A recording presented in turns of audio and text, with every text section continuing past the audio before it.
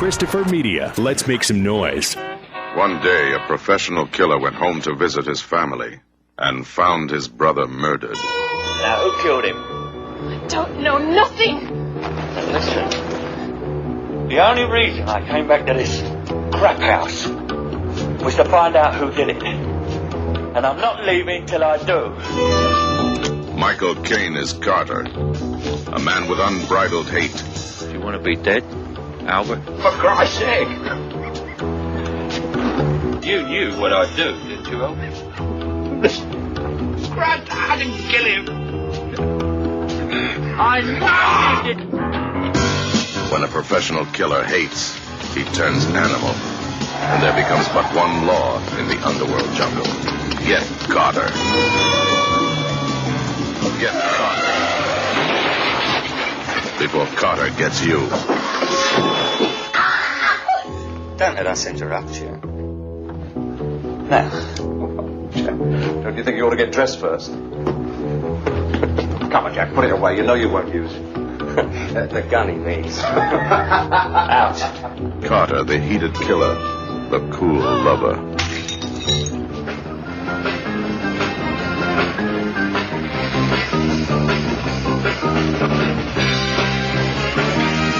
Carter, a man of few words, a man of decisive action.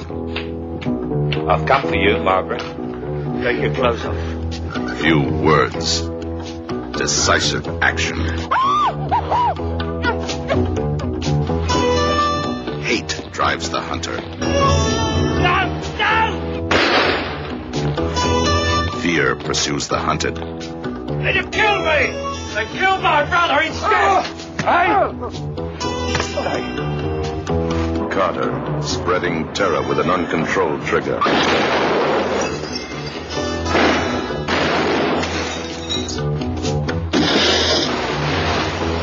Carter was a killer by profession.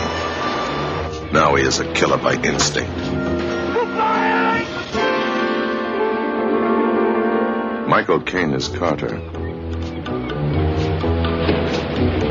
Get Carter before Carter gets you.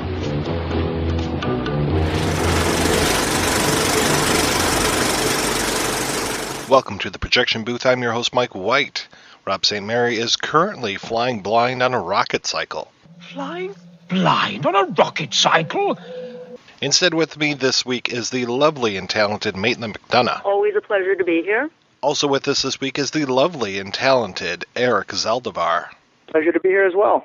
This week we are talking about the 1971 film Get Carter from director Mike Hodges, who also wrote the script. It's an adaptation of Ted Lewis's book Jack's Return Home. It's also one of 3 interpretations of the same source material. The film stars Michael Caine as Jack Carter, a tough who grew up in Newcastle and comes back to his home from London after his brother's untimely death. There he uncovers a microcosm of corruption, which he dismantles piece by piece in order to avenge his brother. Maitland, when was the first time you saw Get Carter, and what did you think? I first saw Get Carter maybe 10 years ago, DVD, and it was part of a time when I was looking at a lot of English gangster and criminal movies from the 70s, and I remember looking at it and thinking, holy fucking whatever, this movie is amazing. It's so tough, so lean, so relentless, and so incredibly bleak that it was really astonishing to me. I looked at it and thought, this is a film that looks forward to films that were going to be made 30 years later and that were, frankly, no tougher, no meaner, and more astonishing. Thank God Maitland didn't say she saw it in some grimy theater in the early 70s, because I was not going to top that. I, too, saw it on DVD. Not about the same time she did, but maybe 5 years after that. The look of it is mean and nasty, all those Scunthorpe or Newcastle skies. It's a really kind of depresso-looking kind of film. And one of the things that really struck me about it is that my family's English, but my family is from the South, which is the nice part of England. But growing up, I always kind of heard about how rough things were up north and, what hard men they were up there. And this movie completely embodied everything that I had ever heard about the North. Without a doubt, it's the avenging angel motif. He comes into town with a certain character archetype comes into town, and that character doesn't change throughout the entire movie at all. He just kind of remains the same. He changes the people around him, for better or for worse. There's even whole sequences that you can, if anybody remembers the scene where Carter is on the boat that's docking, and he meets up with his gangster pals from London, and there's a bit of a shootout between them. That's all very kind of Sergio Leone, as you mentioned earlier. I mean, it's a hard film to follow, especially going into it. Like, let's say you hadn't read the book, or let's say you didn't even know what the synopsis was, or just a general idea of it. It's hard to even grasp that he's a gangster up until maybe half an hour into the movie.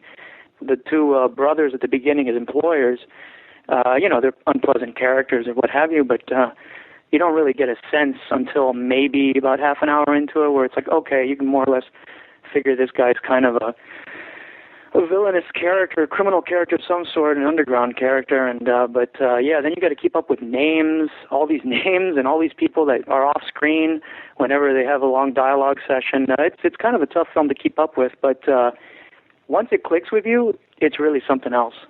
One of the things that I think is kind of fantastic about Get Carter is precisely that.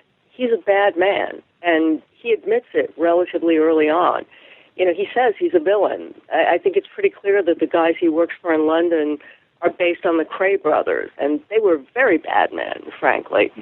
And yet, he still has a certain code of something. It's really not a code of honor. It's just a code of personal behavior that makes him feel like, okay, whatever he's doing, whatever bad things he's involved in, he's not putting young girls into porno movies. So somehow he's a little bit better than the people he's running up against in Newcastle. And I think the more times you see Get Carter, the more apparent it becomes that his whole sense of himself is really kind of illusory. He really isn't any better than they are, frankly. If there's anything that separates him from everybody else, it's that he has that kind of sociopathic disconnect from the rest of the world. He doesn't have that now it's personal moment. He doesn't have that now I have to go avenge my brother's death after you push the hero so far, and then he has that breaking point. He doesn't have the moment where the wife dies. He doesn't have the moment where the dog dies.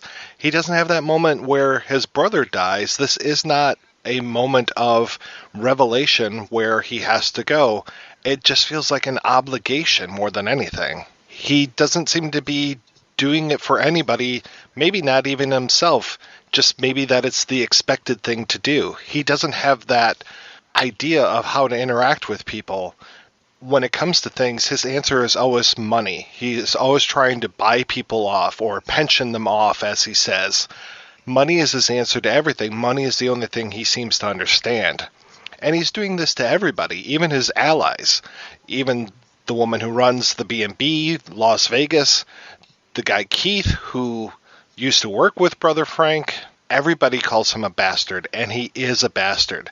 And I love that he's a bastard. He's this perfect anti-hero. He really doesn't have any redeeming qualities. He doesn't right wrongs for the right reasons. But honestly, when I look at him, I see a shark. I mean, he really does have those dead shark eyes. And he just cuts through the water because that's what he does, and devours things in front of him because that's what he does. And there is something incredibly remorseless and inhuman about him, and that's an astonishing kind of character to find in a movie in 1971. And Michael Caine, he doesn't get any better than he does in this role. He is pitch perfect. The little things that he does with those dead eyes, with that fastidious nature, the whole thing at the beginning where he's polishing the spoon and putting in the eye drops, just those little things that he's doing. He knows how to draw every eye to him, and I love that he's on screen almost every moment of this film. There's no POV shots from him, which is interesting. We're always kept on the outside. It's not necessarily easy for us to identify with Carter, even though he's the person that we see all through this film. And yet what's also fascinating is that the first time we see him on the train, the novel he's reading is Farewell, My Lovely, which is a completely different conception of the lone wolf who's out to right the wrongs of the world. It's a much more romanticized, much more classical kind of notion of the guy who is a bad man, but there are far worse men than him in the world, so he's actually not so bad. It's fascinating that that's what he's reading. That whole idea of the Chandler, the Philip Marlowe knight errant out there protecting the world, being the one bastion of light in a sea of darkness, that is not Carter. That is not who Jack Carter is. And Eric, I love that you mention how dark the film is, how overcast it is, how grimy the world is that he's in. Jack Carter is right there with him. He stands out a little bit because of the cut of his suit, his fastidious nature, that he's got this London accent, but he does not necessarily feel like he's above the rest of the world. He's coming in as one of these people. Well, what's hugely significant is that, in Chandler's novels, you have the embodiment of the man who walks these mean streets but is not himself mean. Carter is mean. Oh, yeah. And no ways about it. There is an animalistic thing about him, even in his performance, in Caine's performance particularly. He kind of snarls when he says some lines, particularly when he's angry at somebody or he's rousting somebody. And his teeth are bared, and it really is, when he gets aggressive, it's scary. For as ruthless as Carter is, for as ruthless as Caine is as Carter in the film, he's even more nasty in the book. The scene in the film where he finally realizes what Doreen, his niece / possible daughter, had been up to, and where everything is leading up to, she was in the pornographic film. He starts crying. It's almost Mike Hodges of the filmmakers trying to humanize him a little bit, so that he's not a complete stone to the audience, so that they can relate in some way. There's also a moment where he is paying his niece off with money, but at the same time he's very nice to her, and he's very loving to her. Gives her some advice, probably superficial, but it's advice nonetheless. In the book, there's none of that. He doesn't care about anything, and as you said, he might not even care about himself or his family duties. It's just something he feels like he needs to do. When he sees the porn film, he doesn't care. I mean, he does care. I'm sorry. He gets angry. He doesn't cry. There's no moment of vulnerability in that way. And with the scene with his, the passage in the book concerning the last time he sees his niece, he beats her up for information because she knows something, and he knows that she's holding out on him. There's no moment of tenderness at all with any other character in the film, and that there is in the film. I'm sorry. Something else that's not really showcased in the movie is that all the people he's beating up or murdering, most of them are his childhood friends. The book goes a lot into certain flashbacks with his brother and a character called Albert Swift, who's in the movie. He stabs him several times. These are people that are his schoolyard chums that he's coming back after many years, and he's just laying these people to waste. It's really kind of mean and nasty and absolutely frightening. Those are probably the subtle differences between the book and the movie. The movie and the book are very close together in that way, in story-wise, and where the action takes place and all that.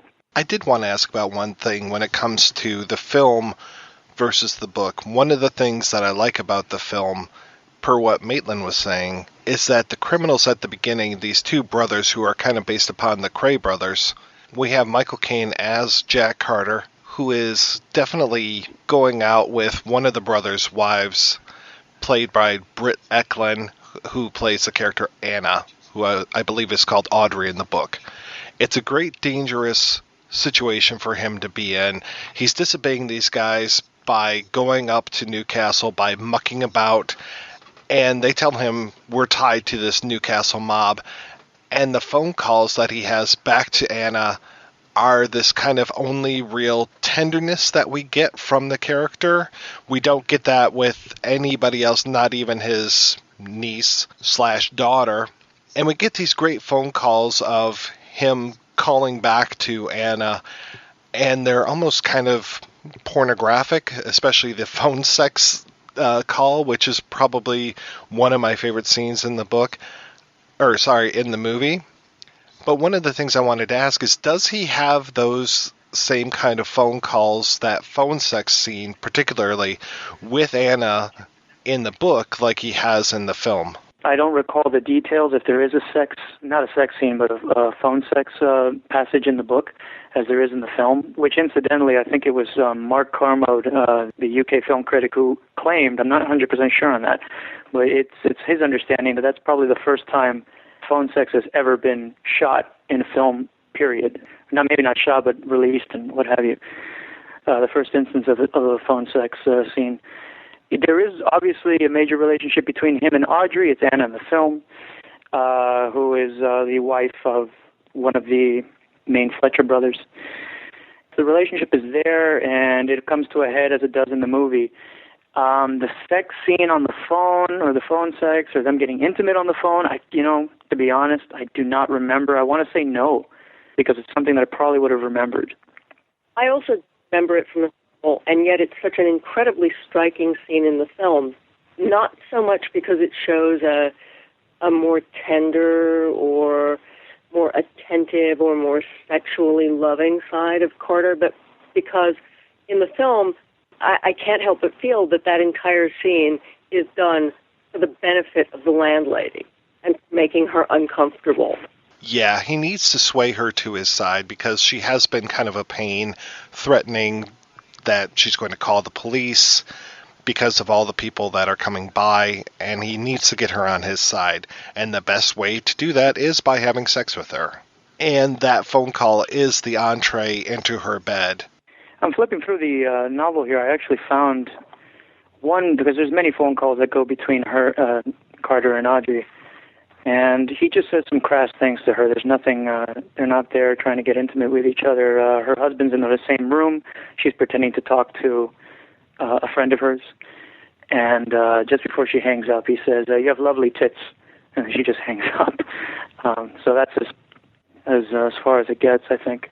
The more I think about it, the more I think of Get Carter as being this kind of modern-day spaghetti western. When I think about how in Fistful of Dollars, Clint Eastwood has the two allies, the barman and the coffin maker, and in Get Carter, we have the kind of direct relationship that we have of Jack Carter and, again, a barman with Keith, and then also with the landlady, and he's taking advantage of both. He allows Keith to get beat up.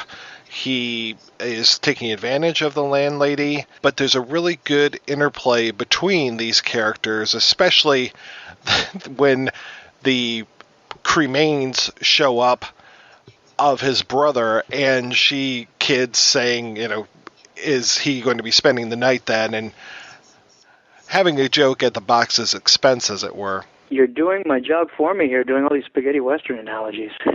I think the western thing comes up even more and is really at the fore when Carter is trying to break into the house of the main bad guy, or who ends up being the main bad guy, or one of the main bad guys, because nobody really is very good.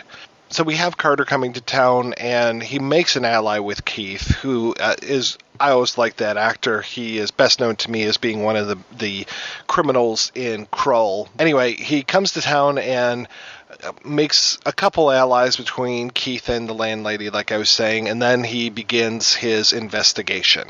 And one of the first people that he goes to see is Cyril Kinner, after an amazing scene at a racetrack where we meet another one of our bad guys played by Ian Hendry.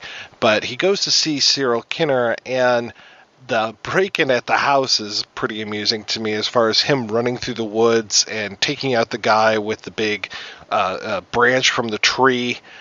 And then when he sneaks inside of the house, everything, the whole Western thing is really brought to the fore for me, as we have him in this close-up in front of this wallpaper where you have all of these Native Americans. So it's really like he is playing Cowboys and Indians, where he's the cowboy and the bad guys are the Indians in this one.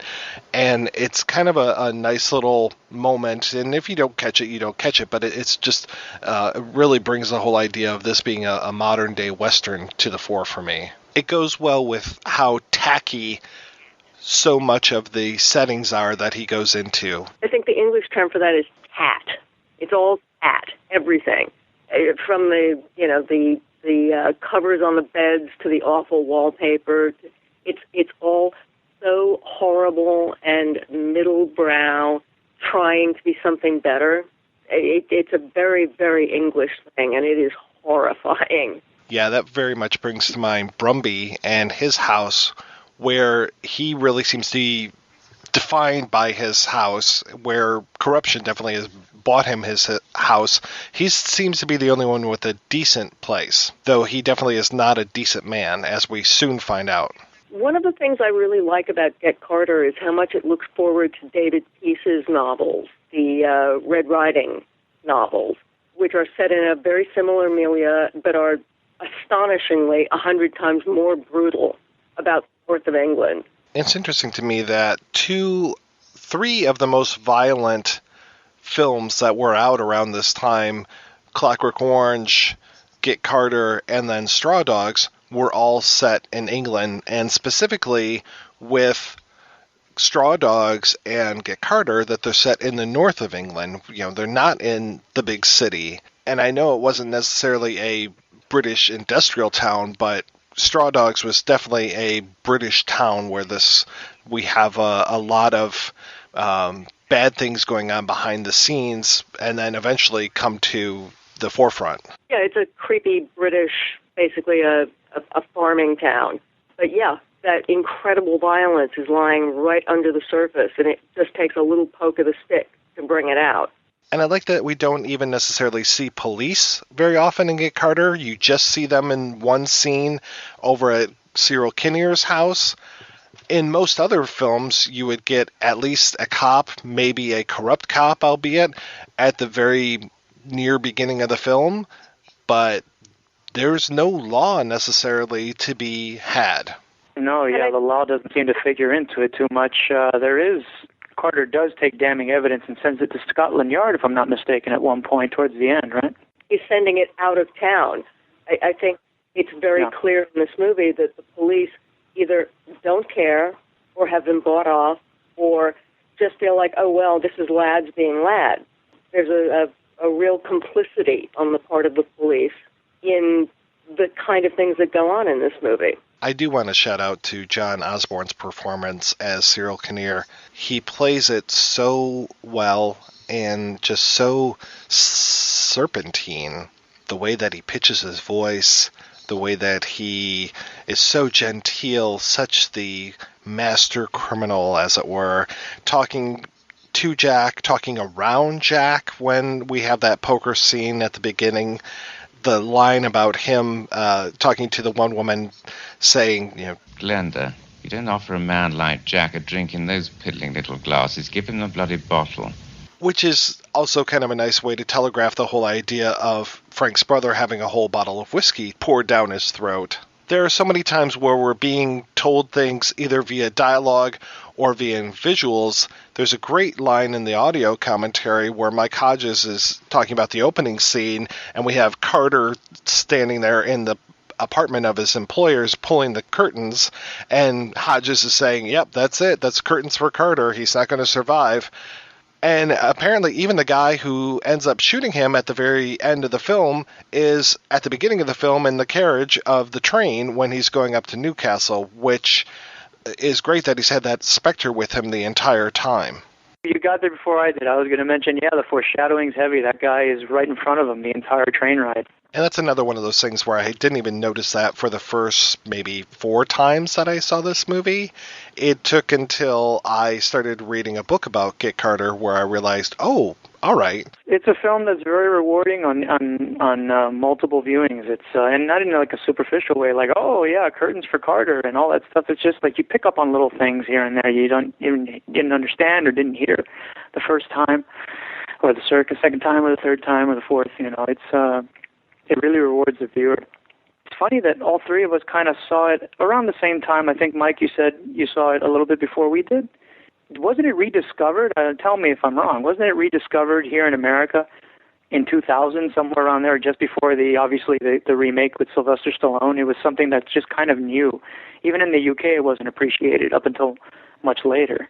Well, I think part of that is because it didn't receive a major release in the U.S. I mean, it opened here, and it was a Michael Caine movie, and he was an actor, people respected and were aware of.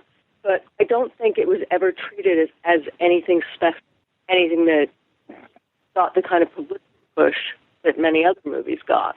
Well, I was going to say also that it's kind of mind-blowing to me that John Osborne is in this movie. I mean, just because, you know, he's the author of Look Back in Anger. It's kind of astonishing to just see him playing a role as a nasty, crappy guy in a crime movie. Yeah, and I know that he had been an actor before, then he became a playwright, an author, but this was kind of his return to form. Man, was he good. He is so good in this. And I want to say that Hodges even brought him back in Flash Gordon. I want to say that he was a high priest on Arborea. I won't swear to it, though. I would love if we were on the planet of Arborea in Flash Gordon. That would be so fabulous. Am I mistaken in thinking that he kind of does dabbles in kitchen sink dramas and angry young men type of thing? Absolutely. Yeah. He really was the pioneer of that kind of writing. I mean, he was the thin edge of the wedge at a whole new kind of English drama. Right. And it's funny, I didn't even think about it up until you just mentioned it, that, yeah, John Osborne's in the movie, and what's funny is that Ted Lewis, the author, started out doing kitchen sink sort of things as far as novels are concerned. In fact, even when he became popular after Carter, he made one more called The Rabbit, but before that he did All the Way Home and All Through the Night, which is very much a sort of working class drama of sorts.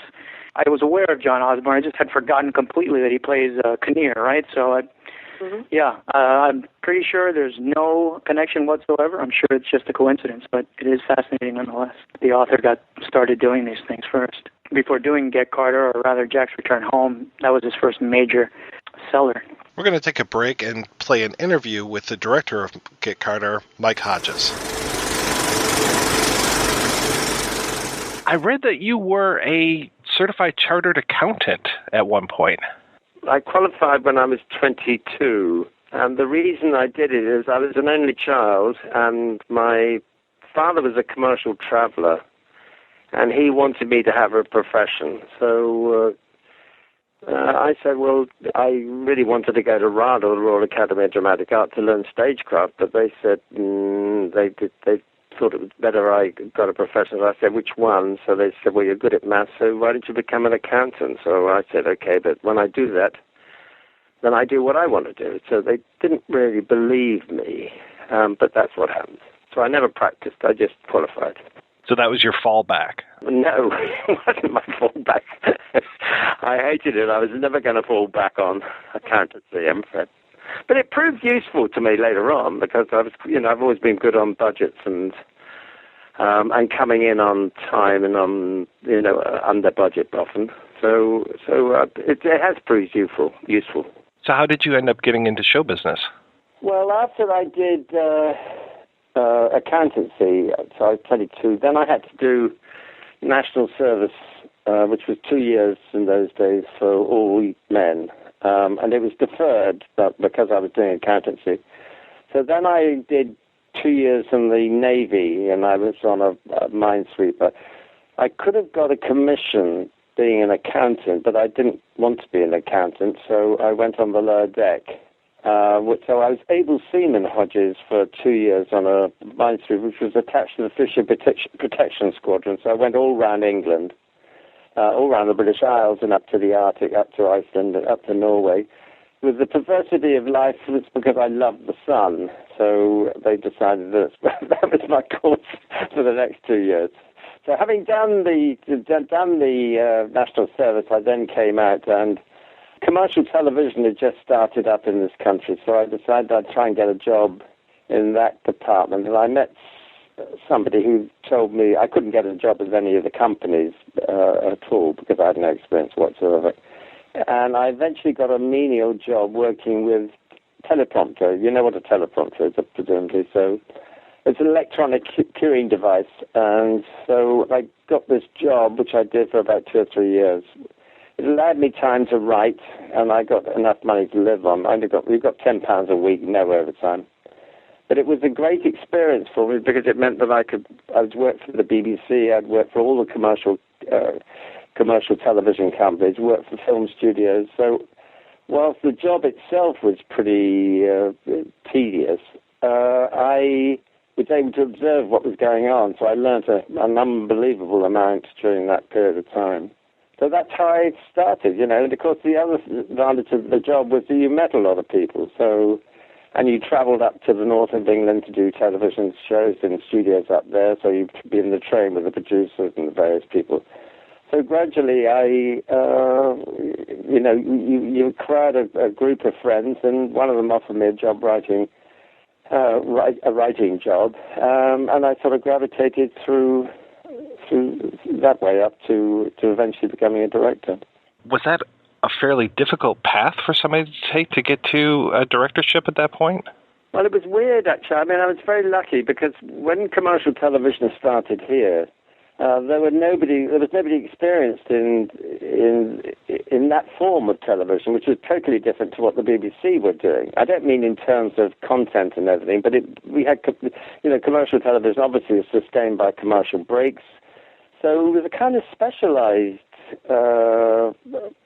form of television which needed different kinds of directors, really, and producers. So a lot of the people who took these roles came from countries which had commercial television, like Canada, in particular Canada.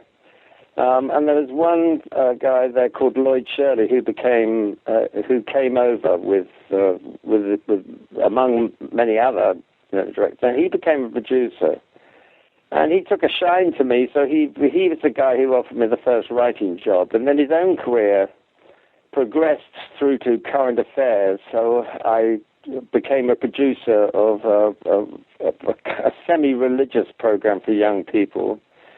And then I went on to World in Action, which was the program that I told you about a minute ago, which was it was like a 60 minutes program, but this one was only 30 minutes, which meant that I went to America for the first time. I went to Vietnam. I went to Detroit, as I told you.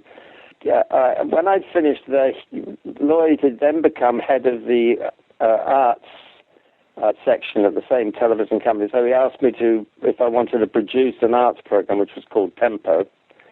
And Tempo had been started by a theatre critic called Kenneth Tynan, who eventually became the literary director of the National Theatre, which had started. Tynan had started this program, and it had a lot of money to begin with, but by this time it had been relegated to an early afternoon slot on a Sunday and had a mere £2,000 as the budget. But I took it on because I really was interested in doing programs on all forms of art. And I'd been shooting on 16mm film for some years now while I was on World in Action.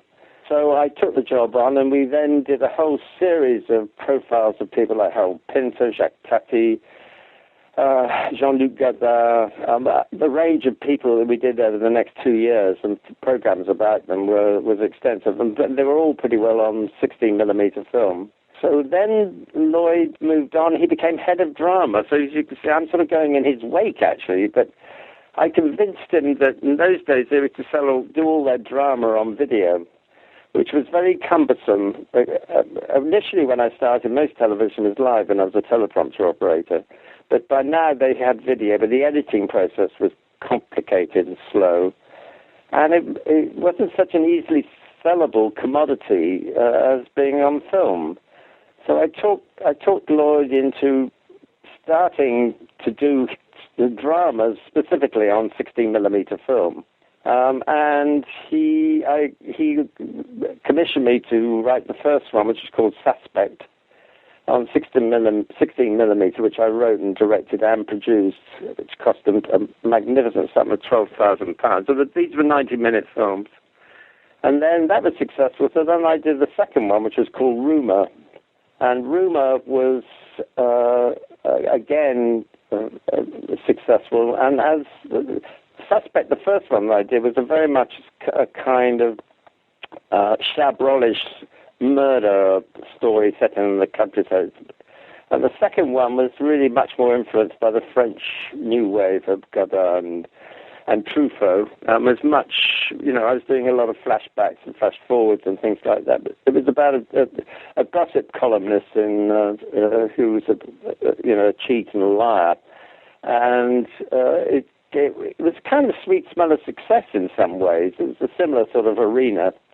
This was seen by Michael-Klinger, who had the rights to Jack's Return Home, and I was offered to write and direct Get Carter. So my transition really was progressed quite evenly, actually, and quite simply. I was lucky. Now, when you were doing some of these shows about Godard and some of the other entertainers, Tati and those, was that kind of your first exposure, or were you already immersed in that kind of cinema? I loved cinema since I was an accountant. I mean, I was brought up in a small country town called Salisbury. It's famous for its cathedral. It's a medieval town. There were 3 cinemas there in the 50s. There was the Regal, the ABC, and the Gaumont. And the Gaumont had a suit of armor in the entrance hall, I remember. Anyway, it was a great period of cinema, both in America and in the UK.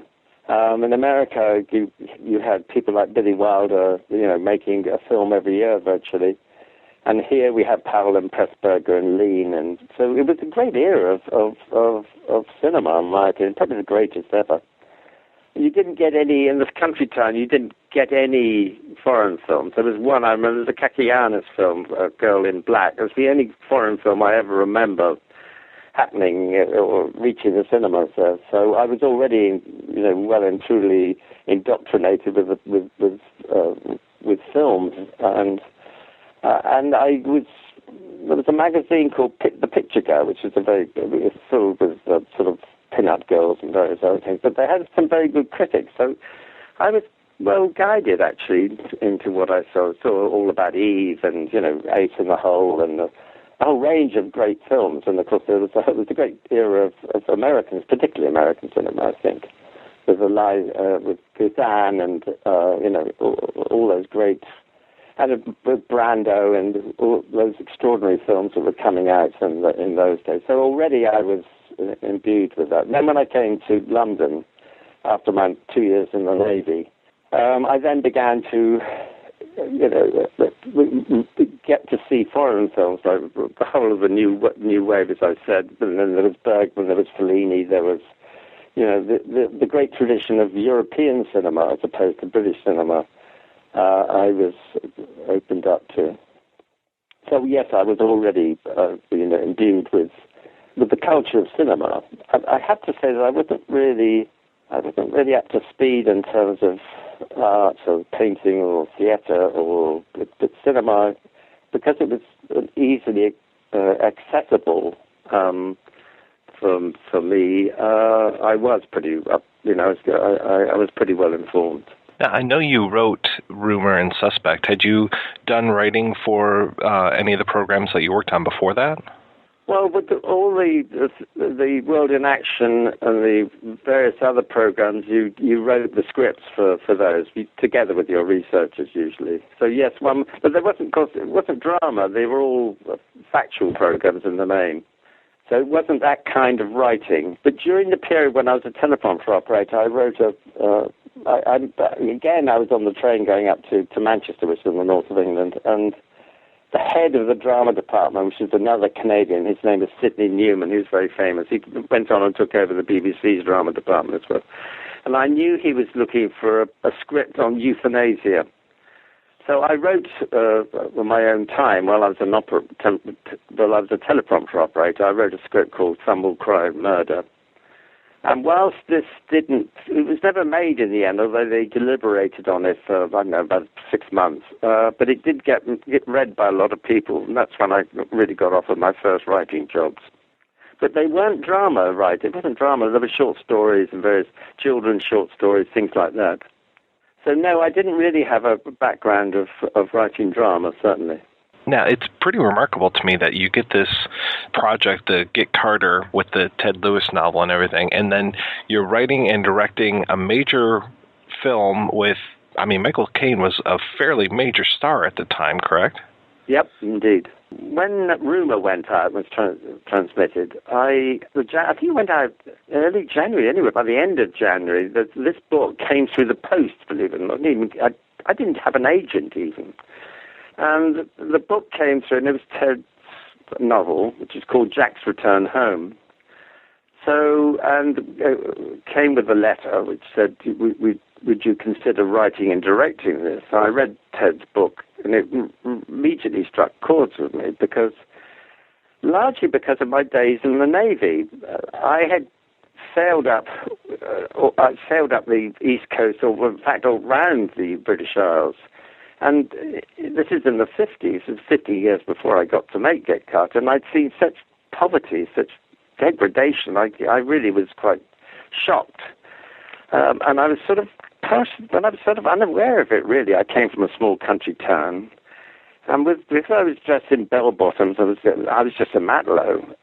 When each fishing port you went into, you went ashore, and you were accepted. They didn't know you were, your lower middle-class boy because you were just a matelot. And the fishermen they had mixed feelings about Fishery Protection Squadron, because on the one hand we would help them if they got into trouble at sea, but on the other hand, we'd measure their nets to make sure that they weren't cheating on the fishing and the rest of it. So they were ambivalent towards us, but you could go into a pub, you could go into all sorts of places which, under normal circumstances, I wouldn't go near.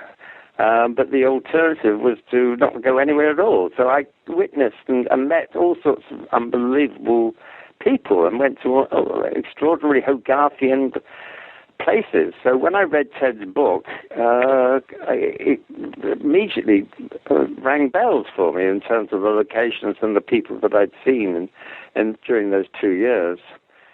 So I read the book, and as I say, it immediately rang bells for me. So I said, yep, I would like to do it. So, but what was extraordinary really about it was that I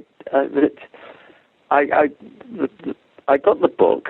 I'd never adapted anything before. The deal was done. I wrote a draft of the book, of the script. No one had mentioned Michael Caine at that point. I suspect Michael was on board already, but he was waiting to see what kind of script I'd turn out. Now, the first draft of the script I kept very close to Ted's book, but I knew that it wasn't satisfactory, so I went back and I rewrote it. And when I rewrote it, Ted's book was really a flashback, one big flashback, and I thought with the first film, this is going to be too complicated for me to do. So I wrote a much more direct narrative, and of course in the book he isn't killed at the end, so I also added that. But I also set the film in a different location. Ted had Jack Carter change trains at Doncaster and go into patently what was a steel town in the Midlands of England. But I wanted to get to the coast, to the North Sea coast, because that's the areas that I knew. So I reset it, which of course did transform the novel. At that moment, when that was all decided, then Caine, it was revealed to me that Michael Caine was wanting to do it, was going to do it. So I couldn't believe it. Anyway, so I had, as I say, I got the novel, I did the script, I now have Caine, I've got to cast, I've got to put the crew together, and looking back, I just simply find it almost impossible to believe that I was filming the following July. In other words, I got the book in January, and I was shooting that July, and I'd finished shooting by the end of August. It was only like a 36-day shoot or something like that. So it was done in really white hot, shooting literally from the seat of my pants. The operator that I worked with, I had made a film, Suspect with him. Rumour, sorry. And of course I had never worked with Wolfgang Szczycki or any of the sound man I'd worked with on documentaries. And I used some of the documentary filmmaker, cameraman that I'd worked with doing some of the second unit stuff, like at the race course, or the train going up to Newcastle from the POV of the driver's window, and so on. So I I always thought it was going to be like that. You know, I just get a book and I'd be shooting in July. But was I wrong? So that's how, I mean, looking back, I can hardly believe that one was able to make it so rapidly. I'm always surprised by just the remarkable supporting cast that you have for this film. Everybody seems to be firing on all cylinders. It's interesting because virtually all of them, and none of them, I mean, had made films before. John Osborne hadn't. He had made, you know, he'd never been in a feature film. He was a playwright, as you know. The others had all, I'd seen them on television, or they had done television work, but none of them had done feature films. And they were, I had a wonderful casting lady as well, who she did a terrific job for me, I must say. So I was lucky. What was it like working with Michael Caine on that one? Michael, I was lucky again with this, because Michael was incredibly cooperative. I mean, he just did everything I asked him to do. And but that allowed enormous risks in terms of shooting, doing everything in one shot, and often on the back of his head, for example. I mean, I know he's in pretty well every shot in the film, but even so, there would have been a lot of stars who said, what about my close-up, or the rest of that shit that goes on, you know. And he didn't. He was just calm, and he just did everything. He's a very private actor as well. He comes well prepared. You don't really have to talk too much about the character. And I was also like, he knew the character. He did, you know, he comes from a pretty rough background himself, and London has some pretty unsavory sort of people that he undoubtedly would have met. And they gravitate towards the film industry, strangely enough, or they did in those days. They were often periphery to what was going on. There's a certain glamour attached to the cinema, as you know, and they gravitate towards that. So I was lucky in every respect. But Michael was perfect to work with for me. I mean, if I'd had a difficult star, then it would have been a different story. Why the decision to kill him at the end? Most of the person dies, and it seems to be the only conclusion. Like, well, I know that it's each of us has it's the conclusion of our life. But I think that morally, he had, you know, he reaped violence, and violence will repay violence. So revenge is a very strong motor for human species, I must say. And you just have to watch the news, and you know, an enormous percentage of what you witness in the world every day on television and the news screens is driven by revenge. And this is a film that it's very much in a tradition of the theatre in this country, with Jacobean tragedy and Jacobean revenge stories. So I insisted that he did die at the end. There was some discussion as the film went on, and it appeared that it might be okay as a film, that there was some pressure brought to bear on me, but there was no other way. There's no other potential ending as far as I could see. So it wasn't necessarily a moralistic judgment, except that that's the way things usually pan out. So it seemed logical to me. Does that make sense? No, it makes total sense. And plus, I don't think that his life back in London would have been worth anything either. No, exactly. But it's interesting, a lot of villains came up to me afterwards. They do come out of the woodwork and said, you know, lovely Phil Morgan, but, you know, you shouldn't have killed him in the end. They seem to take it very personally. And they sort of look at you rather. Anyway, there we go. Was there any problem with the violence in this film? The knifing, I had to sort of, I played it more on sound, and it's still very violent. It came out at a very curious time, actually, because we just had Clockwork Orange, and then there was Peckinpah's film, I forgot what it was called, Straw Dogs, and they caused a hell of a stink in terms of the violence. So by the time Carter came, you know, it was... It's an odd film in that respect, because whilst you think it's violent, and it doesn't dwell on the violence at all. There's no slow motion or anything like that I recollect. And it's more a sense of violence than necessarily actually violence being portrayed, although the knifing is pretty bad. And the worst bit is certainly the injection of the heroin into the girl at the end. That was pretty tough, I think. Even I wince when I think of that scene. It was strange. I honestly thought that the audiences would be, and I wanted them to be repulsed, because here in this country, the films about criminals had really been they were all sort of caricatures. So when I was asked to make it, I was determined to make it as realistically as I possibly could. Of course, there's no such thing as realism, really, in the cinema. And the other thing that I did when I went to Newcastle is that I remembered there had been a murder, a killing there about 2 or 3 years before.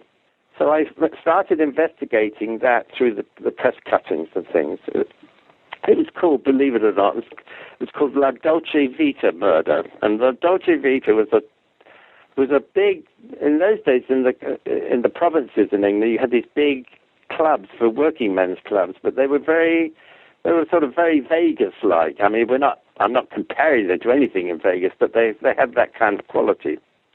So all the stars would play up there, Tom Jones and everybody.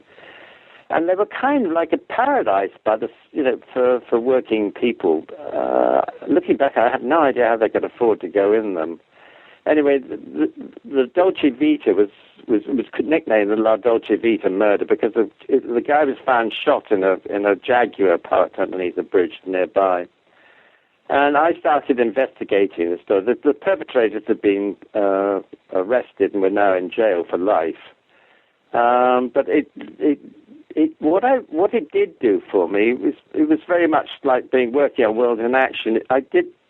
It rooted me as a director. I think a director has to be rooted as much as an actor, in a sense that he or she has to find a way of rooting him or herself in the subject matter, as much as an actor has to find the character. So I found that investigating a real story about a real hitman, because this was the same, a hitman had come up from London and perpetrated the killing, helped me. And indeed, the location of the villain's house at the end, the John Osborne character inhabits, was the actual building that this guy, brother, in fact, had actually had done a bunker. He'd done a runner when his brother was convicted for the murder. And he had fruit machines and all the working men's clubs. So I found that by latching onto this actual story, it gave me a lot of information that validated the film itself, I think. Coming from somewhat of a documentary background, using some documentary filmmakers, and then staying rooted in reality as you make this film, I think definitely makes it still a very hard-hitting work. Yes. So that was, again, I still find this all kind of astonishing that I was able to do all this so rapidly. I can't believe I fitted everything in. I mean, anyway, there we go, I did, so that was good. One thing that I love about the film is the use of sound. You talked about the sound of the knife and the sound of that rocking chair when Michael Caine is having essentially phone sex with his girlfriend back in London. Yeah. Just remarkable. That scene plays out so beautifully. Yeah, it could have been really sordid, really, in a way, couldn't it? But in fact, it's sort of witty, and I was very lucky again. I had a very good sound, not the actual recordist, although he was brilliant as well. And I worked with him in documentaries. But there was a guy called Jim Anderson, who's sadly no longer with us. And he'd worked with John Borman, I think, before. Anyway, I got to know Jim, and he was this sort of, now they call them, what do they call, sound designer. And Jim, gave me all sorts of wonderful things. The producer used to moan and groan. Michael-Klinger, by the way, of course, did Polanski's first English-speaking films. He brought him in from Poland. So anyway, Michael was, an experienced producer, but he moaned a lot about Jim offering me so many alternatives. But Jim found the bells. If you look at the scene with the rocking chair, there are little bells ringing, and they sort of grow in their activity as it progresses. And then there's the sort of scene at the beginning when he arrives at the Osborne house, and there's an electric fence sound, although there's no electric fence. It's just kind of a sort of pulse that's going through the scene. But I've always been obsessed by sound. I think it's getting more and more respected now, but it was very underestimated for decades, I thought. And it's a wondrous device to be able to use. I mean, it sounds ridiculous to say such a thing, but you can be so inventive. You can transform scenes with the simplest sound, you know. I've always loved it. So in all my films, I'm obsessed by the sound. And that soundtrack, the Roy Budd score, yes. Every time I hear it, it just blows me away. Especially that opening with the train and with the music. Everything just comes together and sets the scene so beautifully. Well, it was interesting. Roy was an old jazz pianist, you know, but sadly he's dead too. And he produced this wonderful opening music for me. And I like with music, I use it very frugally, actually. I use it as little as I possibly can get away with. And he didn't realize it embedded in the opening music was this wonderful motif that he had, musical motif, da-da-da-da. So I said to Roy, I want to use that just on its own throughout the film. So I just would stand by him, and he was on his vibes, and he would just I'd tap him, and he just put it into the film wherever I wanted it, and it made such a difference to the quality of the film. I thought, you know, it's a kind of sad little refrain actually, which enhanced it enormously. The first time I think I used it was when he finds the coffin of his brother. I think that was the first place I used it. Was it pretty much a given that the three Michaels, you and Mr. Klinger and Mr. Caine, would work again together after Get Carter? Because it was a pretty big success, correct?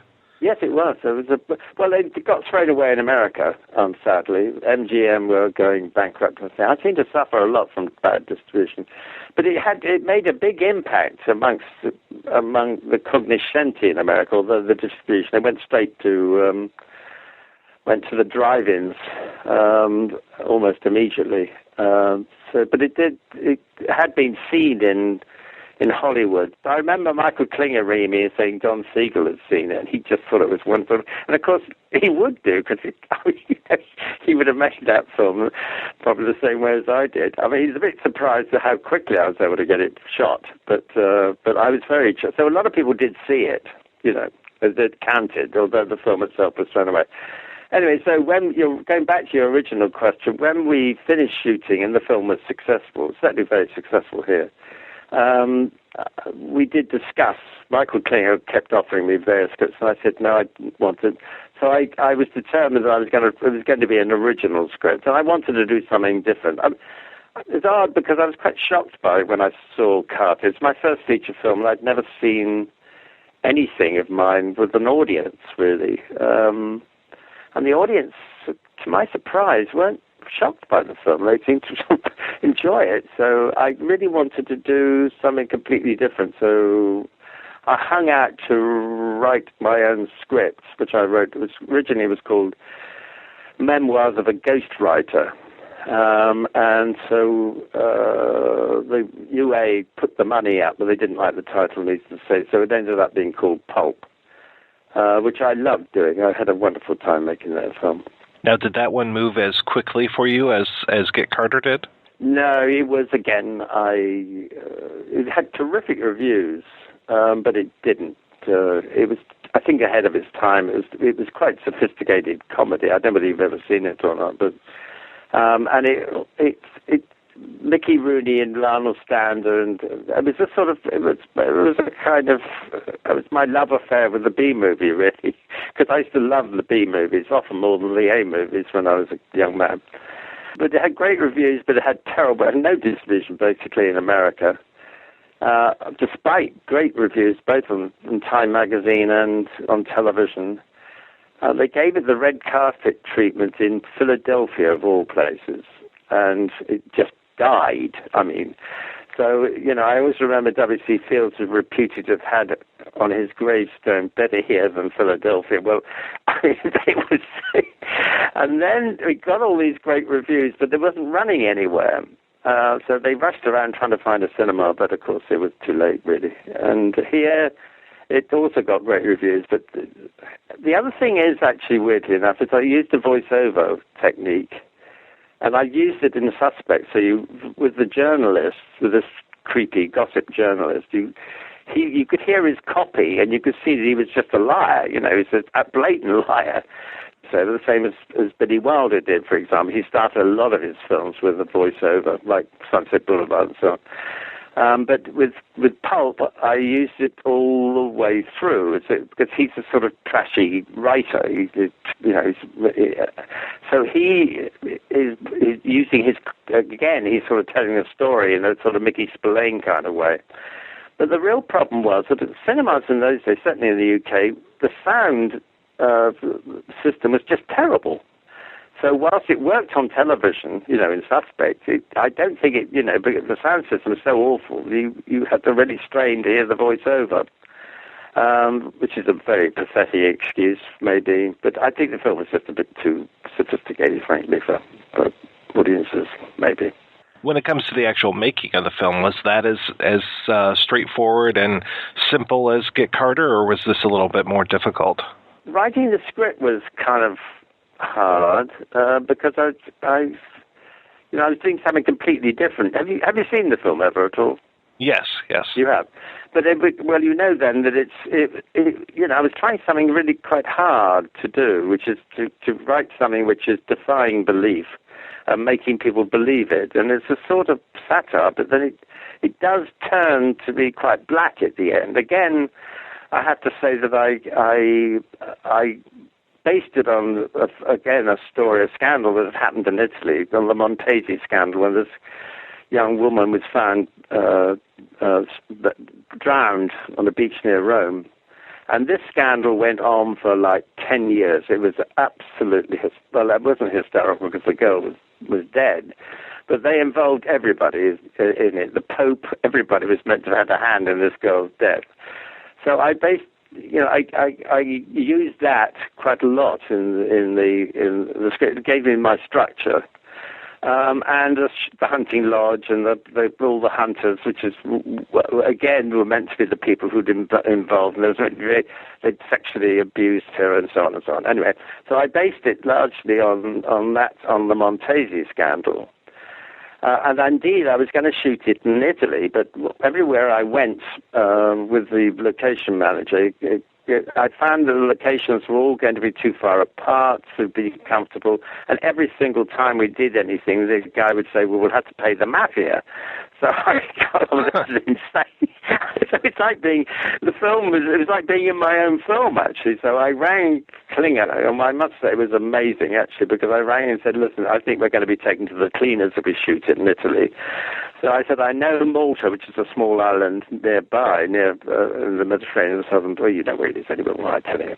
Anyway, and I had a house there, and it's a very small island, and I said, I think we should switch the whole thing from Italy to Malta. And I must say, he was a brave man, and he agreed. We were about to shoot in 5 weeks, so I had to find all the locations in Malta very rapidly. But I knew the island well, so I was able to do that. But I loved doing that film.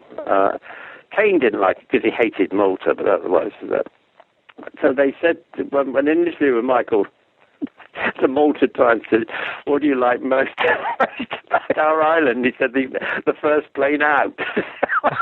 That didn't go too well. Anyway, there we are. But I enjoyed making that film. And they ran it at the NFT. I introduced it, I don't know, about a year ago. And it was lovely seeing it again. I enjoyed it. Mickey Rooney is so great, and he should have got, an Oscar for that performance. But it's weird, actually, because I wrote it. I thought, again, it's based on a kind of a truth. It's a mixture of sort of Cagney and George Raft, who Raft got involved with the mafia, and they wouldn't let him back into America and things like that. And he became a greeter in a casino in London, Anyway, so all of those characters were sort of based on my own research, but Rooney, when he came, I thought, God, he's going to really. Oh, I had to fight like hell actually to get Rooney because he was so out of fashion at the time, and they wanted me to have all sorts of they wanted to. I've forgotten the guy who played Hercules, tall guy. Anyway, they wanted him because he'd just done I can't remember what his name was. And anyway, so I said, but have you read the script? Because the whole thing is this guy's got to be short, Cagney, all those gangster stars, Alan Ladd, they're all like me, 5'4". I'm 7, actually, I'm big, I'm tall by the side of these guys. Anyway, Rooney turns up in Malta, and we never talked about the character. He turned him into a far more monstrous character than I'd ever have dared. He made him absolutely wondrously horrible. So I was grateful to him. God, he was mad. I was back here in England after I'd shot it and everything. I was editing, and the phone rang about 3 o'clock in the morning from LA. He'd obviously forgotten there was a time difference. And suddenly he's on the other end playing the piano to me, saying, "This is the music for the film." I said, "Really, Mickey, thank you." Oh God, he's so energetic, that guy. He was exhausting. What was that? Lionel Stando is huge, as the antithesis, stepping on my toe, banging me in the balls with his cue when we're doing the snooker scene. I was exhausted. Anyway, there we go. You play so well in the criminal milieu with Get Carter and Pulp and Croupier and I'll Sleep When I'm Dead. So it's always so surprising when you have that kind of middle group of films where you're doing The Terminal Man and Omen 2 and Flash Gordon and Morons from Outer Space, which I love, by the way. I saw Morons from Outer Space when it was first out on VHS in the U.S., and I love that movie. Why did they hate it here? They absolutely... I tell you, the best critic I ever had said, "Die before you see this film." Wow. It's so weird. They hate it here. But my American friends like it. I think there's a certain snobbery about it here. That's something to do with it. And they had it in for Griff Rhys-Jones and Mel Smith, I think, the critics. I don't know. Whatever it is. I'm very fond of that film, too. And actually, it's I mean, I wanted them to be more serious than they were. I mean, in the sense that if you don't go with the Spielbergian sort of concept that if there are humans or a species out there in space, that it's not necessarily going to be, superhuman, super kind, super intelligent, and that if you took the trajectory of some sections of our population on this planet, then the trajectory would be down in terms of intelligence. So I thought that was really interesting, that whole idea. And it's just hysterical, just so good. And yeah, I mean, Jones and Smith over here, I don't think a whole lot of people knew their work. No, exactly, yeah. So it was kind of a surprise. Like, I only knew them through British imports, like their appearance on The Young Ones, those kind of things. That's right, no, exactly. Yeah, that was a great one. Oh, I'm glad you liked it. I really am. You were talking about sound earlier, and I have to say that your use of sound in Flash Gordon is definitely one of the most, like the sound of Ming's ring at the very end, that kind of piercing noise. It brings back such memories when I just hear just that sound. Well, it's got that film is just having a sort of revival again. Last year, August, they put it on a huge screen outside of in the forecourt of the British Museum, which I went to introduce. And I was just going to introduce it and go away, but when I saw the quality of the film and the quality of the music and the sound, I stayed right through. I had such a great time watching that. Oh, God, it was so funny. Empire Magazine's doing a big piece on Flash this month, I think, or next month. Anyway, I went to see, they asked me to do an interview, so I said, yeah, of course. Anyway, and we did it on email, it's not like this. And I went to look at the various things on the internet, and I came across this. I think I probably went to Amazon to see what the reviews were like, which most of them were very good. But then there was some, or was it an IMPD? I don't know what it was, but there was something where someone said, "Oh, I caught them out." There were all sorts of different continuity laps, like when so and so dies and the blood is blue, and then when the guy dies in Arborea, it's green, and they seem to think that I made a mistake. That I didn't know what the colour of the blood was, because the whole film was improvised. I mean, I had no idea, because Dino and Danilo, whom I loved, the guy Danilo, the designer of costumes and sets, who's just wonderful. He spoke no English. I don't think he even read the script, to be honest with you. So I had to sort of make it up as I went along. There's no way I could control it. Usually I control the film pretty tightly.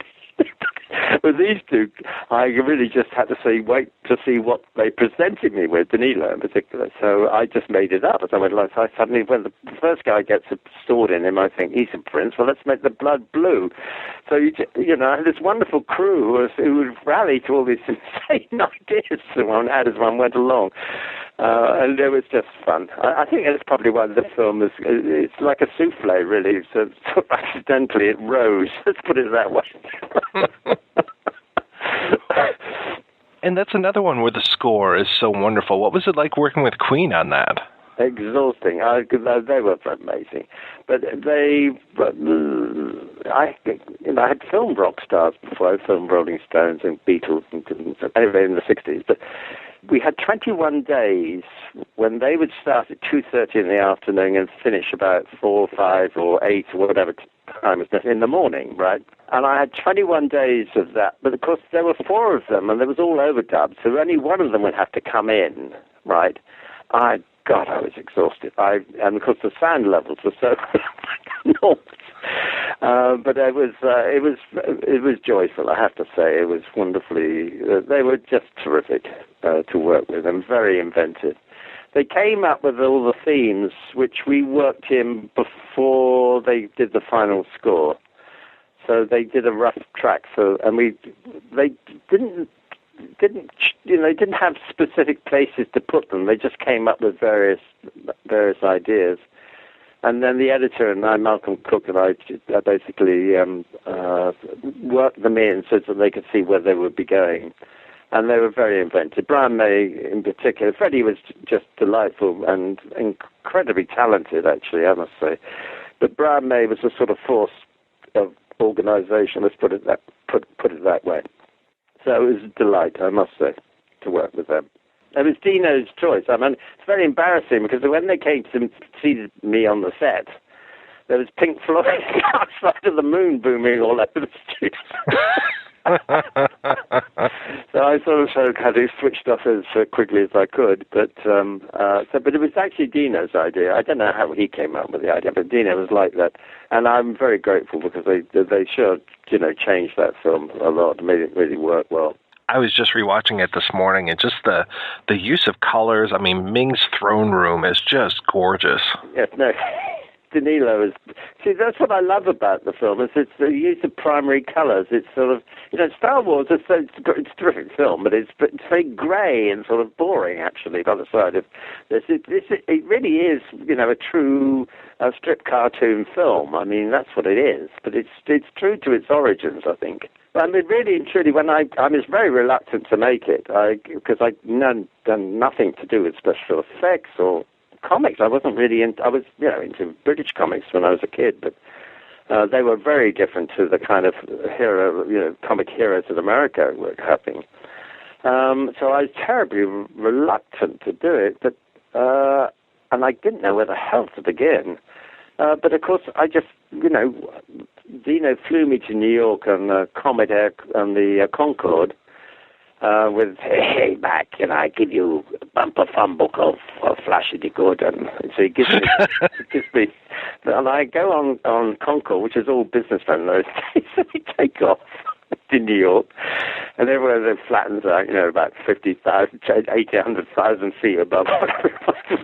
And it flattens out, and everyone opens their briefcase and takes out their computer readouts, and I take out my bumper phone book of Flash Gordon, and I'm like, what the hell? And I think, well, they don't know that I am actually working. But what I did do, by the time I got to New York, I knew that you just stuck with the composition of the strip cartoon, and that's what we did. Really, we kept very close to the original. I'm also amazed at the level of actors that you have in that too. I mean, what was that like working with Max von Sydow? Oh, I mean, Max was just. I'd only seen him in Bergman's films. He was a friend of Dino's until he came on the film. And I think he'd made a film with him before. I've forgotten whether. Anyway, but Max had such a great time doing that film. He loved it. He absolutely loved it. He's got a wicked sense of humor, I mean, he's cracking his fingernails and sort of, but it was very weird, but he's such a gentle man. It's almost impossible to compare what he was doing with Bergman, which must have been so searing, and I'm sure he was just grateful to have to escape from that, because there was film after film must have been really exhausting for an actor in those kind of roles. But he's a great actor, Max. I wanted to thank you for making Croupier. I really love that one as well. Oh, good. I'm glad. It was kind of a nice, your work with Paul Meyersburg after that, and working with Clive Owen like that, and I'll Sleep When I'm Dead are just kind of a 1-2 punch. Yes, exactly. Croupier was, I was so grateful for that. Paul I'd known for years, but we'd never worked together, and Film 4 came to me with this script, and I just felt it said everything to me about what was going on. It's very odd. The UK is such a sort of curious country insofar as that, until Thatcher, Margaret Thatcher, it was a country that no one ever talked about money. It was infra-dig. You never mentioned your salary. We always used to sneer at Americans. Always, they were quite happy to talk, quite rightly, in my opinion, about money. But here we always say, Americans, they always talk about money. And it's as if it's the blood of life, which unfortunately it is, but there we go. Anyway, so when the script came to me, I just thought, this is it. This has got everything in there, but it's so subtle. I mean, a lot of films are being, used the casino as a metaphor.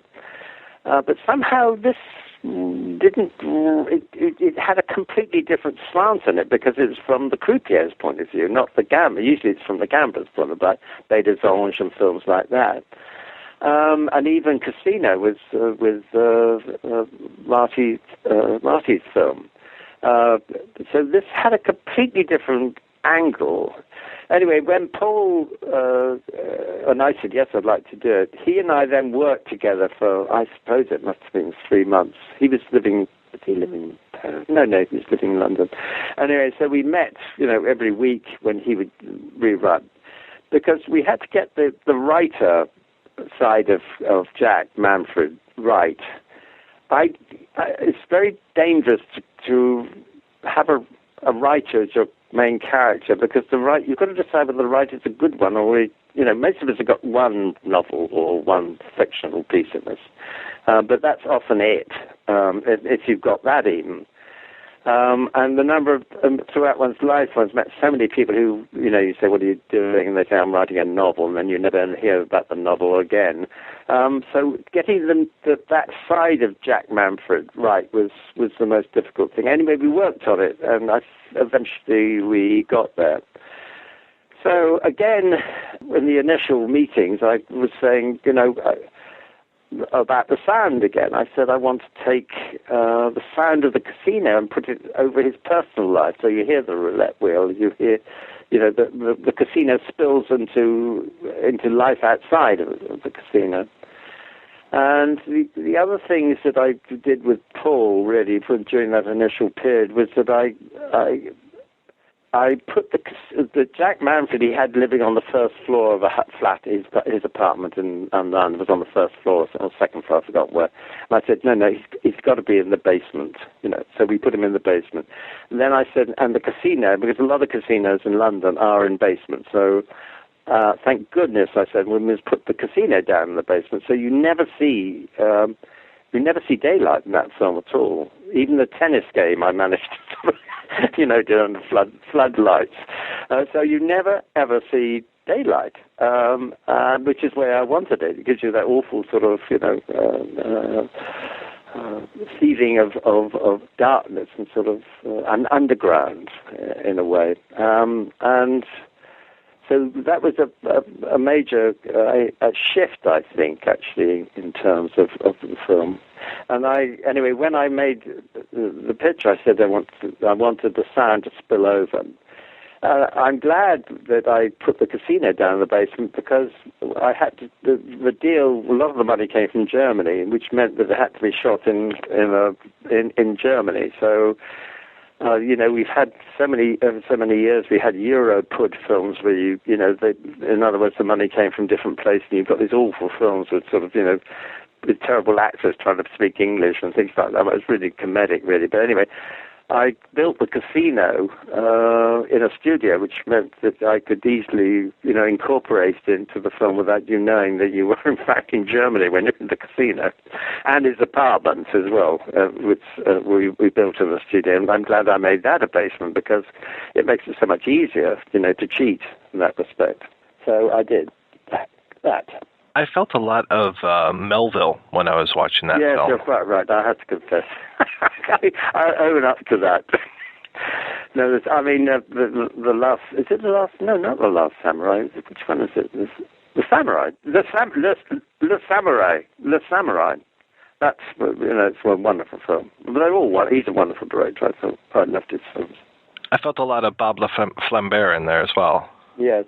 Paul, I think, worked with him for a while. Paul Marsberg, as an assistant of some sort. I don't know why, but he is so not the common flavor, so it's always nice to talk to somebody who is familiar with his work. Well, I think he's just, incredible. He's on his own. He really is on his own. So I was grateful to at least, if you're going to steal, then at least steal from someone good. Well, there are overtones of him, but it's definitely your guys' work. I love the split between the punter and the croupier, the whole idea of, isn't Jack's sign a Gemini, just having the twins going on in there. It was so nice. And then you going back to the voiceover and utilizing that again was great.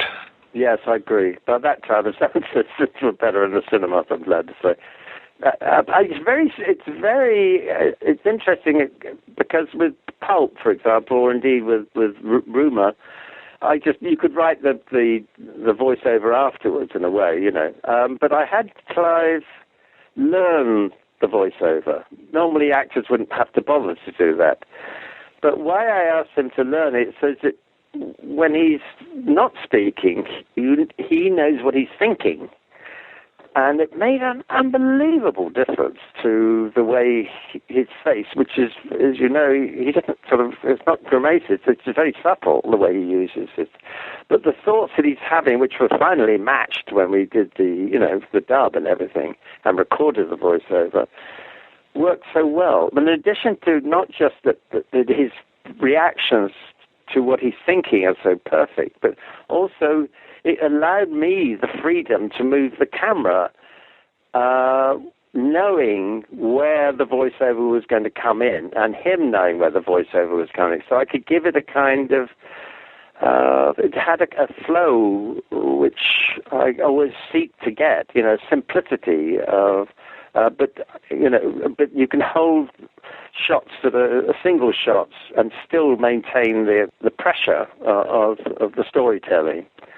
Again, going back to Carter, for example, there was a scene where they've got this guy and they take him back to the boarding house, and there's a whole scene where with a bottle of whiskey, and the landlady comes up and brings the tea, And I remember looking at the scene and thinking, God, this take me about a week to shoot if we do it in the traditional way, close up here, and then you reorganize it.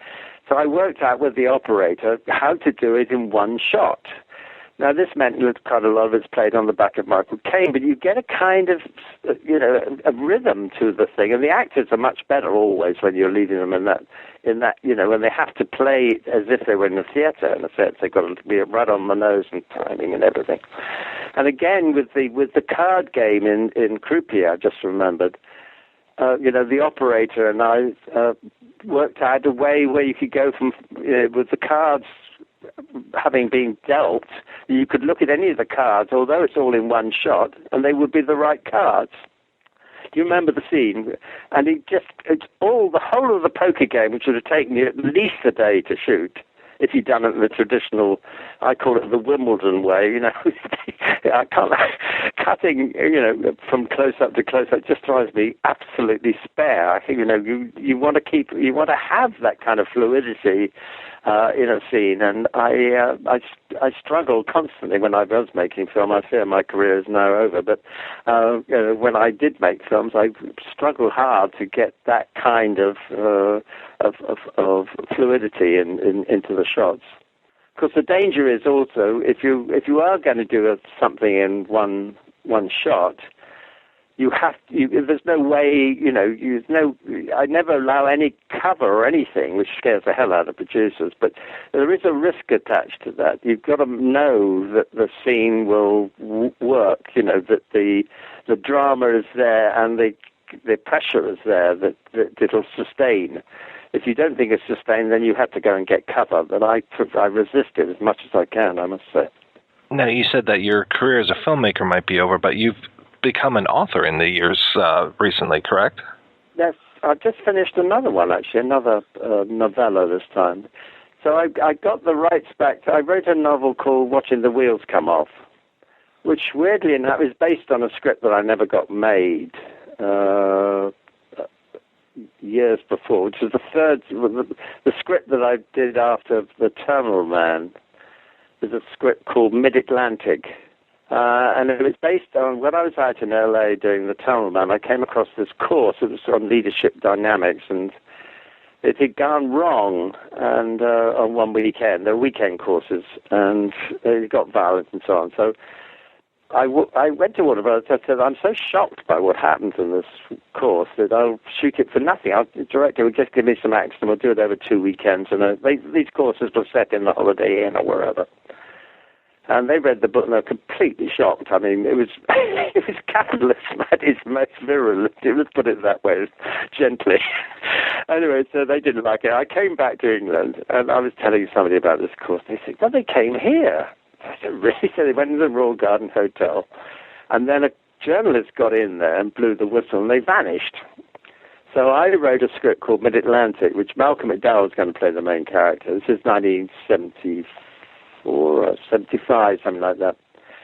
And Malcolm was going to play the protagonist. And in those days, 75, Thatcher hadn't come in. Hardly anyone here had ever been to America because I'd been there now a lot. And I set it in a seaside resort in England, and it was as if this course had suddenly re-emerged, and they do a deal with a local hotel, and this guy gets involved in it. So it's called Watching the Wheels Come Off. The publisher here, for some inexplicable reason, is part of a series of crimes books. And he didn't do anything. I mean, no advertised or anything. I have no idea. Normally he did true crime. But this was his first fictional, apart from the fact that they're all fictional, I suspect. But anyway, so I managed to get the rights back. He gave them back to me, actually, because they just didn't do anything. So I've rewritten it, and it's called Bait, and the other one is called Grist. That's the novella. So I'm hoping that I can get them published together with a little bit of luck. We'll see. Yeah, so that's what I'm doing now. That's what you're working on presently? Are you doing, like, you talked about Flash Gordon kind of getting a new life? Are there other retrospectives of your work and that kind of stuff happening? Well, I'm slowing down now. I'm not doing any more introductions or anything like that. I'm writing, and I live in the middle of nowhere, and it's peaceful. I'm 83 now, and I sadly had to withdraw from a film that Trevor had written, who also did I'll Sleep When I'm Dead. He wrote that script. Because they've got money, but they're really and truly the restrictions in terms of me doing it properly were just too much for me to bear. To make independent films, no, it's such a scramble. It's tough. And it seems to me you've got to write. Going back to being an accountant, it seems to me you've got to write scripts that fit a certain kind of. At least in the UK, I can tell you that. Maybe not in America so much, but that fits the what you can possibly arrange in terms of a budget. So you do you just do very simple things and inventive things. But the script was a sort of road movie, and there was no way that we could shoot it. You see, with I'll Sleep When I'm Dead, I did all the car stuff in the studio, because I wanted them. See, cars these days are incredibly quiet, as you know. So I wanted all the interiors to be quiet. Well, if you're shooting them on a low load, it's noisy. And the road services are so bloody awful these days. So the poor operator's eyes nearly taken out. So I decided I've had enough of that, and I shot it all in the studio. Did you see I'll Sleep When I'm Dead? Out of interest? Yes, that was great.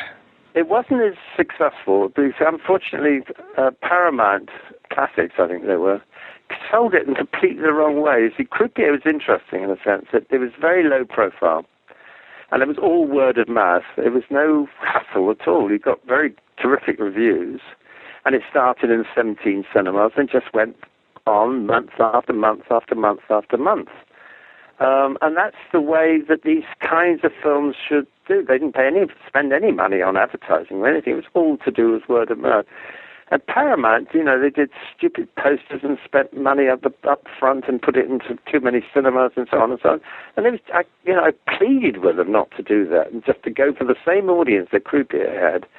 And do it that way. One, it's cheaper, and it's more intelligent, and go for the intelligent audience. They would go, the trailers were just ridiculous, I mean, it wasn't like that. It's very similar in many ways to Croupier. So that was disappointment. Here, terrible reviews, absolute damning right across. One good review, I think that was it. So I'm not my country's favorite. However, none of them were as bad as Die Before You See This Film. Maybe that should be on my tombstone. I did die before I saw this film. Well, if you ever do your memoirs, I think that's the title right there. Yes, I agree. You're quite right, actually, yes. Anyway, so... You mentioned you almost worked with Malcolm McDowell in the 70s, and then you ended up working with him in I'll Sleep When I'm Dead. Yes. Well, we've been friends for years, and then he moved to LA. We lived quite close to each other in London and in Dorset, where I am now. And I sort of, we still speak to each other occasionally. I mean, I'm incredibly grateful to him for doing that really horrible role in I'll Sleep. His wife never forgave me.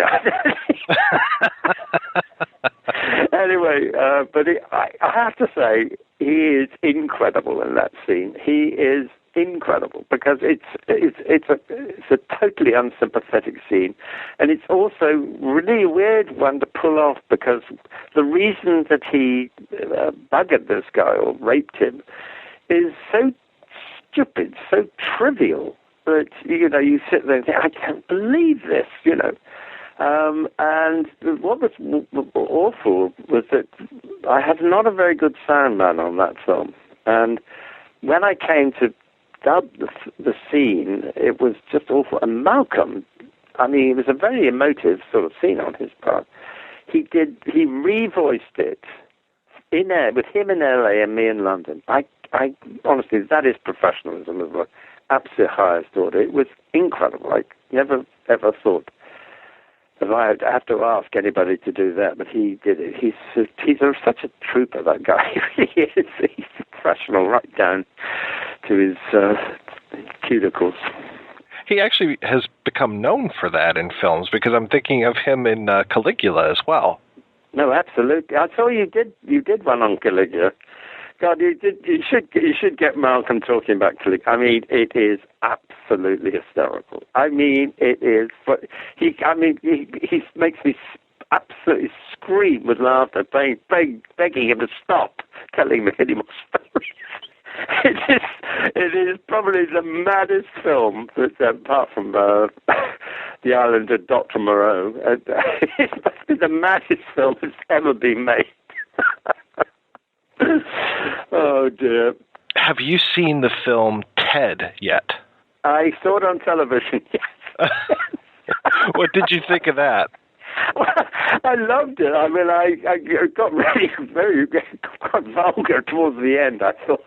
But I thought it was terribly funny, I must say. I enjoyed it. I thought it was such a nice tribute to Flash Gordon in there. No, exactly.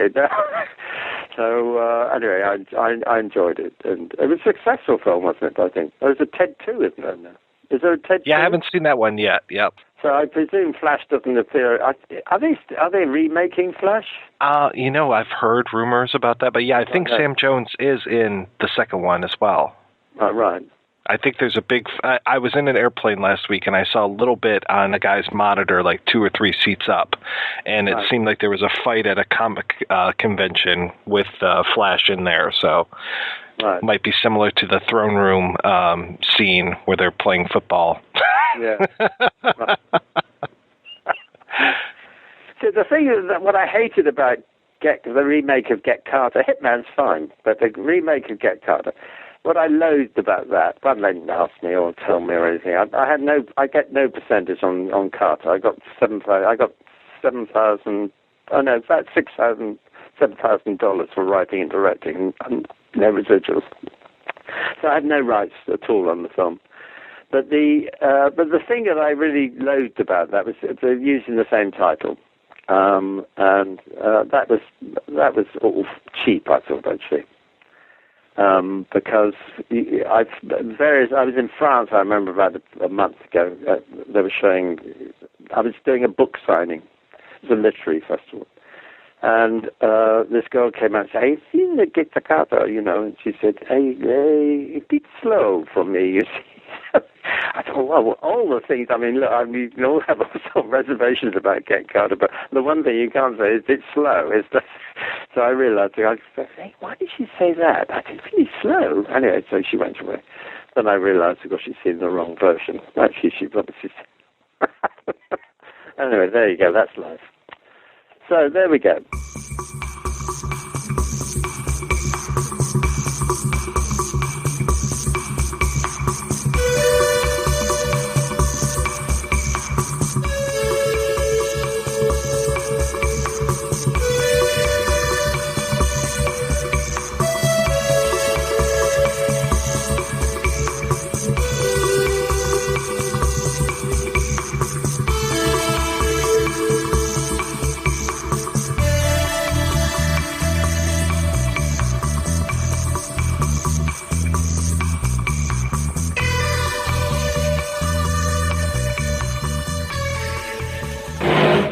Watch out for Tackett, the hitman. His brother was dead, and Tackett wanted answers fast. Get him. Once they turned him on, they couldn't turn him off. Bernie-Casie is Tackett, the hitman, from MGM. Rated R. All right, we're back, and we're talking about Get Carter this week. Now, I know, Eric, that you are very much a Ted Lewis fan. Can you tell us a little bit more as far as the history of Carter? And we know that the movie definitely ends with Jack Carter being killed, kind of this mad dog being put down. Is it the same way in the book as well? Very almost assuredly. I'm sure he dies in the book. It is a little ambiguous, but it's here, I'll read you the final sentences in the book, and you can come up with your own theories. Then there is a silence for a long time until I hear the car door slam again, and the engine start up, and I listen to the sound until it dies away, and then there is nothing at all. He's shot. I'm assuming he's dead because it's just kind of, well, curtains for Carter. It's all over for him because his life as a London gangster has been completely compromised because the affair between him and his employer's wife was discovered, and he's been ratted out. It's over. So There's no kind of going, even if he does somehow survive the events of the book, there's no going back for him. And I guess the author himself, Ted Lewis, kind of made that known because the sequels, or rather prequels, are prequels. The two Carter books that came out afterwards, the events take place before him going up north in either 69 or 1970. The movies and the books can't quite figure out which year exactly Carter goes up to take care of family business, as it were. The book clearly states it's 1970, but for whatever reason, the movie states it's 69. The two prequels take place mostly. The second one takes place in London entirely.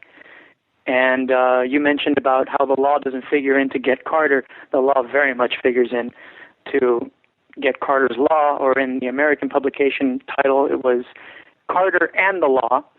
And you kind of get the idea of how the mechanics work, the various machine works, and how Carter keeps things in force. He pays off policemen, and in fact, the main antagonist in the novel is a policeman himself, a corrupt one.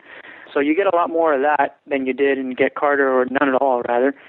And then the third and final prequel is kind of a strange change of pace entirely. It mostly takes place up in Spain, inside of a villa. It's very a one-location kind of hot room sort of story, where the law doesn't figure in at all, in fact.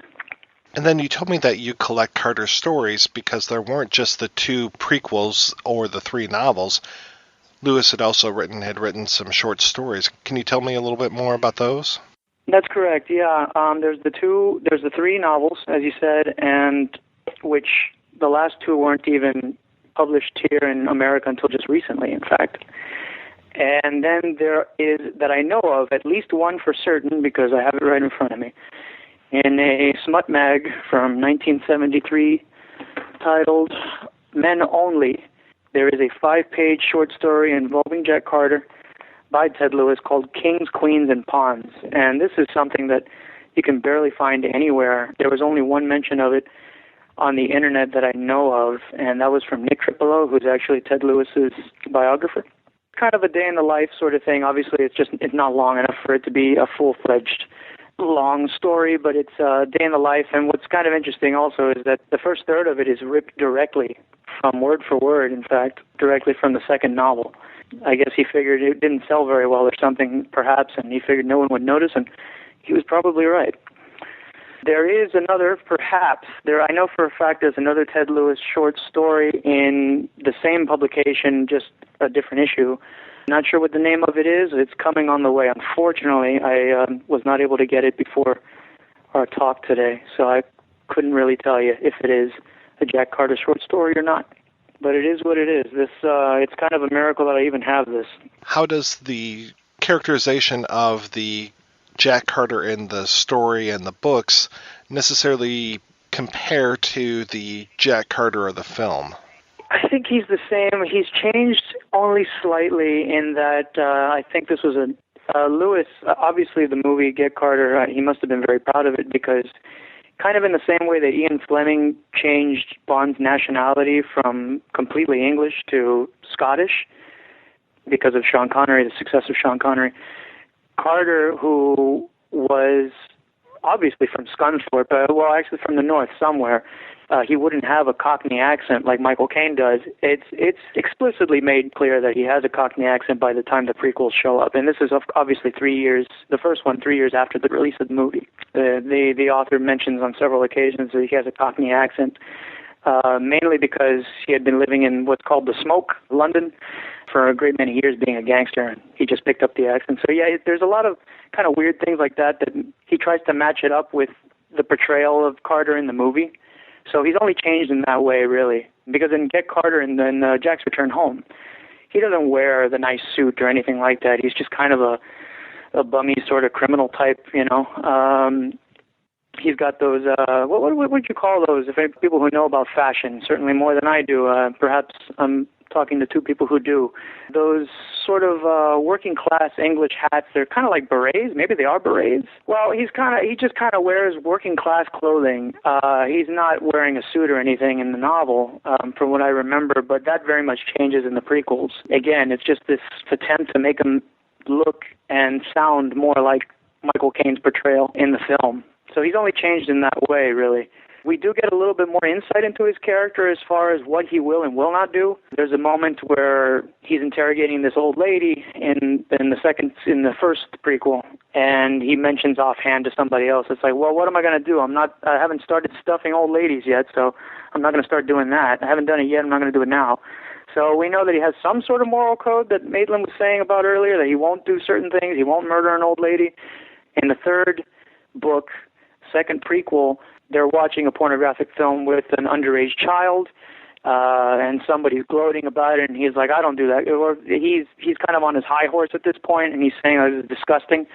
And one of the other gangsters says, oh, come on, you've handled this kind of stuff before. I haven't personally handled it, he says. Other than that, no, he's the same guy that he was in the first novel.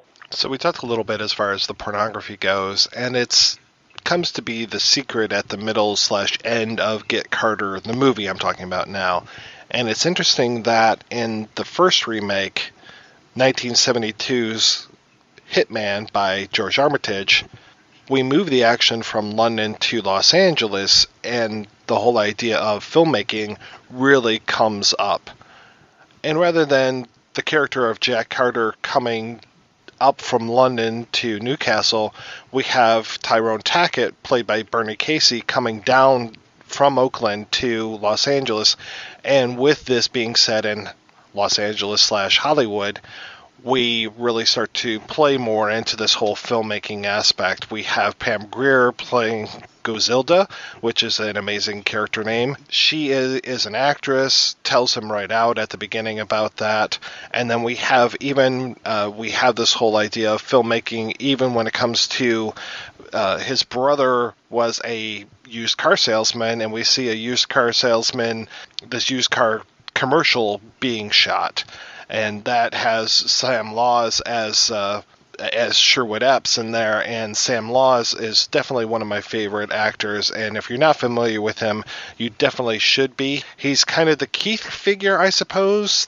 He was friends with the brother, and he keeps Tyrone informed. It's interesting, though, that Tyrone is not a hitman. Even though that's the name of the movie, he's allegedly a lawyer coming down from Oakland, and it just doesn't necessarily jive with me that he's a lawyer. He's kind of the good guy in this one, but he does seem to be working for a pornographer, and he's working for one of my favorite actors of all times. He's working for John Daniels, the star of Black Shampoo and Candy Tangerine Man and Bare Knuckles and a lot of other stuff. And so it was fantastic seeing John Daniels show up every once in a while whenever bernie-casie calls back up to Oakland. He basically is portraying the two brothers. He's one person that we saw in Get Carter. If anything, we get filmmaking, and then we also have a zoo and zoo animals becoming a theme to the film, which I guess you could kind of paint it as like a Law of the Jungle kind of thing, if you want to dig for that one a little bit. Do you have any idea if Pam Grier actually had the tiger mauling her? I mean, it looks like a woman. It looks like a lady. It doesn't look like a stuntman. It did not look like a stuntman, but I do not think that Pam Grier had a lion anywhere near her. Yeah, you're probably right. Boy, it certainly looks like her, but yeah. I was totally reminded of Goodfellas during that part, that whole idea of... They must really feed each other to the lions down there because the guy gave the money right up. Maitland, what did you think of Hitman? You know, the difference between Hitman and Get Carter is that Hitman is actually fun, even though it does retain the downbeat ending and you know, certainly has a certain harshness to it. It is basically a fun movie in a way that Get Carter isn't. It takes place in the same kind of criminal milieu, but it's got a big Superfly vibe on that Get Carter absolutely doesn't. I mean, Get Carter is so grim and so downbeat. And, you know, Hitman, even when bad things are happening, everybody's got incredible hats and astonishing bell-bottoms and fabulous tops. And it's more fun. It's certainly much more lighthearted, yeah. Tackett, Bernie-Casie is even, he's very likable compared to Carter. I think it works really well, particularly, like, the first half hour works really well, and then it starts falling into, like, the Get Carter stuff, where it's like, okay, we got to do this scene now, we got to do this scene. And, I'm very familiar with the other movies, so it's just kind of like, well, I'd rather watch the other one, but it is very interesting to hear the vernacular change a little bit, because there's whole scenes taken wholesale from Carter, and whole lines too, like particularly the famous one-liners like "You're a big man, but you're in bad shape." That changes to more fitting for the character. That's a more fitting dialogue for the characters. It's still there. The kernel of the idea is still there, but they change it up. And that way, it's very fun. And yeah, of course, what kind of jars you a little bit is the whole zoo aspect of it for some reason, with the lions and what have you. Was there a downbeat ending for Hitman? He survives at the end, does he not? Yes, he does survive. In fact, it kind of becomes this bloodbath as we have kind of this cleaning up of things. With Get Carter, even though the criminals have been defeated, so many people have been killed by Carter or picked up by the police, or the machinations of the law might finally start to move, though we don't necessarily ever see that or see that come to fruition. When it comes to the end of Get Carter, at the end he's obviously killed. Spoilers. But as far as the bad guys, his bosses down in London, they get away with it. They get away clean. The world is still a horrible place at the end of the film, just like it was at the beginning of the film, though some people have been put away or killed or whatever. The world is still crap at the end of the film. But when it comes to the end of Hitman, we have the guy who sells out Tyrone's brother, and we have the guy who's making the porn films, and we have the niece, though unfortunately the niece gets killed in this one. But in this one, we have this group of Italian gangsters who eventually, there's this real great moment of catharsis where all these guys in hoods come in and machine gun all of these Italian gangsters. And so we have the person who has been paid off to kill Tyrone, who is there listening on the police radio because he is a policeman, hears that they have all been killed, and in a terrific, cynical twist, he decides to not kill Tyrone because he's probably not going to get paid. I think that's probably one of the best endings. And also great that the trigger man is Paul Gleason, who most people will probably know from Breakfast Club. Don't mess with the bull, young man. You'll get the horns. Though some people might know him from other things, especially Miami Blues, where he shows up in another George Armitage film. The police are corrupt, definitely, and it's kind of nice that we do have a police cop in here, and it's just another level of corruption. Mm-hmm. And, particularly in America in the 70s is very much something that was a concern in black communities, that the cops were, if not corrupt through and through, really not on the side of black. Oh, yeah. And the police were there to take out a brother like Tyrone, who is successful and has his shit together. And here's this white cop who's going to take out this guy. And we're coming off of an era where King and X were killed, and Tyrone is another black hero. And frankly, I love Armitage for the fact that he was so often not on the side of the status quo as a filmmaker. I do really have to give a shout out to two of the kind of flunkies or goons that are in this, Roger E. Mosley and Christopher Joy, who are in there as Leon and Huey. Their chemistry is terrific. The way that Bernie-Casie interacts with these guys. And again, with this being a Los Angeles story, we have this whole kind of car theme going through this, and Tyrone constantly messing with Huey's car, which is great. And even the white guy in the back seat with the dashiki on, he deserves a little bit of a shout out as well. But yeah, the clothes in this, the hair, Bernie-Casie's fro is just amazing. This really just goes above and beyond in all aspects. This is one of those kind of classic black exploitation films that really just transcends the kind of the muck of some of the genre. I mean, if you guys listen to this show, you know that I love blaxploitation films, and this is definitely one of those upper echelon films. And by the way, a pretty good genre. There are a lot of cartoonish movies that, play into the big black super stud, sticking it to the man kind of stereotype. But in fact, an amazing number of blaxploitation films really were very subversive and very undercutting of the status quo and very much on the side of social change, at the risk of sounding Pollyanna-ish. No, I don't think you sound like a Pollyanna. I mean, there are so many good movies. Films like The Spook Who Sat by the Door, or even in a film like The Mac or Superfly. There are so many great films that kind of play with the status quo and subverting it, and this is definitely one of those. This is definitely a better film than like a what feels like a white action film that was just cast with black people, such as like a Time Shaft feels like that to me. And it's great. There's a nice reference that Gozelda drops that she has been in Shaft. Oh, there is that reference, yeah. I grew up in Harlem, so those were movies that really did, in a very real way, reflect the things that I was seeing day to day as I was growing up. I was the white girl in Harlem, to be sure, but, I looked at those movies and I really did see narratives that spoke very strongly to the kids I went to school with, to their parents, to people that I grew up with, frankly.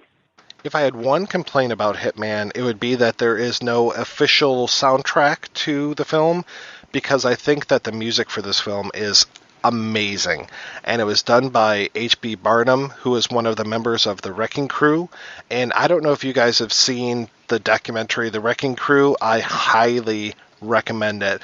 They were the studio musicians who were responsible for so much of the music of the 60s, to the point where they were better musicians than the actual musicians, that the band members themselves. It's a great, great documentary called The Wrecking Crew. I really recommend it. I will have a link to it over at our website when I post this episode. And the opening song to this movie is definitely up there with some of the best themes that I've ever heard, and I wish there was a non-taped off of the TV or DVD type version where you don't have the noise from the movie going on with it. And unfortunately, I think this was one of those Warner Brother archive releases, so it never seemed to get the respect that it's gotten. It never seemed to have gotten the respect that it was due. It's certainly the better of the two remakes. Fantastic. There are some great moments of levity in Hitman, and I won't say that there aren't moments of levity in Get Carter, but it much more feels like gallows humor. And one of the big differences, too, with Hitman is that it's all shot in the sunshine, whereas Get Carter seems to almost be overcast at all time. And the moments of violence and severity that are under the clear light of day, it kind of works to kind of bring home a little bit more of the power of the film, as far as the idea of showing these things in the light of day. Playing them against those moments of levity seems to make the violence even more impactful. When it's curtains for another one of the characters and we hear those cries of the jungle, the elephants trumpeting, the lions roaring, it really just hits me the right way. Well, you also have to love the conceit of Africa America, where the end of it plays out. I mean, it's so ridiculous, it's so commercially shallow, and yet there's a real kind of resonance to it. I think it's very true what you said. If it wasn't for the synopsis on IMDb, I don't think I've ever would have gotten the idea that he was a lawyer at all. I don't even think that comes up in the movie. I could be wrong. I want to say that they mention it once, but it's just this kind of a strange thing. Like, I would have thought that he was an enforcer or something, but I think it's nice that he's not an enforcer, that he is a lawyer, that he has his shit together. I don't know if I figured him as an enforcer, but maybe just like some ex-criminal who tried to make good up north and then came back down to deal with his brother's situation. there's a lot of dialogue towards the last half of the movie when he starts offing people, where it's like, man, you're not a killer. And it's kind of the motif that just keeps coming back. Like, you're not a killer. They're trying to convince him that he's not a killer before he puts a bullet in their brain or something. I think it's that they're speaking to him as the guy who got out of the hood and made a career for himself in mainstream America, and now he's back with a gun, and they're like, what? You're not the killer. You're the guy who went to college, went to law school, made a career for yourself. Why are you back here pointing a gun at me? Right. And then what's just kind of muddling is that at one point he tells another character, like, my brother wouldn't kill himself. I'm the freak in the family, remember? Just kind of confuses things a little bit. That's one of the things that I like about Jack's Return Home, that you get a little bit in Get Carter, but you definitely get in the book the whole idea of Frank being the good one and Jack always kind of being off. He was not necessarily the one that his father liked. He just always seemed to be the fuck up. To the point where when he ends up having sex with his brother's wife, Frank's wife, that it's almost by accident, which is kind of strange. But there's this playfulness that goes the wrong way. But yeah, he is just at heart not a good person. And it sometimes feels like almost like he's making excuses for himself, like he could be good if he wanted to, but at other times, no, he just realizes, no, I am the screw-up, I am the bastard. And again, in Get Carter, he does say, I'm the villain. Which is great that your hero says that. All right, we're going to take another break and play a interview with the director of Hitman, George Armitage. And before we do that, I just want to throw this in here that I'm so thrilled that I was finally able to speak to George Armitage. Fans of the show will probably recognize the name. We've actually talked about him a few times on here. We covered Darktown Strutters a long time ago, and then we also covered Miami Blues. He wrote Darktown Strutters, he directed and I believe adapted Miami Blues, and he is such a talent, and I was just so glad to finally be able to sit down and talk to him. He had a recent retrospective of his work, and so he was much more willing to come on to the show and talk about it than he had been before. So it was truly a pleasure to sit down and speak with him. So we're going to go ahead and play some messages from some of the other podcasts around here that we like, play a little sponsor clip from Adam and Eve. You know, if you're ever looking for some kinky stuff, go on over to Adam and Eve. We get a little kickback from those guys. But and then we'll play the interview with George Armitage. Let me ask you a question. Are you getting enough? I bet you'd love more, right? Well, adamandeve.com wants to give you more with 10 free gifts. First, you'll get a sexy surprise for her. Second, a specially selected toy for him. And third, a little something we know you'll both enjoy. Plus, you'll get 6 full-length adult movies on DVD. And number 10, free shipping on your entire order. So what do you have to do to get your 10 free gifts? It's not hard. Just go to adamandeve.com and select any one item. It could be an adventurous new toy, sexy piece of lingerie, or anything you desire. Just enter offer code BOOTH at checkout, and you'll get all 10 free gifts. Go check out adamandeve.com today. Select one item and get 10 free gifts, including free shipping when you enter offer code BOOTH. That's BOOTH at adamandeve.com. Hey fans, this is Reverend Scott. Just want to tell you about Outside the Cinema. Great company. They review cult films, any cult film, every cult film, and it's something you should tune into. So if you get a chance, go to the website, look these guys up, Outside the Cinema, and find out what the hot cult films are today, what's going on. These guys are right on the cutting edge of reviewing cult movies. And if you're a cult member, or you want to be a cult member, you're thinking about being a cult member, your mom's a cult member, your dad's a cult member, your damn mother-in-law's a cult member, tune in to Outside the Cinema, baby. You know, find out what's going on. Reverend Scott, and that's out.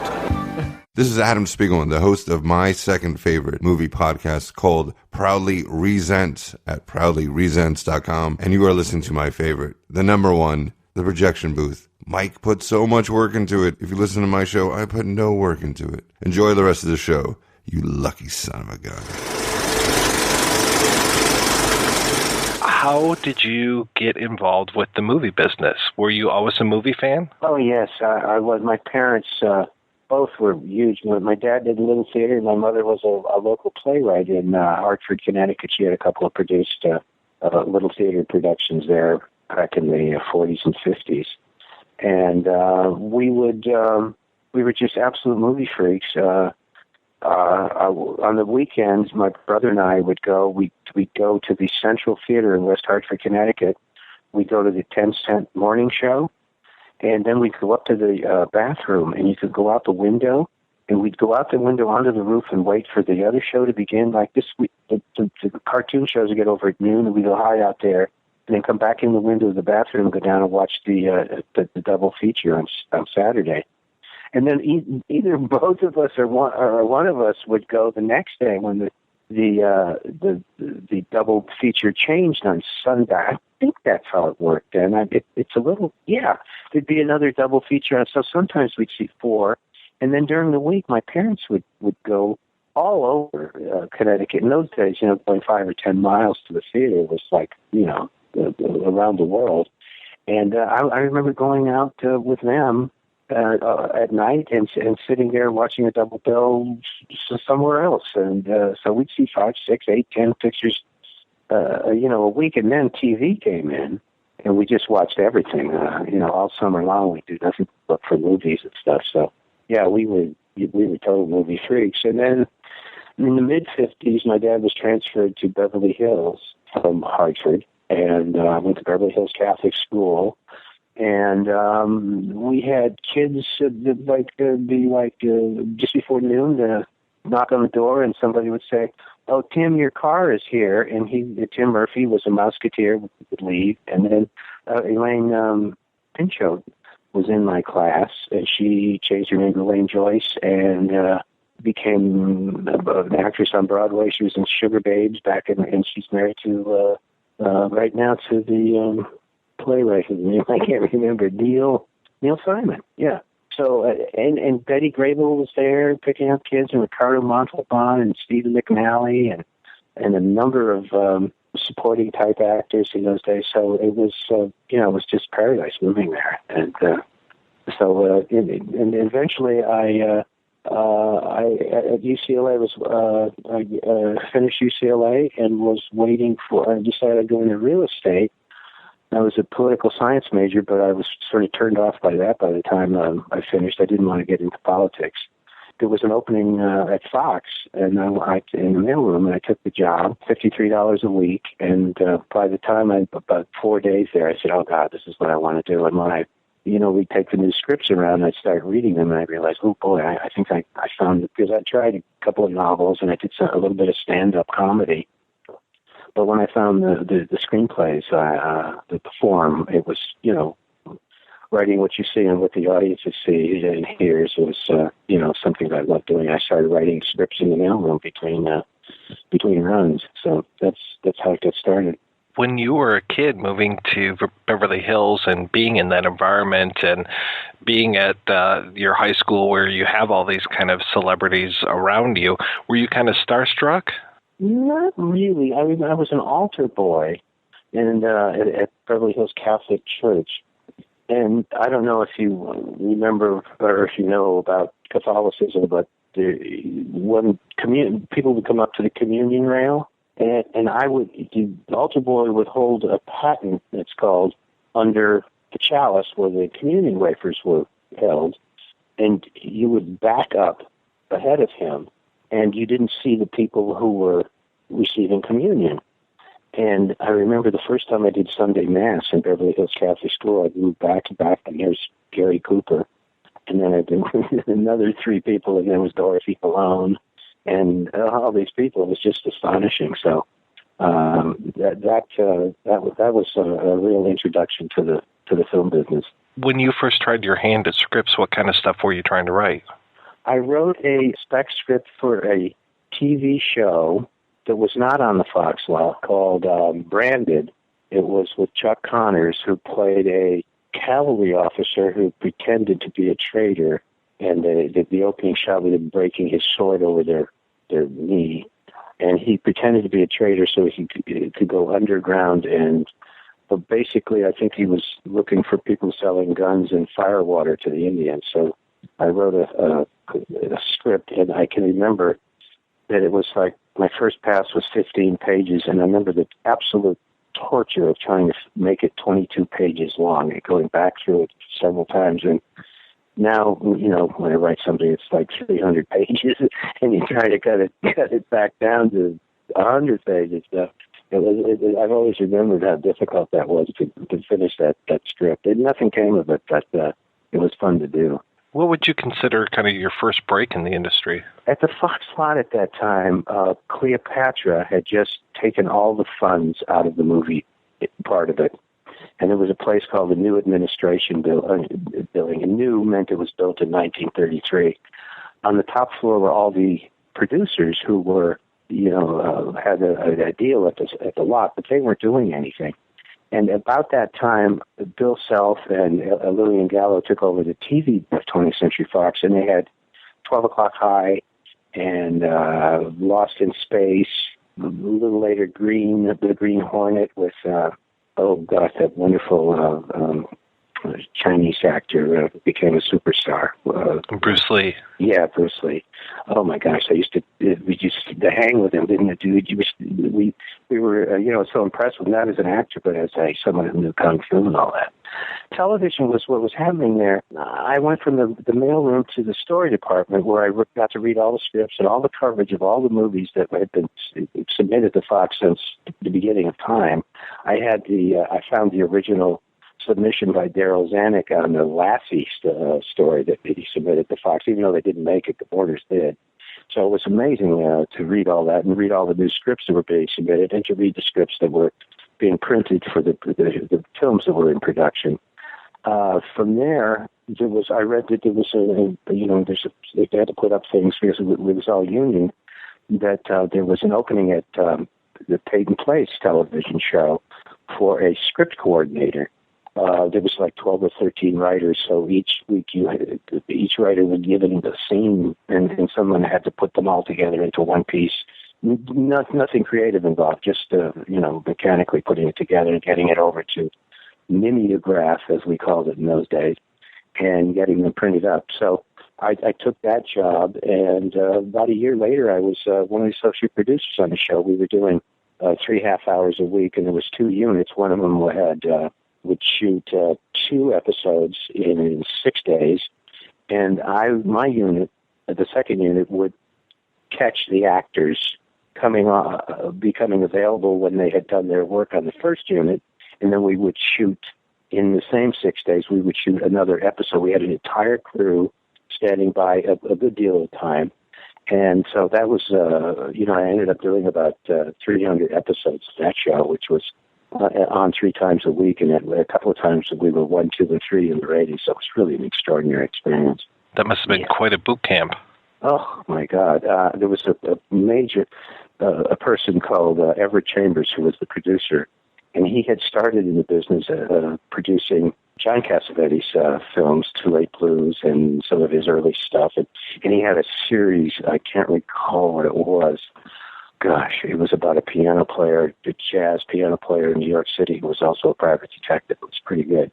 And Everett was an extraordinary, he was a director himself of small films, and really a filmmaker. And the education was unbelievable. And he gave me a lot of attention in helping me get started. In fact, later, when I directed my first movie for Roger, Private Duty Nurses, Everett produced it with some of the guys from our units and some of the a bunch of really, really interesting young crew people who were in the commercials at that time. So we, it was an extraordinary experience, yeah. Yeah, what was that like? What was that like meeting Roger and Gene-Corman? Well, Roger, this is an interesting story because, as I said, at that time, the film guys, the producers were on the lot. They had a special place for lunch called the Gold Room. But the producers of the TV series, who were really keeping the whole lot afloat, weren't allowed in there, so they demanded entrance to that. And they came, we got to go to lunch in the Gold Room. They completely snobbed the TV guys, the old timers. I'm not going to give any names, but there was some really classic guys there. And they completely snobbed the TV guys. Nobody would speak to us. And then Roger came on the lot and was doing St. Valentine's Day Massacre. And most of the people in TV at the time were probably 40 years old. I was about 20. And they had all had careers in the movie business, but now had fallen into television as, because they weren't exactly successful. So I noticed when Roger came in to have lunch in the Gold Room, the TV guys snobbed Roger because he was this, we made these tacky little, cheap movies. So there was this multiple layer of that going on. And I knew Roger's movies from drive-ins because I got into, that culture. We were racing hot rods and go to the movies. So I went over and talked to him, and he said, well, come down to the set. And I did. I observed him down there, and I did tell him what was going on. He thought it was hilarious. So that's where I first met him. And then after television, I did another series called Judd for the Defense as an associate producer, and really got sick of television because it was really Kleenex at the time, disposable. You do your half hour, and the networks didn't care. I do remember that we wanted to bring a black family into Paid in Place, and the networks absolutely refused, and the sponsors refused. So Everett and Paul Monash, who was really what would be called a showrunner today, and I and a couple of the other associate producers went down to the networks and had the meeting. And in the meeting, both Everett and Paul Monash said to the networks, fuck you, we're going to put a black family in there, and if you don't like it, cancel us. And we walked out, and they didn't do a thing, and we did put a black family there. So it was pretty courageous for them to do that at that time. It's so amazing how things have changed over the years. I mean, just to think that was late 60s, and 8 years later, you got Good Times. Yeah, absolutely. Absolutely. So it was really amazing to be part of that at the time, and to be so young, and it was so interesting because they were not that much older, but they were all kind of jazz guys. They were hip and all that kind of thing, and we were just rock and roll nuts. When I showed up, I realized, wow, these people are really interested in what I have to say because they didn't know anybody else that was. So I was all over the lot, meeting everybody, telling them this and pitching ideas, and I did sell a couple of TV ideas to them. One of them went to pilot, and the other one, which was I always get a laugh out of him. It's about a private detective who had multiple personality disorder, and he did his own legwork and everything. I cannot tell you, Michael, how many times I've sold that idea. Every time I still get calls from people in TV today saying, hey, remember that thing about the Michael? and they don't remember it from 65. They remember it from 85, 95 or someplace. But I don't. I'm not really that interested in television just because of the experience I had. I know there's some pretty wonderful stuff going on, but there's some pretty awful stuff going on too. But at least it's. They're getting it's not Kleenex anymore. People are respecting it, so that's kind of cool. But you would go back and do a TV movie a few years later, right? Yeah, I did Hot Rod, which was pretty cool, and it's so interesting. Just recently, I've never seen it with an audience, and I've only seen it on TV with commercials. And even though I cut it without the commercials, but it was never really presented. So recently, I found the 3/4 inch from the broadcast 3/4 inch that I had, and I decided to see if I could get that transferred to DVD so I could show it at the Oldenburg Film Festival, which I just attended. I took it over to Photocam, and the genius is over there. The first reel worked, and we were able to transfer. The second one snapped in twice. So these guys took it apart, took the the cassette apart, took their machine apart. They saved everything but 1.5 foot of it, and they said, well, we've got one other. There's this genius up in the hills who can save these things. So what he does is he bakes them, because they oxidize from the moisture, and the tape sticks together. So he bakes it to a certain degree, and we took it back to Photocam, and it worked. They were able to transfer it, so I was able to show that at Oldenburg. Yeah, it was really cool. And I really liked it as a movie. And there are, as you know, there's fans of everybody everywhere, but I was stunned to see how many people in Germany knew all the films I'd done, but they had never seen Hot Rod as a movie. So it was amazing. We had to get a larger theater and showed it, and it just went over beautifully. It was really a thrill. When you first started working with the Cormans, how did you go about that? Were you initially a screenwriter for them, or did you talk about directing right off, or how was that? I had written a screenplay called Carrot Butts, and basically it was about cartoon characters and real life interspersed, intercut, and the bad guy was Bugs Bunny. And the Carrot Butts were a clue to who the killer was. And I know the script got to this young director named Steven Spielberg. In the first page, Santa and the reindeer crash and die. It was a little crazy stuff. And all I heard from the agent was that Steven read the first page and threw it across the room. So that was my. And since then, we talked and had a big laugh. And my granddaughter was working for him for quite a while, as in casting, so we made up, but I always found that kind of interesting. Anyway, I got that script to Roger, and he really liked it, and he tried to get it made at, I think it was United Artists where he had a deal.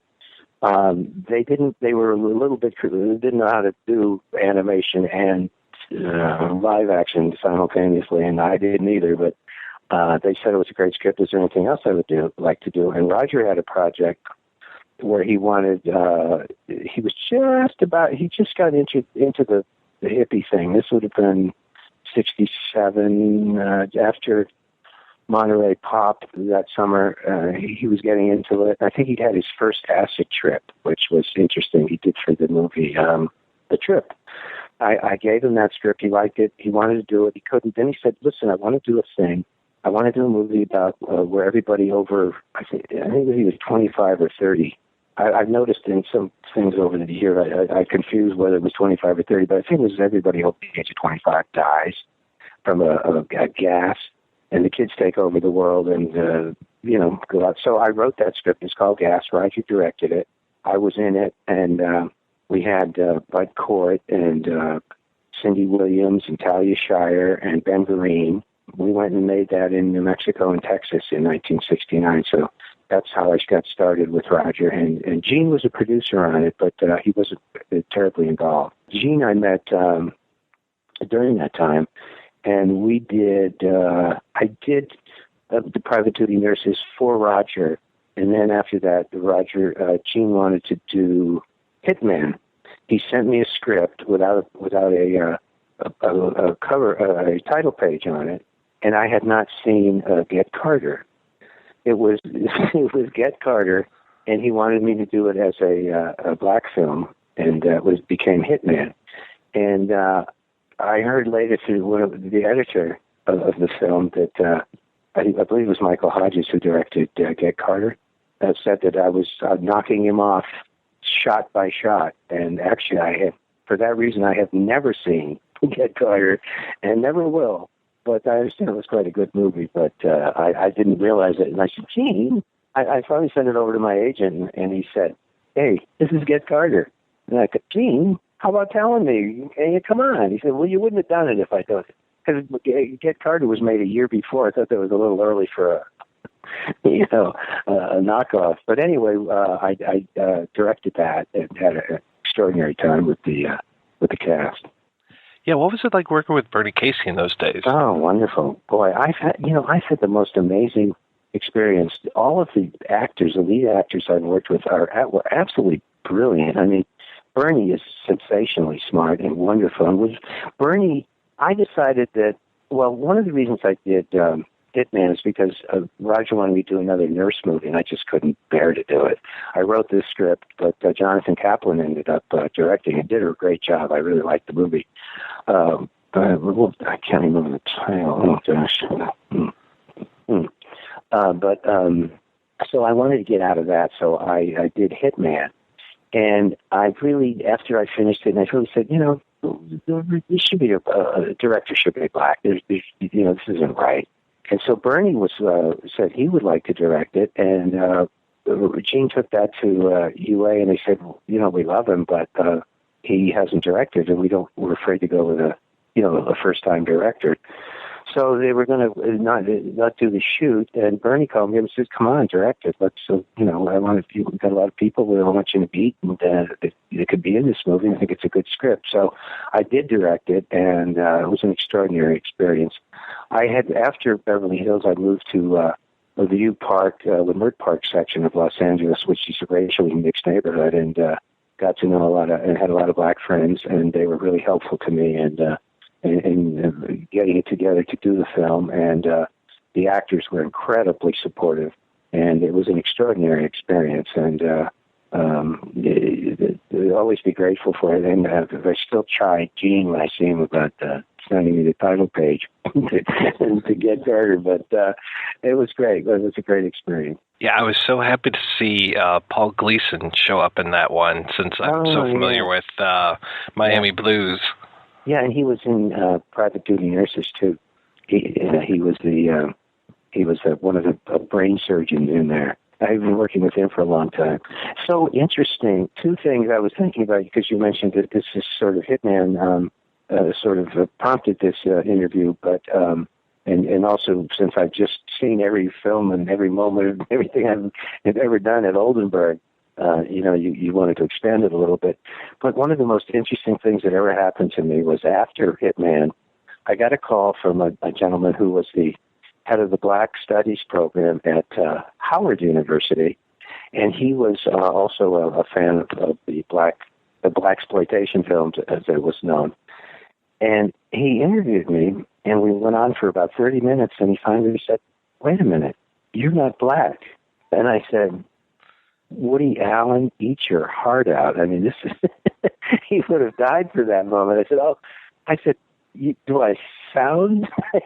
Don't I sound a little uptown?" I mean, it was very, very funny. It was an amazing moment. I was absolutely thrilled that somehow I passed for black, even though he didn't see me. And the funniest thing happened today. My daughter-in-law sent me a message, and she had been taking my grandson, Nick, down to UC Irvine. He's a senior in high school, and he's picking his college. And the person who was taking them around, he looked at both the art school and the humanities, because the film department is under the humanities at UCI, which I think is wonderful. And she was taking them around, said, "Gee, she was talking about movies they'd screened in a radical cinema class. And she said, "We just saw a fabulous movie called Hitman." And he went, "Oh, my grandfather directed that." Now, they didn't think I was black, but I thought, "Oh my gosh!" And it just happened today. So I did contact the professor, and I haven't heard back from him, but I would like to give him a shout out. His name is Sohail Daulatzai, and I'm just thrilled that he included it in radical cinema class. I just can't get over the level of actors that are in that film. So many great people. Oh, absolutely. The beautiful, wonderful, what a great cast. They were so incredible. This is where I think I ad-libbed one line, like an actor in Private Duty. I was at that stage where writers get to, and thank God I got over it quickly, where, when you write a screenplay, you hear exactly what it sounds like in your head. And then you go to direct it, and obviously no two people are alike. And then you begin to think directing is getting them to say it exactly as you'd written it. And as soon as you realize to explain to them how to get them becomes this deceitful kind of thing to make it sound like yours, and you're not really directing. So I finally said, I can't do that. So I began to cast and get people who came in and read who I thought were better, that sounded better than what I had written in my head.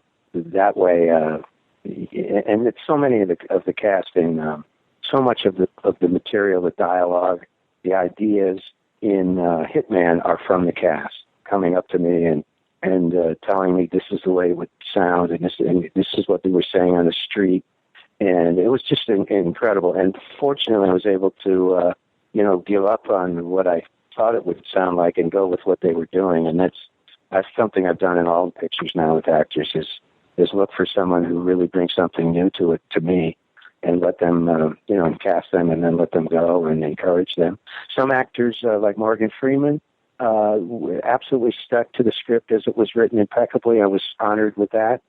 And Owen Wilson is, he'll no two scenes alike, and to put Owen and Morgan Freeman, and this is in Big Bounce together, and see Morgan, who is absolutely impeccable with the script, relating to the Owen going off, was just absolutely fabulous stuff that occurred. And I've always done that, but if the actors have a good idea, go with it. Like we were saying, there's always editorial too. That's sort of the way I've done things. Now, I know that Hitman is very well respected today. How was it received when it came out? Pretty good reviews. Not particularly, didn't have the same, wasn't as well known as several of the other pictures. I can't recall some of the titles now, but that were around. And I've kind of read recently about it that it was sort of disappeared and stuff. So I did see it with a black audience at a theater in my old neighborhood of the Baldwin Hills, which was an extraordinary experience to go back to the theater, my neighborhood theater, and to see a film I'd made in a really racially mixed neighborhood was really extraordinary. It didn't, it certainly made money because we made it, I think, for $250,000, and it did well, and the reviews were pretty good all over. But nothing, it really didn't, it really wasn't that noticed. And at the time, the pictures were not considered, anything but exploitation and drive-in fodder. So it wouldn't be, I suppose, it'd be inner city fodder for Hitman, but it wasn't particularly noticed. I did talk to Mike Hodges yesterday, actually, and he says that he hasn't seen the remake of Get Carter, but he has seen Hitman and enjoys it quite a bit. Oh, you did? Oh, good. Oh, good. Oh, that's right. There was a remake of Get Carter, wasn't there? Yeah. Yeah, that's Warner Brothers did that. And I remember, Kevin Thomas's review in the LA Times said that he mentioned Hitman as he did, and did he like it? He didn't suggest that it was a scene-by-scene knockoff? No, he said he liked it a lot. Oh, good. Maybe I should probably apologize. Maybe I'll go see it. Maybe I'll go see Get Carter now and send him a note. I'm glad to hear that. Is he a pretty good guy? Yeah, very nice guy. Oh, great. Well, I think I owe him an apology then. I'll do that. I wanted to ask you about Darktown Strutters. Were you going to direct that at one point, or was that just a screenplay gig for you? I think I was going to direct that, but I forget what came up. I had a script that I'd written called Trophy about two police departments who get in a shooting war. It's so current for right now. In fact, I would read that. I'm trying to figure out how to make it work for today because of what's going on with the police in there all over the country. And basically the premise of the new one would, I'll get back to your question, but basically the premise of the new one would be that there are good cops, a lot of good cops, and they're allowing the bad cops because of the blue code to behave the way they do, murdering people all over the country. So I'm trying to put that together again. But anyway, Trophy is what I was trying to do. I never did get that off never did get that made, but I did get a friend of mine, Joe Viola, to direct, hired as a director, but there was a really serious accident on the set, and he was really upset by the whole thing, so he left the picture, and Gene brought in William Whitney, who had done all the Roy Rogers films, and he came in. I thought he did a very good job.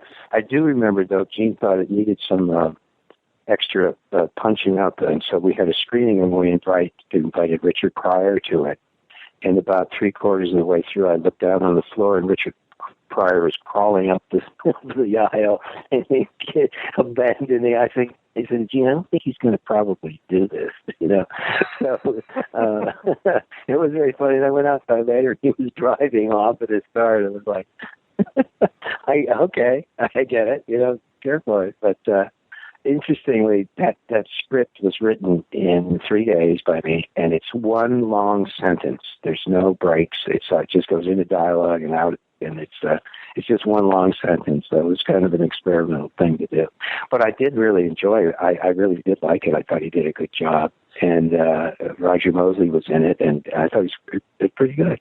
I liked it. I thought it was goofy. Yes, so goofy and so fun. It is one of those movies where I just was completely gobsmacked the first time that I saw it. Just some of those surreal touches, like that police car with that huge light on the top. I know. I really enjoyed seeing it. Yeah, it was a hoot. Yeah, it would have been fun to do, but I was trying to get Trophy made, but it didn't work. Actually, I sold it to Warner Brothers at the time, and did a rewrite for a producer. Oh gosh, I can't remember his name. And I didn't like the rewrite, and it just fell apart. But I never give up. I'm still trying to figure out a way to get it made. Can you tell me, what was it like working with Christopher Joy?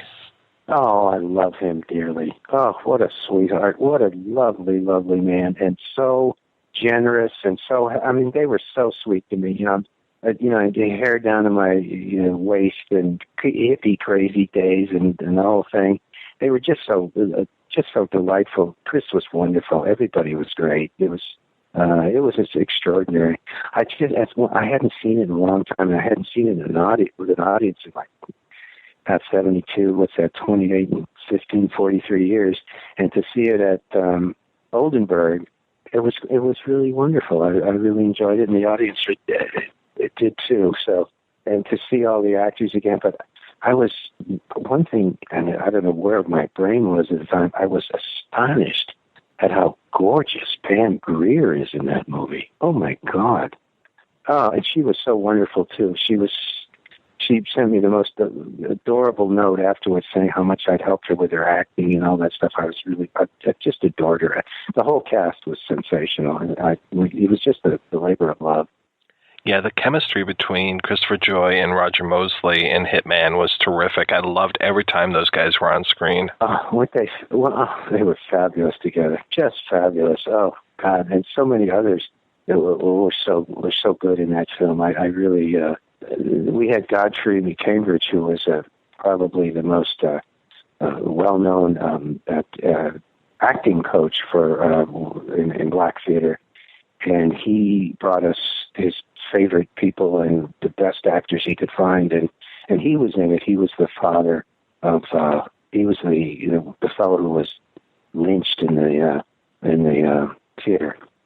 Right. Oh God, which was such just the way that you shot that, the way that it was a reveal that he was being hanged there was just terrific. Oh yeah, it was so hard. It was so why did I? In the morning of that, I said, "Oh, why did I do this? It's such a horrible visual feel for black actors." But right, he said, "No, this is it." And he said, "Look, if you're going to hang me, I want you to show my feet. That's how everybody knows I'm not standing on a ladder." I thought, "Oh my God, they're really into it." That was fabulous. So we did, and it was emotionally one of the hardest days I've ever had as a director, and I think it was very, very hard on the cast as well. Not that they were angry; they understood what we were doing. They understood the iconography of the moment, but it was an extraordinarily difficult thing. And if one of them had said, we can't do this, I would have called it off and we would have done something else. But they said, "No, this is important. We want this imagery in the movie." The level of catharsis that you attain in that film, too, just the taking care of all the bad guys with those machine guns just really drives it home, and it's really great great scenes there. Yeah, it was amazing, and everything was one take because we couldn't reload in those days, and do it all over and redress everyone.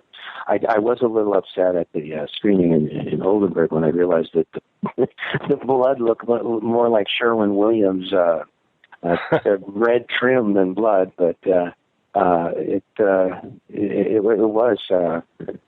was amazing too because there were black people who live in Germany came to that screening just to see it, and they were absolutely loved it. Thought it was a fabulous film, and they were very, very helpful. Afterwards, I introduced it up front, and then take questions, and we spent it. Usually it's about 15 minutes, and thank you. We went about 45 minutes, and everybody asking questions, and it was really a sensational feeling to be able to.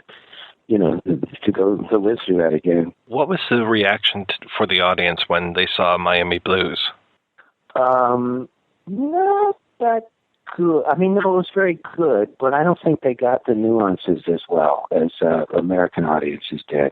They liked it, and they didn't quite. And it was subtitled, and it was subtitled.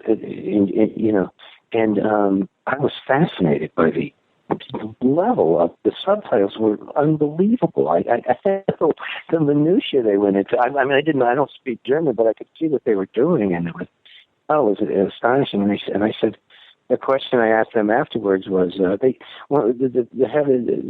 director of the festival said, you're in northern Germany, they're very shy. They're not good. If you go up there and say, are there any questions, you'll never get a question. So you have to start talking and finding somebody to raise their hand and stuff. So they didn't. I don't think they quite got the humor, but they liked the movie. But the laughter wasn't there as it is when screened for an English-speaking audience. But they seemed to enjoy it, And I know one person came up to me afterwards, this beautiful German woman, blonde lady, must be in her mid-30s, and she was crying. She liked it so much. So I thought, I wasn't sure, you don't get people coming up to you crying, and I was a little, what's this?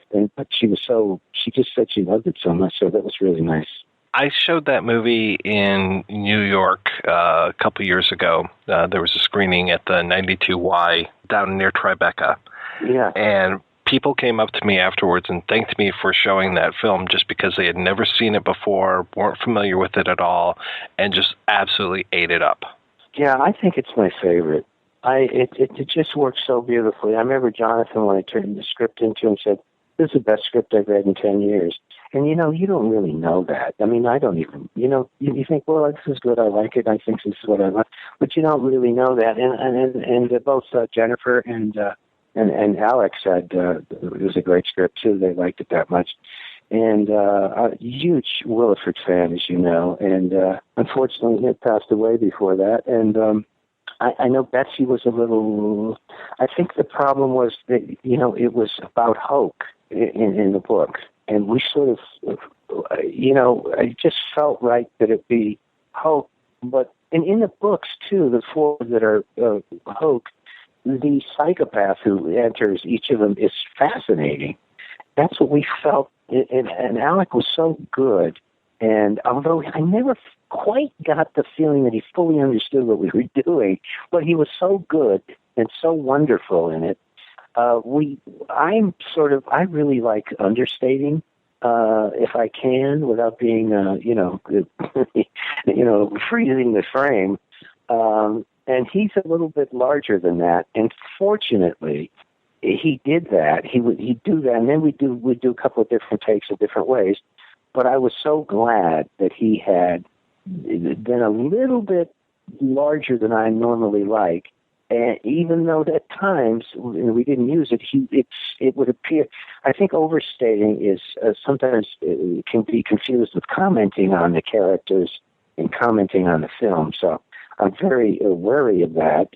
But he was wonderful, and I think he really helped the humor of the piece more than it would have if it had been as understated as I like. You're totally right as far as the psychopaths. I mean, that was Wilfred's specialty, was writing those psychopaths. Yeah, his description of a psychopath is perfect. It's in the opening of Sideswipe, I believe. He quotes the principal character, "I know the difference between right and wrong. I just don't give a shit." And that's the perfect of it. And I know everybody, it's sociopath today, but if you're in the movie business, you're not going to call it a sociopath. Psychopath is such a better. It's such a good movie word, even though it's passé at the moment. But was the film one of those victims of the whole Orion kind of going under? No, it got good reviews. I don't want to pick on people who sell movies, but boy, some of them really, have a really hard time selling something that's selling something that's difficult to sell. They want the stuff that's easy for them. So something like that, they really have a tough time with trying to decide. Because I hadn't thought of it, but do you remember a critic named Stuart Byron? I think so. The name sounds familiar. Yeah, Village Voice. He's since passed away. He was a dear friend. I screened it here in L.A., and he came up to me and he said, "Oh, my God, we haven't had a film like this since the 40s, since noir, and where the principal character is a psychopath." And I hadn't even thought of that because I thought of it simply as noir. But I see it being called sunshine noir now from time to time when they refer to it, which is kind of interesting. But it didn't strike me as being anything unusual. I don't know why. I hadn't thought of that myself, so I was a bit, whoa. I hadn't thought, I was taken aback when Stuart mentioned that. I was so glad to see your co-producer, Kenneth Ott, show up. Oh, yeah. He always had such a great face. Isn't that a great face? Wasn't he wonderful as the Krishna guy there? He was perfect. Oh, lovely. And what a wonderful production person. Oh, my God. Jonathan's crews and people that he shared with me were really wonderful. Although I'd worked with Tack before. He was a cameraman on Hitman. Tack Fujimoto. He was the operator on Hitman. Andy Davis, who was a brilliant cinematographer, and a wonderful director, was the cinematographer on that, and that was a treat. Now, was there talk about doing more hoax stuff after that one? Yeah. In fact, my son wrote a script on Sideswipe, and it just didn't happen. The script was pretty good, but there was, Gary Getzman, who was really probably principally responsible for getting Miami Blues made.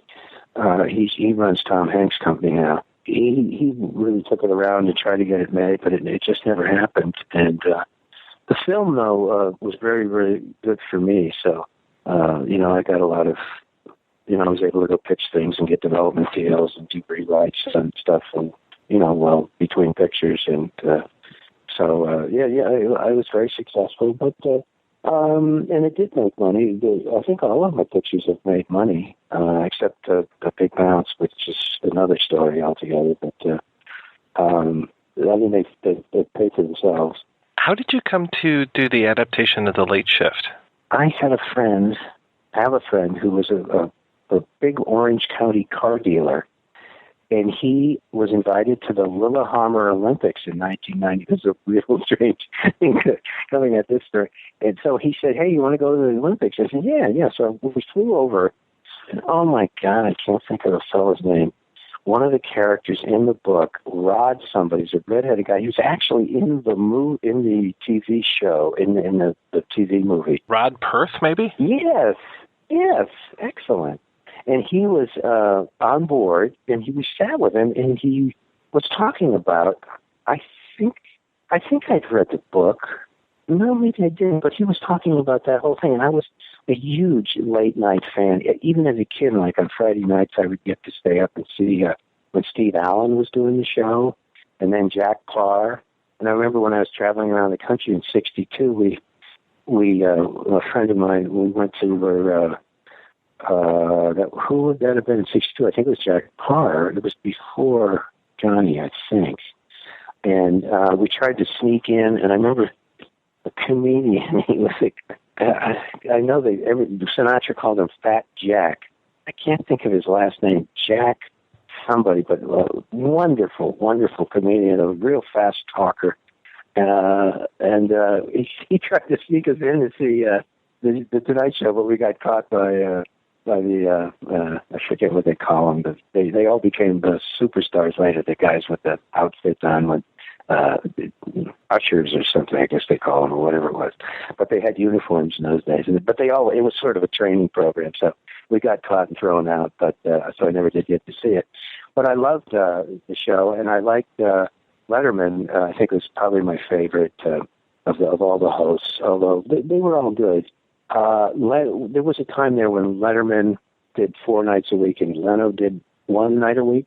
I think it was really the best because when Leno did 1 night a week, he was brilliant. And later, I didn't care for him too much. But Rod Perth got me interested. When I came back, they had HBO had liked. Let's see, had I done? I don't know if I'd done. Let's see, when would that be? I don't think I'd done Grosse Pointe Blank yet. No, it was just Miami Blues, but HBO really liked it. They had sent me stuff to do. So I went over and talked to them, and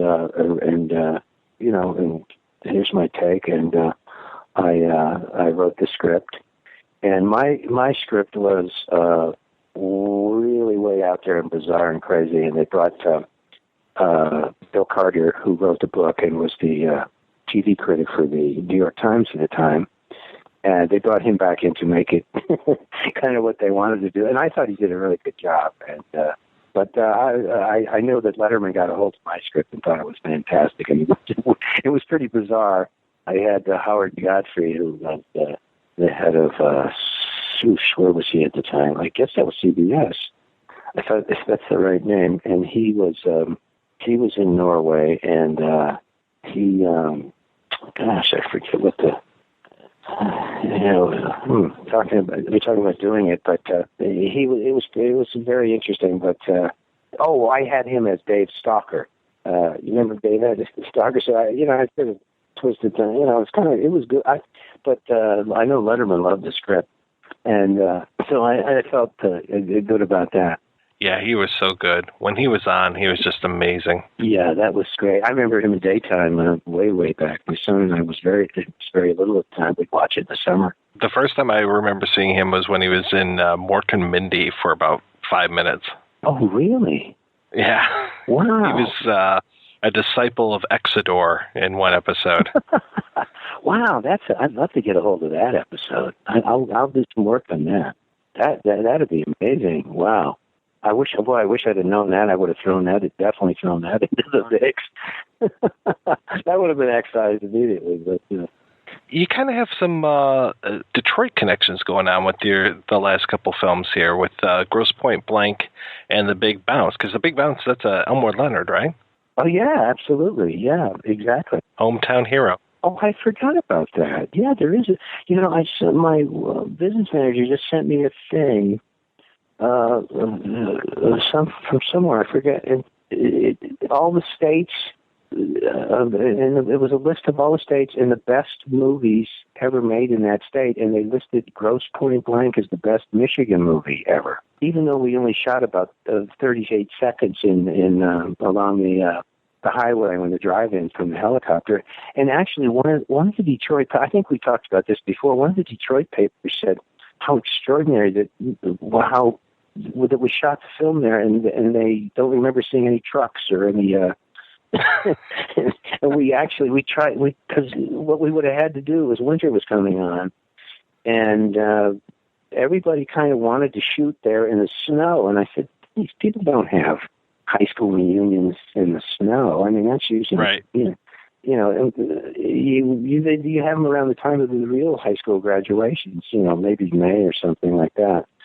So we decided to let's shoot it in L.A. And Stephen Altman went back to Grosse Pointe and Detroit and looked around, and he went and found amazing places here that could pass.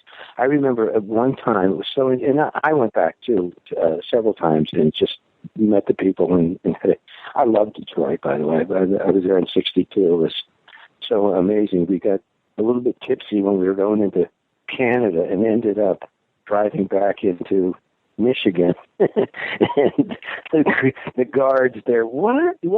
Get out of here. Turn around and go. They were fabulous. But so I had a great time, and we had a great time with the couple of days we were there. I adore Detroit and Detroiters, so it was really cool. But I was amazed that it was the best Michigan movie. I can't think of any others offhand. I'm sure there were plenty. Yeah, Elmore was not pleased with Big Bounce, but I was able to send him my cut, and he did see that, and he said, well, this is a hell of a lot better. And remember, it had been made once before at Fox when I was there on Peyton Place with Ryan O'Neal and Lee Taylor Young, his wife at the time. And it was not well received. And I remember one of the quotes from Elmore before he passed away was, I thought, what did he say? I thought the version of Big Bounce was the worst movie I ever saw, but this new one is even worse. So I was pretty upset. I was upset with that, but unfortunately, the decision was made, not by the producer or me, to make it a PG-13 instead of an R, and it just took everything out of it. But I have screened it. We did have a double secret screening at Oldenburg, and people really encouraged me to try to, because we'd only had one preview, and you forget, because you spend most of the time in those first previews trying to get rid of the bad stuff. So we didn't really know what, you didn't really know fully then what it was. And when they asked me to do PG-13, I said, that's absolutely ridiculous. It's going to destroy the movie, and I'm not going to be part of it. So I left the film, and they released it, and it was absolutely, as I thought, as a PG-13, it just didn't work at all. But I'm going to try to get it a director's cut. The producer was so extraordinary, Steve Bing, and he just listened to the wrong people, and I don't blame him. He put up his own money, and he had about $70 million into it in budget and P&A, and he just felt that was the best way to get a return on it, but it just absolutely destroyed the movie. So I'm hopeful of getting a director's cut someday, because I was encouraged. We showed it to critics and other film directors who were there, and they were stunned by the relationship between Sarah and Owen. And I'd forgotten how good that was and how hard we'd worked to make that work. So I'm going to try to get a director's cut on Blu-ray at some point, and we'll see how that goes. Yeah, it sounds like you still have a lot of irons in the fire, a lot of reworks of some older scripts, some new scripts that are kind of, coming to the fore. What kind of stuff are you working on? Two things that interest me now is, are you familiar with the term agnotology? I can't say that I am. It's the study of the cultural production of ignorance. It really started with the tobacco companies when they were trying to when the scientists were saying, listen, cigarettes are causing cancer. They went nuts, and they didn't dispute any of the scientific evidence. They just attacked the scientists. And you see that going on now with climate change and everything else that, that they don't agree. So I'm looking for a format to try to put that together into a film. And I'm also working on some other projects. But mostly what I've been doing for the last several years is script doctoring, or that's really more budget doctoring. Somebody has a script and they have the $25 million to make it, and their budget comes in at 30, and they want somebody to talk to the director and show them how to make it for 25. And the first thing I say is, listen, you'll be, 50 years from now, you'll be sitting around pissing and moaning that you didn't get it made. So the first thing you got to do is get this made, because it's a good script. And I show them how to cut. It's basically days. You have to take, that's basically where you start. And then sometimes there's actor carries and too many casts, and you can combine things and so on. So there's little things, but it's mostly about showing them how to do the rewrite to make, instead of putting, if they've got 5 scenes to play at a house, take the best stuff from one of the 2 other scenes and put it into that and show them how to do that. And then, if they don't like it, they don't have to do it. But I do try to encourage them to do everything they can to get it made. That's really what I try to do. So I've been doing that for a while. I hope to do at least one more film, so I'm still working on that, and hopefully something comes up. But in the meantime, I've always spent time between pictures, and I've kind of enjoyed it, and gives me a lot of freedom to investigate and do research and write a lot. So, I've got hundreds of scripts downstairs. So, in fact, I'm in the process now of trying to convert typed scripts from 20, 30 years ago, before we had, we put them on discs and everything, and convert it to a file that I can rewrite. Yeah, not a PDF, because you can't rewrite that, but somehow, and I've got an IT guy working on it, so if I can come up with something, I'm going to pass it along to all the other writers out there who are, my age. It's not something I want to make any money on. I just want to make sure that they can understand the process and probably take a script that, they've loved, but that needs work. And it's so much easier to rewrite than just taking a page and starting fresh. To get into the file, to the script itself is so much, you can do 50 passes instead of 2 or 3 like we used to be able to do. So that's what I'm working on, too. When it came to showing all of your movies at Oldenburg, what was that experience like for you, and what was kind of the moment where you found yourself being the most proud of some of your work? When you preview a film that's not done for an audience, there is nothing more terrifying, but kind of wonderfully terrifying. You know what I mean? I think it's, oh, God, you can't sleep for days, but you're just dying to show somebody. I had that experience all over again, and the terror of it. And I'm not really a public person. I've never had a publicist or done anything like that. And I'm not one who's, goes to, I've been invited many times for screenwrite film and talk and stuff. I just don't do it. I don't know why. But I really enjoyed doing that there. After a while, I really got good at it. I tried to be just relaxed and try to be a little funny and not too pretentious or anything like that. So it was really extraordinary. And then to see all these films together, because for instance, Miami Blues, I went 15 years without seeing it, and I screened it maybe 3 or 4 years ago for myself, and it was like seeing somebody else's movie. It was wonderful. I really had a good time.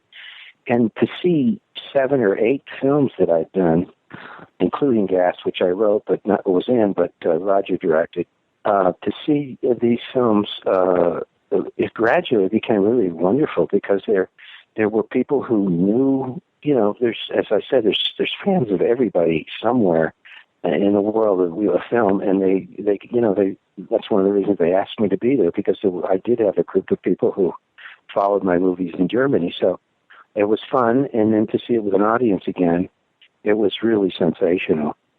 So I got over that terror of speaking about it, and really enjoyed it. And I've been invited recently to do some other stuff here. Do you know Hadrian Bilo? Oh yeah, over at the Cine Family. Yeah. So he's been trying to get me to do things. So I think I'm going to probably do something with him. And I've met a wonderful director in Germany, and I've been looking at his films. He's an American from Brooklyn who went to Germany, married a German woman, and he does low-budget German films and television over there. His name is Buddy Giovanazzo, and I'm hoping, and he's a friend of Hadrian's, and I'm hoping that I can talk to Hadrian and I can get him to run one of his movies, and I would like to introduce it. So I'm trying to do that. Really a find. Oh my God, what a wonderful director! And he is really well, Buddy, why did you go to Berlin? He said, it just happened, and I met my wife, and so hopefully that'll do. But I feel more at ease now with going out and screening the films and taking questions and that kind of thing than I ever did.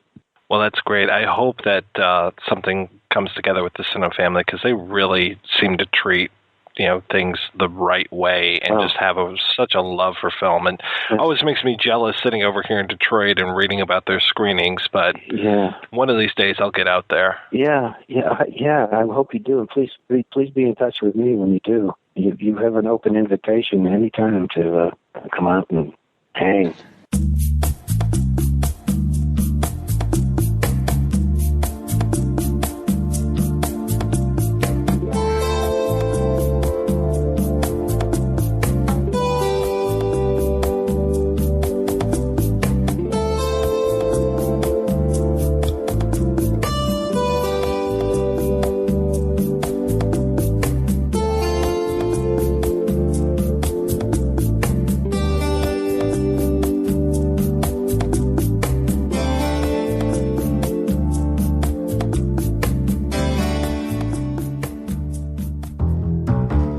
So, what do you do, like, for work? You want to know what I do for a living? Simple.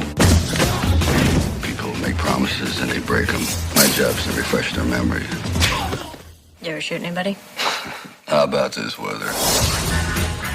If you've got a problem with business, you get Carter. If you don't take care of business, the business will take care of you. My name's Jack Carter, and you don't want to know me.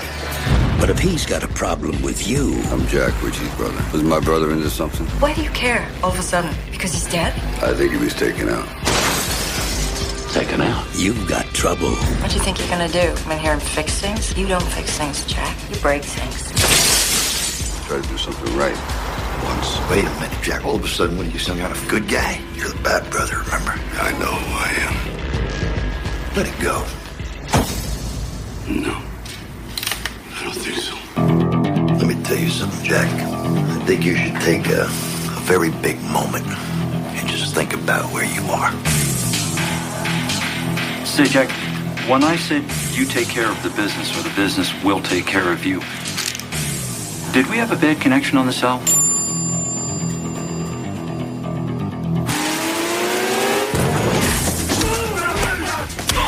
Jack, will you listen to me? If you get mixed up in whatever it was your brother was into, you've got a pretty good chance of winding up exactly the same as he did. You want to do this little dance here for old time's sake, Jack? Then bring it. You're a big man. But you're out of shape. With me, it's a full-time job. Sylvester-Stallone. Miranda Richardson. Rachel Lee Cook. Alan Cumming. Mickey Rourke. And Academy Award winner, Michael Caine. Getting yourself killed won't bring Richie back. Revenge doesn't work. Sure it does. You've been a pretty bad guy, Mr. Carter. You haven't seen bad yet. All right, we are back, and we are talking about Get Carter. Now, while Hitman was not necessarily a remake in name of Get Carter, it was definitely a little bit more close to the source material than the next film that we're going to talk about, which is the 2000 Get Carter.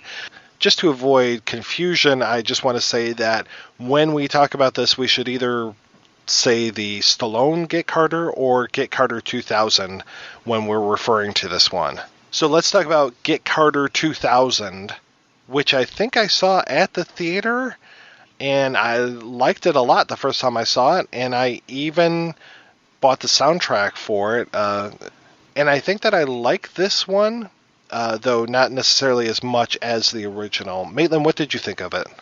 Okay, I hated Get Carter 2000 because, to me, it flies in the face of everything that is really kind of great about Get Carter 1971, in that it really is a story of a bad man who redeems himself.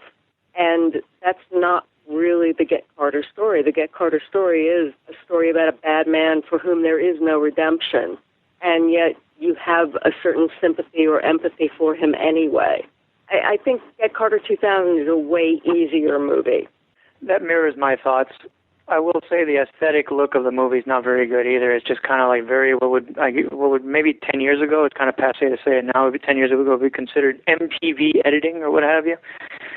But yeah, Maitland's absolutely right. It works as the way it's portrayed in the original, not so much a bad guy making good and stuff. It just doesn't work that way. There's a scene, which I guess we should praise it for being a little different, but there's a scene when in the wake of Frank, is it Frank in the remake? His brother, whatever.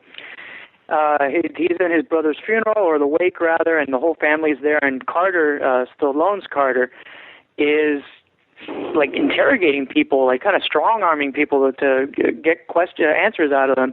And at one point, the wife of the deceased comes to him and says, "Jack, not now, not here," and he just stops, and like almost like an obedient dog.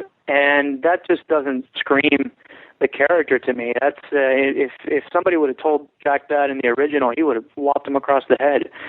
There's just something wrong about it. Yeah, I think you've kind of nailed it there. He's just he's a different Carter, and not the Carter who makes Get Carter so astonishing, frankly. He's just another in a long line of movie characters who have done some bad things, and now they want to make good and be good people and do good things. And I mean, that's, I suppose, a perfectly legitimate story, but it's a less interesting story than the story of somebody who is a bad man and knows he's a bad man and knows that there really is a redemption for him. In the original, we have the difference between London and Newcastle, which I don't think you get two more different cities. It's definitely two different worlds. When it comes to Get Carter 2000, we have Los Angeles and Las Vegas. We start off in Las Vegas, we move to Los Angeles. And yeah, there's definitely a physical difference between the two, and there's a difference in attitude, but both of them have this kind of, at least from an outsider's perspective, both of them seem to embrace this whole idea of unreality. Las Vegas, you have the recreation of it's a remake of the world with New York, and Paris, and Venice, and all these things, the pyramid, and everything is kind of artifice. And then when you move to Los Angeles, everything is still artifice because we have Hollywood, we have the world of dreams. In this one, it doesn't necessarily embrace filmmaking, but by this time we have the internet. And at some point it feels like everybody's engaged in an entertainment business of some sort. And Alan Cumming's character is this young tech genius, and we have internet porn being kind of the thing now, rather than being a porn film. Now it's a porn video. There's definitely some one-to-one characters that go from one film to the other. You know, the Mickey Rourke character reminds me of the Ian McHenry character, but then you get the Alan Cumming character who doesn't necessarily feel like he fits with the rest of the movie, and there are times where he shows up and I'm like, oh wait, who is he again? What is he? Oh, okay. He just seems kind of like a dick. He doesn't necessarily seem like a criminal. I think the first thing that we have to talk about when we talk about an American Get Carter is that it's missing a huge dimension from any English version of Get Carter, which is class difference. And I'm not going to say that there are no class differences in America, but they're much more permeable than class differences in the UK. You can move in America from one class to another, mostly by virtue of money. But in the UK, if you're common as dirt, you are common as dirt no matter how much money you have. And that's something that really permeates the first version of Get Carter. That there are just people who are born to be walked on, basically, and there are people who are born to walk on people, and there is nothing that you can do about it. You can be as flash and as rich as you want, but you're still not going to be a member of the upper classes. And when you take that out, I think it makes Get Carter a less interesting story. There are a couple of moments in the film that I really don't like, as far as they feel like trailer moments. There's the moment where we get introduced to Carter, and he says, I'm Jack Carter, and you don't want to know me. And I'm just like, okay, yeah, that was made for the trailer. And even the whole idea of taking the other things up to another level, and there's this whole self-reflexive moment, like when the one guy says, hey, is that your catchphrase? And I'm like, yeah, this is just a little too cheesy, a little too on the nose. And I said that I like this movie, and there are a lot of things that I like about this movie, and I like Stallone. There's a lot of times that I cut him a lot of slack. He doesn't necessarily have the gravitas of Caine, and it's a little strange to have Caine in this film. And the way that he's revealed to be the master criminal at the end also doesn't ring true to me either. Well, I appreciate that the movie's trying to give us something that isn't the same thing as before, because I think that's what remakes probably should do. I think probably the best remakes are remakes of something that are not very good in the first place, but maybe had a kernel of an idea that was good. Obviously, this is a pointless movie because, you know, Get Carter, there's not really much you can, the original, there's not really much you can add to it. And Stallone is like, he's kind of his own victim. He's just he probably refused, or maybe people refused him as being a ruthless character. So it's like, okay, you got to play Jack Carter as kind of he's a bad guy, but he's also a really nice guy to his family, and he's just compassionate and all these things, because we probably as an audience wouldn't accept Stallone as a nasty character, at least not at that point in his career, or maybe even ever. It's got that going against it, unfortunately, and it's just, it never had a chance, unfortunately. I think if you're going from that template of like, okay, well, Jack Carter's going to be castrated a little bit, the character. I don't think you can castrate a character like that. In order for it to work, it has to be mean, it has to be nasty, uncompromising. Get Carter 2000 obviously came out in 2000, and around that time there was Payback, which was Brian Helgeland's film with Mel Gibson, where Mel Gibson was playing Donald Westlake, a.k.a. Richard Stark's Parker character, and in that one he was named Porter. And that, to me, is kind of exemplary of just how you take a character and really make their bite very gummy. He has no teeth in this one. It's not Parker, it's not even Walker, it's not Point Blank. It's just Porter.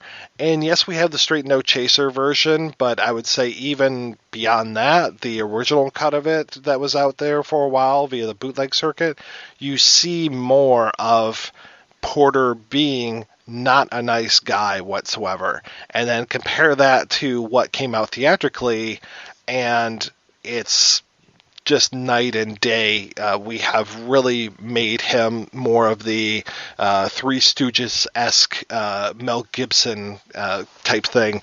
And it's interesting to take a look at Borman's Point Blank and Hodges' Get Carter, and how those two characters would change when you compare them to the 1999 Payback and the 2000 Get Carter, and just see how these modern action heroes like Mel Gibson and Sylvester Stallone, and just how the films have to be toned down for these modern day action heroes. And it's kind of a shame that we can't have these badass action heroes that we once had, that we have to shade them and make them nicer. I like that in the late 60s, early 70s, that you could have these heroes that were completely unredemptive. Well, I think you're completely right, and that is absolutely what's wrong with Carter 2000, is that that character is soft, frankly, and because of that, he's no different from, any other of half a dozen stars of movies like that. There's no reason to be interested in him. And yet, in American mainstream cinema, to create a character as completely dead at the heart and empty in the eyes as Michael Caine's Carter is extremely difficult, because that character fails the first test of American studio movie leading characters, which is, but you have to like the guy. He's not likable. He's a killing machine. He's a not nice guy, and he's not going to be redeemed, because that's not who he is. Hearing the differences between Jack Carter of the movie, 1971 that is, and Jack Carter of the book, when Eric's talking about him slapping Doreen around in order to get information around of her, and not him being nice to his niece at all. And now Caine is not necessarily that nice to Doreen. He kind of tolerates her. He tries to help her out. He asks her if she wants to go to South America with he and his squeeze. And he does kind of try to look out for her, but compare that to the kind of major relationship between Carter and Doreen have as Sylvester Stallone and Rachel Lee Cook, where she almost becomes like his sidekick. By the end of the film, they're the ones that are trading quips, and they're riding off into the sunset, and yeah, it shouldn't necessarily be that way. The film is way too sun-bleached, and I have to say, him showing up at the end without the goatee, it really feels like there's two things going on. One, it feels like he, again, is becoming the nice guy by losing that kind of son of Satan goatee. You know, the change of removing that is kind of removing him being this badass. But also, too, it feels like this ending was shot a lot later when he was already working on something else where he removed the goatee for it, and it feels like the line is this kind of a throwaway thing where they're trying to explain away the lack of the goatee, but that could just be me being one of the most cynical assholes around. Well, I think you have to be a little cynical to enjoy the original Get Carter, so I'm going to agree with you on that one. That I am one of the most cynical assholes around? You're trying to trap me, and you managed. That you're a little cynical, and yeah, it's quite possible. When I saw it too, I had never seen the remake, Get Carter 2000, up until you got me for this. And I'm like, well, I guess I might as well start watching it. So I bought it, and I remember that striking me. The lack of goatee being like, oh, this was like maybe 3-4 months later, and they decided to do some pickup for whatever reason. Or maybe even change the ending. Perhaps he died at the end. I doubt it, but it's entirely possible, I guess. They were giving it a little bit more harder edge of an ending. Well, yeah, they definitely changed the end, and we talked a little bit to director Stephen Kaye about that. So let's go ahead and take a break, and we're going to play an interview with Stephen Kaye. But first, we're going to play the interview with the man that played Con McCartney, John C. McGinley. So what can you tell me about shooting Get Carter? My most vivid memory is Sly and I had been workout acquaintances at the Malibu gym, which was a gym, I guess it's still here in Malibu, over the years for like 5 years or so. And then Stephen Kaye, who directed the film, having never met me, but he was good friends with a writer named Scott Silver. And I guess Scott was talking to him about me, and the offer just came in to come and play, that great character, that great bad guy. I said yes, and so I had been commuting back and forth from Vancouver anyway, and so I think scheduling-wise it was fantastic. And then before you know it, we were doing that great fight scene in the elevator, and all I remember about the fight scene in the elevator is that it was really close quarters, obviously, and that Sly's fists would go just zipping by my face, but never touch, and he had rings on and stuff. And it became clear when we were marking it and inventing the choreography that he was obviously great at this.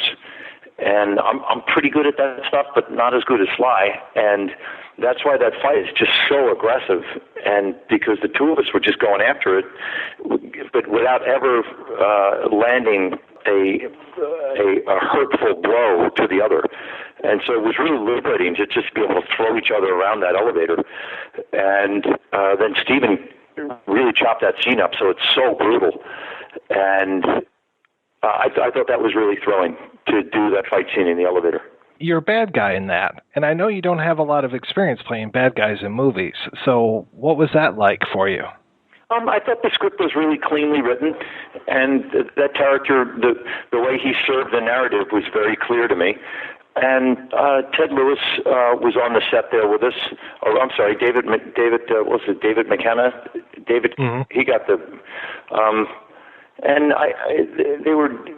David and Stephen were both very malleable as far as making, Con McCartney just a very integral part of the story. And, he kind of disappears in the second act, and then he comes back, and he's been charged with just putting an end to either bringing back Sly or putting an end to him. And that through line in the narrative became really clean and very accessible and not superfluous in the story. And so those kind of notes are they're very playable. They're very active. And so where I always encourage actors to figure out where they fit into the story. And that sounds a little more rudimentary than maybe you'd think, but I think it's really important to figure out where you fit into the story. if you're the best friend or the coworker, or you're the enabler, or you're the guy who put the bomb on the bus, whatever it is. And figuring out where I fit into that story happened early on, and I got really aggressive with it. And Sly was cool with it, and so was Stephen, and so that character in that car chase is fantastic, and we were just flying around Seattle, and I wanted to make it, a very aggressive part of the story. He has that lovely scene with Rachel, and there's a bunch of really cool scenes. He has those scenes with Michael that are very calm and beautiful. And then, when we're beating up Mark Boone, we're beating the shit out of him without actually touching him. And Mark was great in that scene. And that stuff with Mickey is so weird and great. And I love that movie. And then Rona is so beautiful in that movie. All those great actors, Alan Cummings, Michael. God, there's a bunch of good actors in that movie. Miranda, what, are you kidding me? You seem to be having a really good time with it.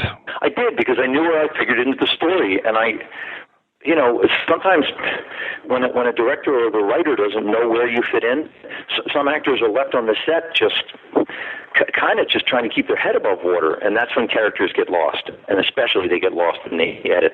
And another example of that is like in Seven. David knew exactly where my character in Seven lives in the story. And, it's an ancillary, a completely supportive ancillary character, but important in the third act. And Stephen kind of did me a great service in kind of a half-hour lunch. I went out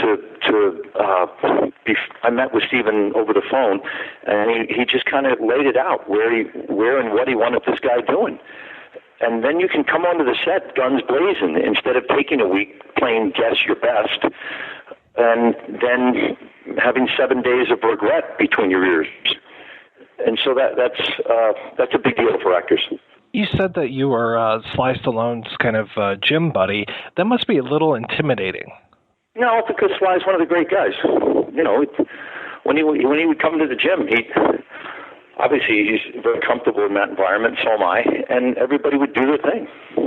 What have been some of your other favorites to do? Where have you also felt very comfortable and kind of knowing your role? When Oliver had us do that 2-week boot camp before Platoon, everybody in the 2.5 weeks that we were doing that boot camp, if you can't find definition in the narrative in 2 weeks of immersion rehearsal, then you should probably be connecting pipes for A1 plumbing or something, because that was the greatest. Also on Wall Street, I worked on Wall Street for between undergrad and grad for a year. I was an assistant to a specialist on the floor of the exchange, and my whole family's in finance. And so when Charlie and I were on that trading desk for 3 weeks, I kind of lead that stuff. And so that was not a reach either. I loved you in talk radio as well. Well, talk radio, I got to do the play for 2 years. I originated the play, that character Stu. I originated that at the Shakespeare Festival with Eric, and there's this gorgeous monologue about 20 minutes into the play. I'm on stage with Eric the whole time, fielding calls, and about 20 minutes into it, the actor's dream happens. I turn to the audience, and a pin spot hits me, and I come down to the closest you can be to the audience on any proscenium stage.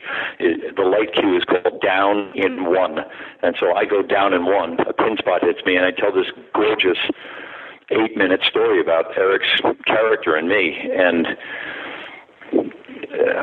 it was as good as it gets. And so for about a month there, I was doing talk radio, which was a massive hit.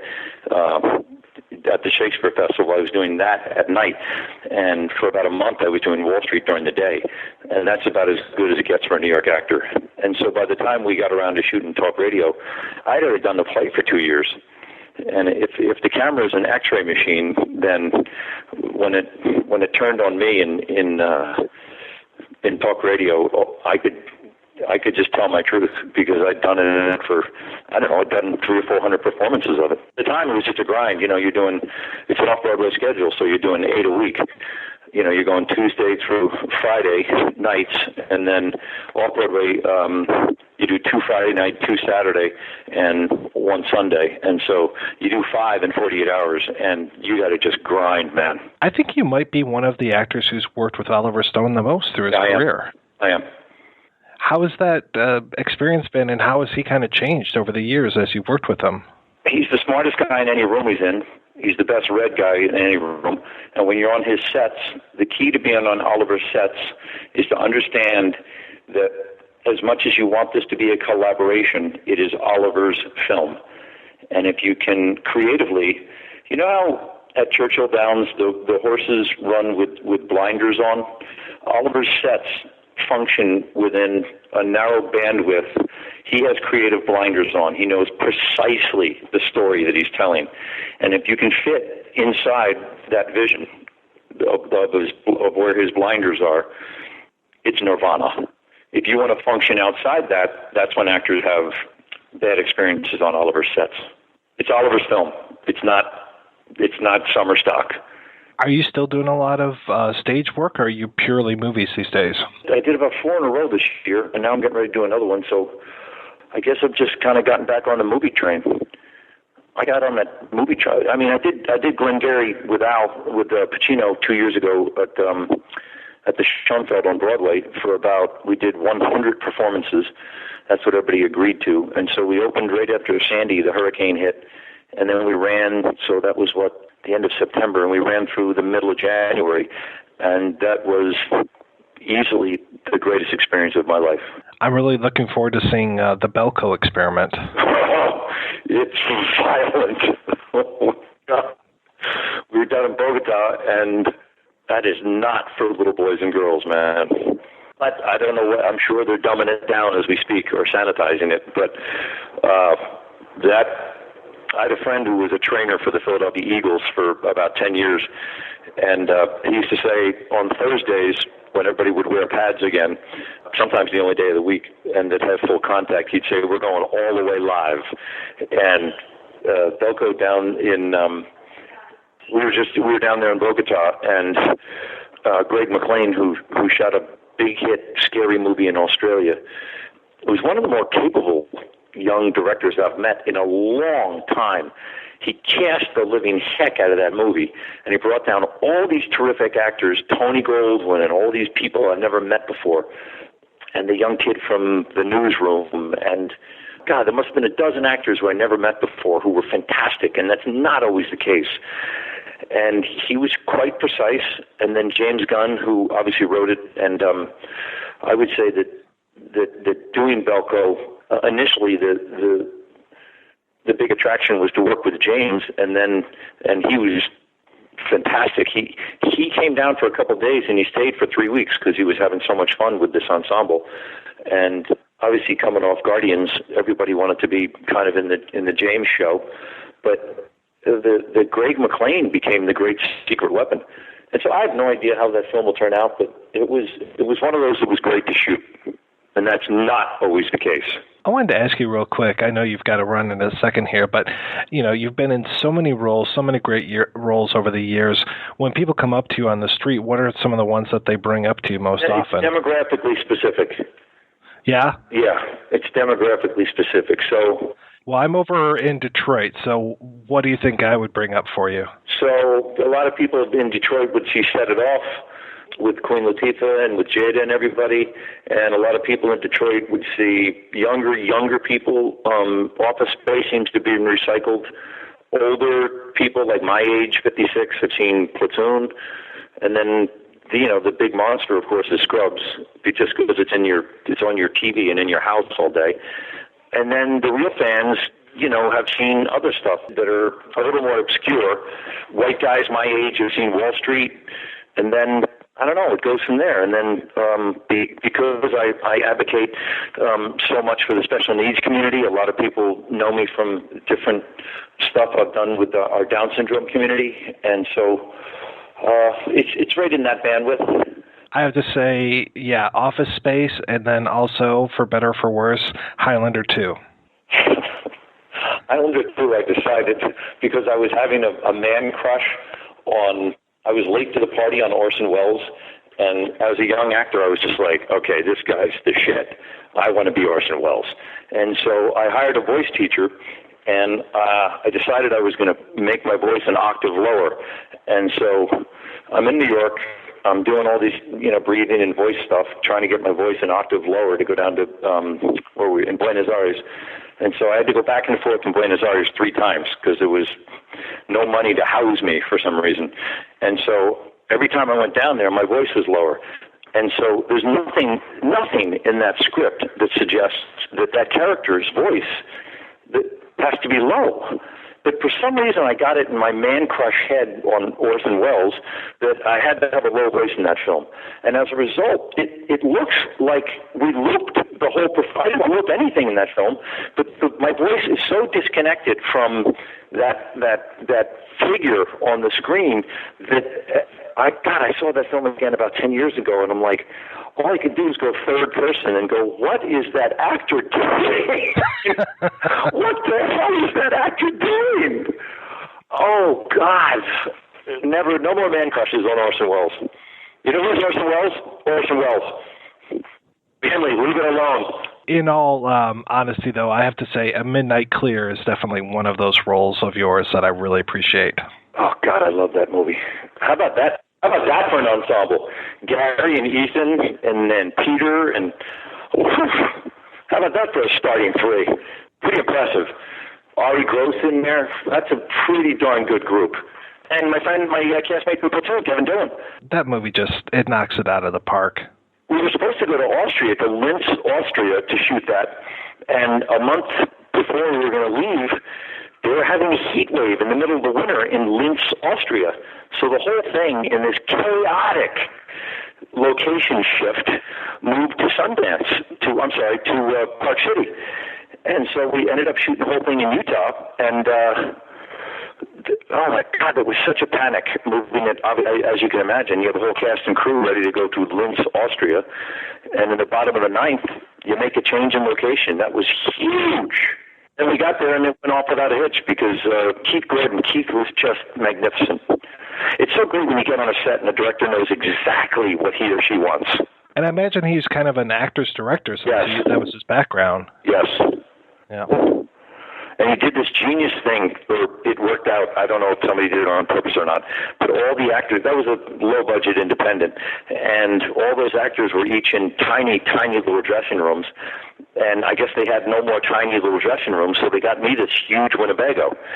And it separated me from that group, which was great. And it created a little bit of animosity, like real animosity.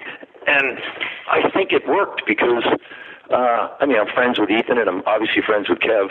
And but there was a little bit of weirdness, and it was kind of Winnebago weirdness because they were there grinding for like 2.5 months. I came in for a week and did that, that one scene inside where I come in and yell, and then there's that exterior where I'm driving away in the Jeep. So I think I was only there for a day or two. And the whole time I was there, I was in this huge block-long Winnebago, and I was getting the stink eye from all of them. And I didn't frickin' know why. I didn't have anything to do with any of that stuff. But it worked on screen. And it was a production error. Somebody didn't account for providing McGinley with a tiny little dressing room. And so they panicked, and somebody got me a huge Winnebago. And then they kept it after I left, and they all used it as their game room, and they called it the McGinley. They called who told me this story? Who told me? Oh, Peter Berg told me this story. That they ended up calling the Winnebago the McGinley. So they go up to an AD and they go like, when you have to go to the bathroom on set, you go to the AD and you tell them I'm going 10-100, and so they'd go to the first or the second AD. I'm going 10-100 in McGinley. I have a stupid question for you to round us out here. How often do you get mixed up with John C. Reilly? Never. Never? Good. Oh, I see John down at the beach all the time, and he's, oh my God, is he great? He's just, but that's two such distinctly different universes. I mean, the only similarity there is that we can both do comedy pretty easily, but otherwise, I've never met John in the same waiting room for casting. That's two different ways to go with a character. That's two different universes. John's vibe is so distinctly different than, if I was producing something, if I had to go third person, I would never bring Reilly and McGinley in for the same thing. That doesn't make sense to me. And I love me some John. I always love when you show up because you always bring such intensity to the stuff that you play. It's just always a pleasure. Wait till you see Belko, man. Holy shit. I can't wait. Oh, my God. If that film is 25% as good as it was shooting it, and if it doesn't get too sanitized, it would be really good. Tony and I are the head bad guys, and then the rest of it, I guess you got to go see. But, whew! Man, I can't think of two better bad guys than that. Yeah, that worked out. That was peas in a pod. That was peas in a pod, man. Because he's one of the great guys on the planet, and he's also a stunning actor. I loved when you showed up in Burn Notice, too. That was a tremendous turn. God, that was really special. That was a great character. Those guys, what's his name, Nix? The guy who's the executive producer on that, he's got it dialed. And Jeffrey Donovan, who also went to NYU grad, he's a really next level actor. And he'd been obviously playing that role and been nominated a couple times for Emmys, and that set was a well-oiled machine. That was a great gig. And the Cagney and Lacey lady down there that played the woman, who's the woman who plays in Cagney and Lacey, who's Sharon Gless? She's great. She was good. She's a gamer. She told me she was the last female contract player. One of the lots, let's say Warner Brothers, but she was their last female contract player. I mean, she was just young, stunning, beautiful actress who also had really unbelievable chops. And we got to do that one interrogation scene. Oh my, she really brought it. That was a great gig. God, that was fun. I really, really became very fond of Jeffrey Donovan. And Bruce Campbell was great in that. And the girl who lives up in Topanga, who's the lead girl in that? She's so cool. Gabrielle Anwar, is that right? She was great. I had a bunch of different lunches with her on the set, and I just thought she was, first of all, she's a goddess, and then second of all, she's just very, very cool. And then when we call action, she can deliver it. Well, very cool. Hey, thank you so much for your time today. This has been a real pleasure. I don't know how much stuff I gave you on Kid Carter, but most of that experience was just about being with Stephen and with Sly, and that's good enough. I mean, geez. Were you a fan of the original? I thought Stevens was better. I thought the original gets I got a little bored. And Stevens is much more aggressive, and it moves along at an unbelievable clip, and it's just stacked with great actors. Stacked. Stephen cast the hell out of that thing. That scene on the rooftop with Sly and Rachel is so beautiful. It's just stunning. It's one of my favorite scenes Sly's ever played. It's such a beautiful scene. Makes me want to go watch it. And then Alan is so weird and great in it, and Mickey, who's been a friend, I've done a bunch of movies with Mickey, and I like when you call action and just get out of his eye line and let him go. I don't care. I'm one of those. I'm a Mickey guy. I want to know, how did you get into the business? I got into the business. I wanted to be a poet when I got out of college, foolish as I am. And then and I sort of stumbled and crawled my way into writing and then acting and then directing, trying to figure out what was my way to find my voice. And I think writing and directing certainly well eclipsed acting. I read that you grew up in New Zealand. How long have you been in the States? I didn't. That's actually a miscommunication. I went to New Zealand. I shot a movie there for about a year, and when I came back, I had suddenly been born there. So, wow. Yeah. So I think it's one of those things. And my daughter likes it coming up on IMDb that way. So I let it ride. And every time I've tried to change it, it's gone back to the way it was. I'm actually a kid from Philly and the Philly suburbs.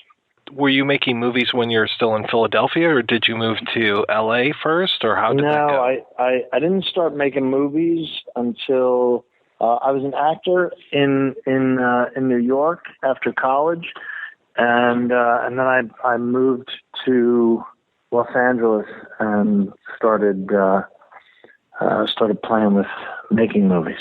It looks like some of your early stuff was TV work, like 30-something in Quantum Leap.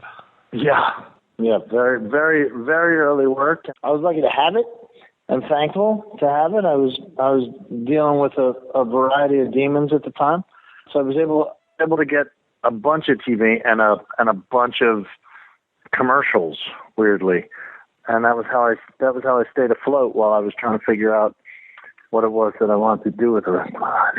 What were some of your early writing projects that you were working on? I had written a bunch of plays. I wrote a script that never got made for Disney. Weirdly, about the Pirates of the Caribbean ride, which they then said you can't blaspheme the ride, and so we didn't blaspheme the ride. And 20, 30 years later, they made a super cool movie, sort of inspired by the ride. I co-wrote the Mod Squad with my best friend, and I wrote the first movie I did. Wrote a short it was based on a play that I'd written with a friend, and we made that short back when Showtime was having this thing called I forget what it was called. It was called like the Discovery something, and it was a contest basically, and if you won the contest and they trusted you as a director, you would get an opportunity to direct the short that you wrote, and they would finance it. And so that was the first time that I ever kind of professionally directed. Was that too over easy? Yeah. It's interesting. It's interesting for me to watch because it was super not my. I loved the actors. I thought it was a really sweet story, but it's not my tone visually, and it's a part of me, but it's not really. It doesn't speak to what I wanted to do and still want to do as a filmmaker. Now, how did you move from that into doing something like The Last Time I Committed Suicide? The Last Time I Committed Suicide was, that was certainly more in the world that I wanted to explore. That was when I was in college. I had become fascinated by the beats, and I knew that was certainly the genre that I wanted to, or the world that I wanted to explore. And at the time, that was the sort of the heyday of, or just post the heyday of real independent. It was just after, maybe 5 years after Sex, Lies, and Videotape had blown up at Sundance, and Jarmusch was king, and you could really make a little movie, without big stars or anything else, or so I thought. So I started writing that, and then, but I was a first-time filmmaker, so I was playing hockey one day and told Keanu about what I was working on. I was playing hockey with Keanu.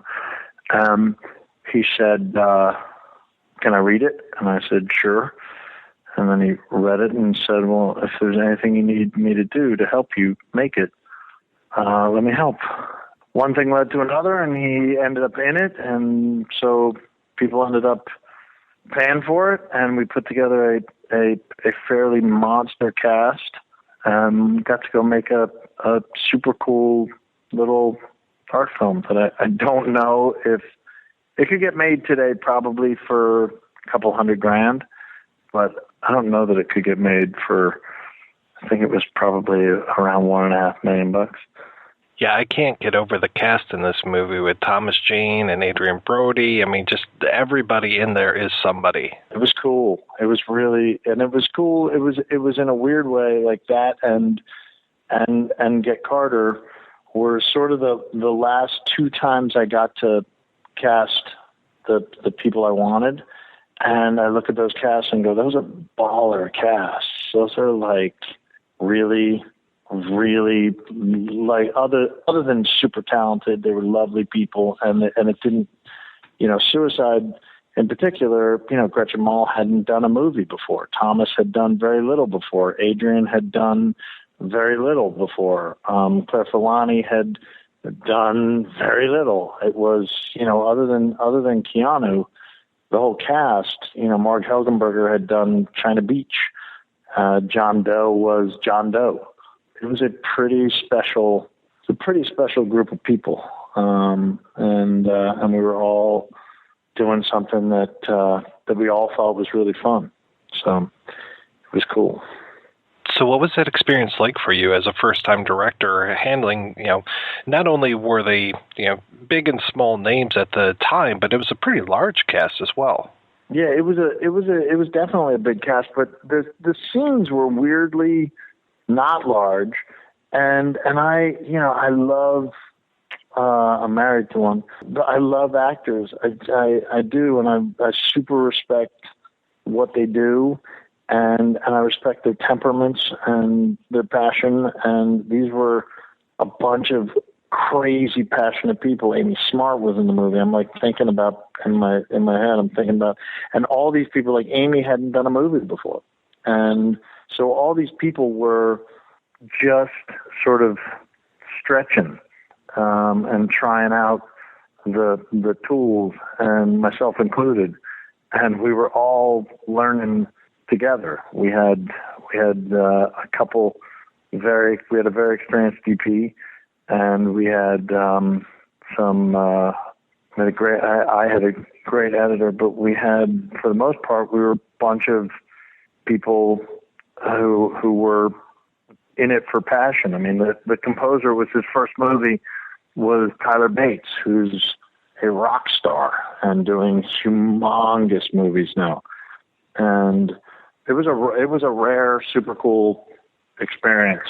And I think now that I won't curse, but now that I'm an old dude, it's really, I find myself strangely chasing that, strangely trying to go, where's the moment where you get a bunch of people who are super passionate together to make something that, people may or may not like, but that comes from a really honest place.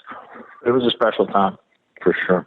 You were on a really quick upward trajectory at the time. To go from that in 97 to Get Carter in 2000, I mean, going from, you said that one was made for a little over $1 million to what was Get Carter, like over $60 million budget for that one? It was right, I think it was around 40, but it was still, it was huge. It was, I was scheduled to do another small independent film, and then I got a phone call saying that Sly had seen the movie and wanted to talk, and that he was doing this remake of Get Carter. And like I said, I grew up in Philly, so you go up in Philly and Rocky calls, you jump. There was a moment that I was still trying to figure out if I wanted to be that guy, if I wanted to make a big studio movie with a huge movie star. But like I said, I was a big fan of his, and I loved the original, which scared the crap out of me. So I sat down and talked to him. It was pretty crazy. Now, you carried some people over with you from your first project into this one with Tyler Bates and Gretchen Mol.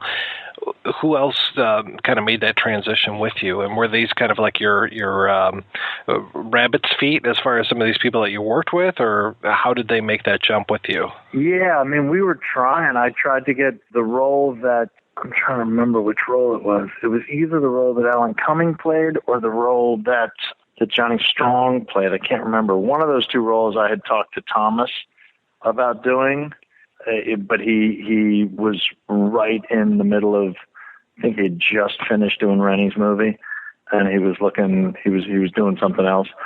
But yeah, I mean, I was trying to bring as many people with me as I could, partly for security and partly just because I thought they were amazing. I mean, Gretchen is still a dear friend. Gretchen is still someone I think is so very special. I would have brought everybody. I'd have brought Adrian. I'd have brought Claire, and I think Keanu anywhere with me. I'd have brought anybody from that movie on with me. Tyler, I knew I wanted to use. I think Dorian, the editor, I think she wasn't available to do it.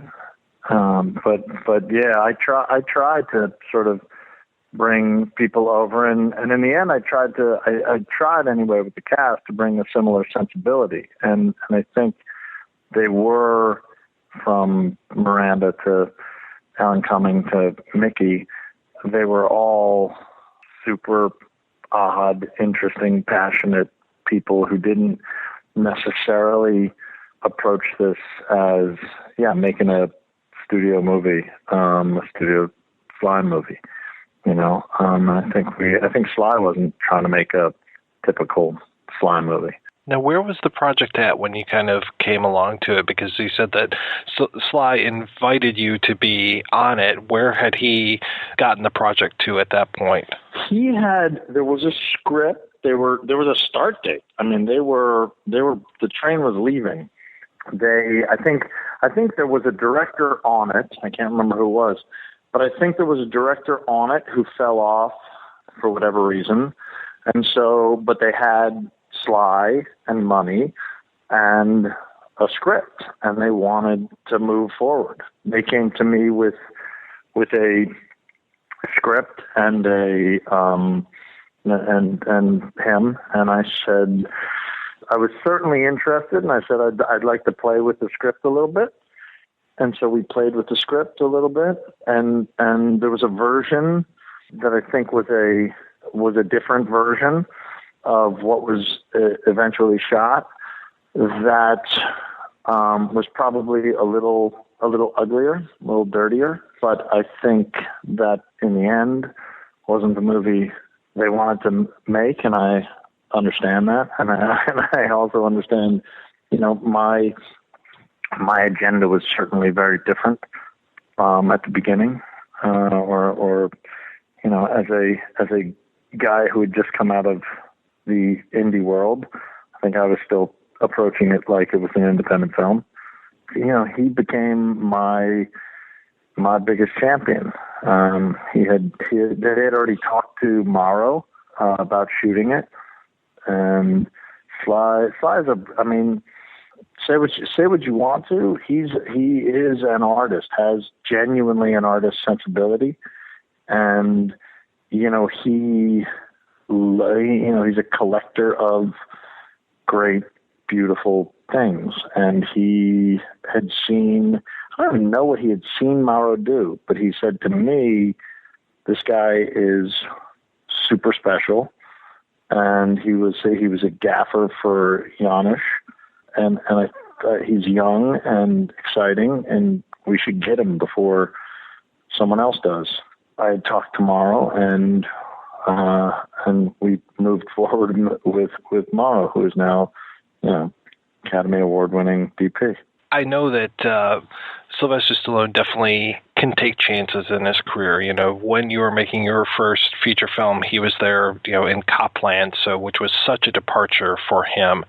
When it came to being in Get Carter, did he have any kind of specifications as far as this is his image? Because I remember in a similar film, like a Payback with Mel Gibson, it was, I can't be too bad, it felt like, or like the test audiences didn't want to see a bad Mel Gibson. Was there a similar concern for Sylvester Stallone? Yeah, I think for sure. I mean, look, I think, and I don't know even, frankly, that the concerns come from him all the time. I think the concerns, if you're making a movie with one of the first things that they said to me, that the studio said to me, was he doesn't die. Just so you know, he doesn't die. I know he dies. I know Carter dies in the book. I know he dies in the movie. He doesn't die. And so you got to figure out a way to justify him not dying. And which was a weirdly, and maybe I was justifying, and still justifying, but I felt like it was a really interesting exercise. Like, there's no reason to make the movie again. They made it perfectly the first time, unless you're going to say something different. And to me, as soon as you sort of throw down the gauntlet of he doesn't die, then you have to rethink what the point of the narrative is, and so it became weirdly. I was like, all right, so we have to figure out that he has to learn that doesn't work by the end, and so it has to strangely become a revenge movie about forgiveness and about a guy forgiving himself for being ugly. And I think there were a lot of forces at work, and some of it is to preserve the icon. I mean, you're making a movie with arguably, I would say top 10 probably, just in pure iconographic, in a purely iconographic sense. There are very few men in the world that have carved their space like Sly has. And I think when you're a studio or a financier, you're going, this is what we pay for, don't fuck it up. Right, you don't want to kill the golden goose. Exactly. Now, what kind of control did you have over the casting? Sly had opinions, for sure, and so did the studio, but they were incredibly generous when it came to that. There were script things and stuff like that they were less generous, as that stuff always goes. But man, if everybody would give me the freedom to cast like that, it was really, in the end, we would all sit in a room. But in the end, if I was like, I'm really passionate about having this guy or, this girl, Rachel came on because I knew her. Rachel Lee Cook came on. She was exploding at the time. And I, she was a friend, and I don't know what they thought, but everybody, I mean, to cast Alan Cumming as one of your bad guys is kind of mind-boggling for a Sylvester Stallone movie. And Mickey, I know studio was nervous about him because she had at the time he was going through a rough time and he had a bad reputation. And frankly, Sly brought him up to me, mentioned it to me, and I'm a huge fan. I've been a huge fan forever. And it was, as soon as I said, I love him as an idea, Sly went to bat. And he's a pretty classy dude. And they were really kind to me in when it came to casting. Tell me about the Tom Sizemore thing. Why is he never shown in the film? Tom also did that as a favor. It was always, the idea was I was never going to use, I liked the idea of never seeing that guy. It was a conceit that I had before we ever started shooting, because I liked the idea of, it's not a character that necessarily, you're not supposed to invest in him. He's all that shit that's chasing him. He's, in a weird way, he's Sly's past, and he comes in the face of Johnny C. McGinley. But he's really just, and frankly, we had a local actor doing it, and when we cut it all together, one of the producers said, that voice isn't scary at all. And he was right. And so we were talking about people that have powerful, creepy voices. Tom definitely has, can carry a lot of heat and intensity in his voice. Was there any hesitation about bringing Michael Caine back to the movie? I honestly, I said the only way I would do it is if Michael was in the movie. And he was originally going to play a different character. For a number of reasons, he didn't. But yeah, I think you have to. I think out of respect for the original, we needed him in the movie desperately. We needed his blessing. And for me,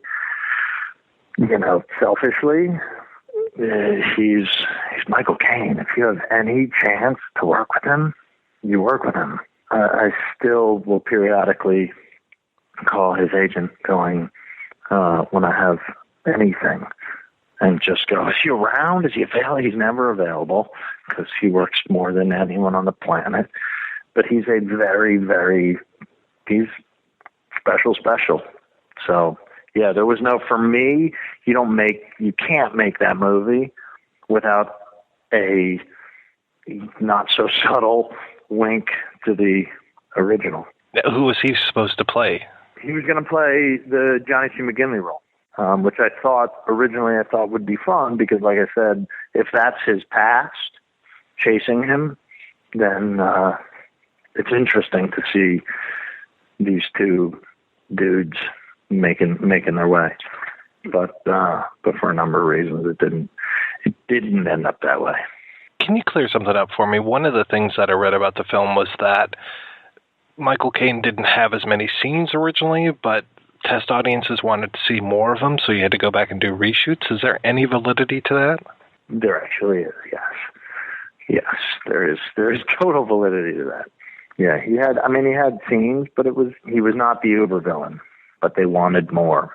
That had to be such a strange experience for you to go from this very independent past, or where you're an actor, then you're a writer, then you're a director, and now suddenly you have to experience test screenings and all those kind of things. Yeah, it was very difficult. That part of it. The rest of the movie was frankly an incredible blessing. I loved working with the cast. The crew was amazing. I should have known it was so easy and fun. The testing process is not testing, the reshoots, all that sort of stuff is not really my jam. There was an opportunity to work with Michael again, so that was cool. But it's not easy, and it's how you hear directors, writers and actors even slip periodically and say angry things. I never got to that point, but it's not easy. It's a hard part of the process, especially when you don't know it. There are ways. I think now that I'm older and older, I would be better at navigating it. Yeah, I feel my. It was a tricky thing for sure. That has to be difficult to now change who the man behind the curtain is when it comes to this. Who was the original person who was that uber villain? Well, that's the thing, and they weren't wrong. I screwed up in a little bit of it, in that it was supposed to be Alan. I mean, the climax of the movie is supposed to be Alan. He takes Alan to the woods, and when he would normally kill him, he instead decides to let him live and stop the chain of violence, because it's not going to end anywhere good. And then he goes and says goodbye to Doreen and rides off into the sunset. And I'm sure it was in the test screening that I was sweating through. I don't even remember, frankly, but someone along the way said that's not satisfying enough, and they want more Michael. And it may have been my dumb idea to go, well, look, if they want more Michael and you don't like the ending, let's make Michael the bad guy. It was someone's idea. It's the end of the movie now. But it was definitely, that was the trickiest part, I think, for me. But like I said, it was I had such a good time on the movie, and I still look at the movie, and there's so much of it that I actually am proud of. That glitch I rarely think of, frankly. There are some very interesting choices in this movie that really help it stand out. Like things like the multiple takes of John C. McGinley saying the same line at the beginning, or the guy that Sly throws out of the window, and we don't actually see that, but we see the aftermath of it. I think that's what really helps Get Carter stand out for me, is some of those interesting choices that you made when it came to the final presentation. Thank you. The truth is, as much as I may say that part of it was hard, coming from an independent world, they let me make that movie as an independent film. We were turning off the camera and turning the camera back on in the middle of takes, and we were, flipping a camera on its ear and, designing things to be like, we're not going to do the big the stock stunt of the dude flying over the balcony and crashing onto the window. Crashing onto the car. To me, the freedom to play like that was, the fight scene in the elevator was not a conventional studio conceit. That was rare freedom, and I think it's a cool thing to find in a studio movie, and it's why I'm able to watch that movie and have and still smile. How was the movie received when it came out?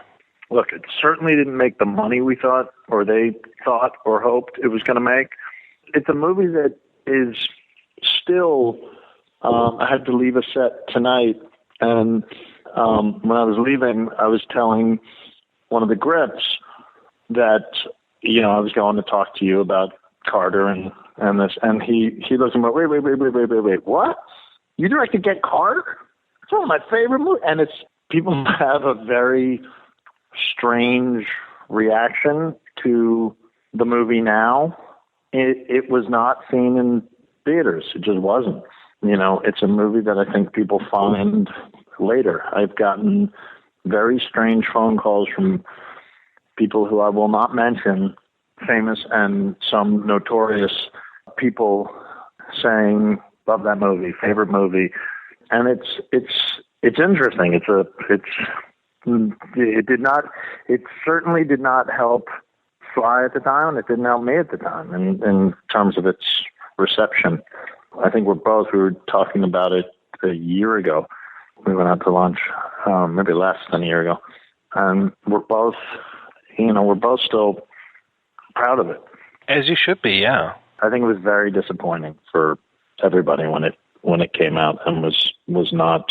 I think people frankly didn't know what it was going to be. It was at a weird time in his career, my career, all of it. So that's your sophomore effort. How does that affect which way you're moving going forward? Because like I said, you were on this kind of really mobile upward path. Did that kind of throw a roadblock in the way for you? For sure.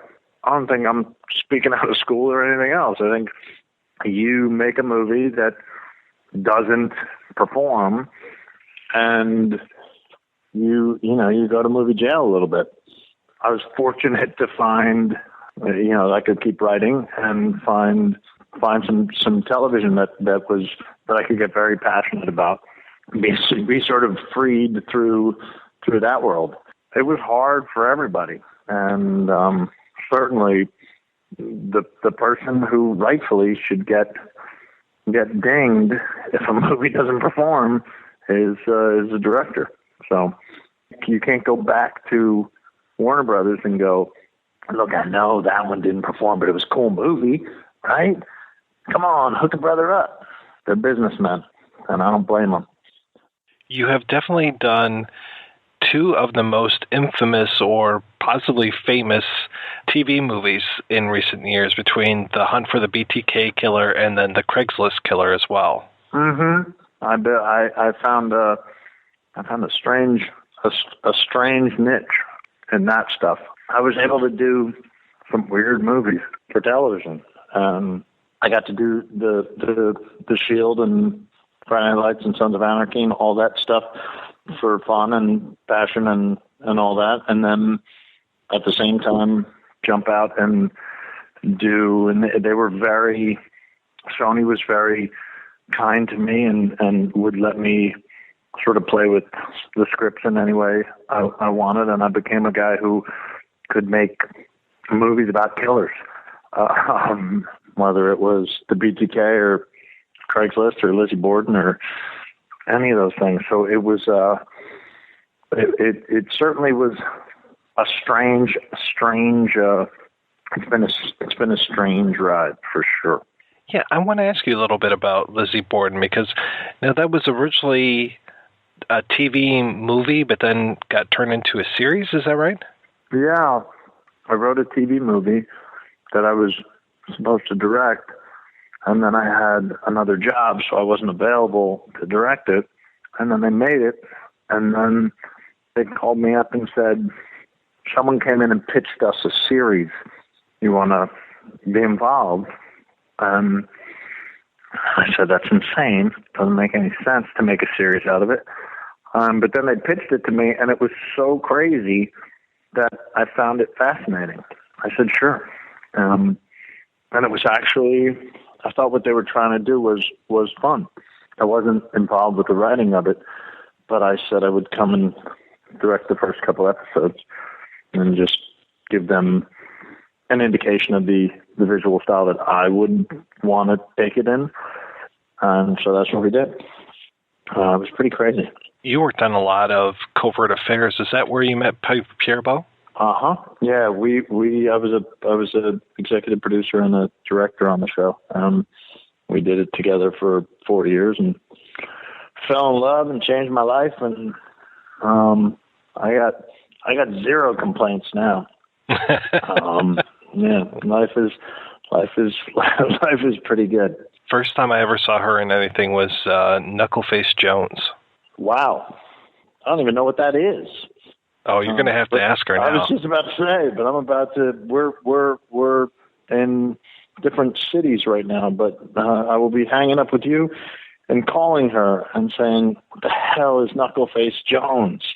I loved it. I saw it at a small psychotronic film festival years and years ago. Wow. Yeah. Wow. She's a. I'm sure she was great because she always is, but she's a very, very special person. So you're out of movie jail now. I'm out of movie jail.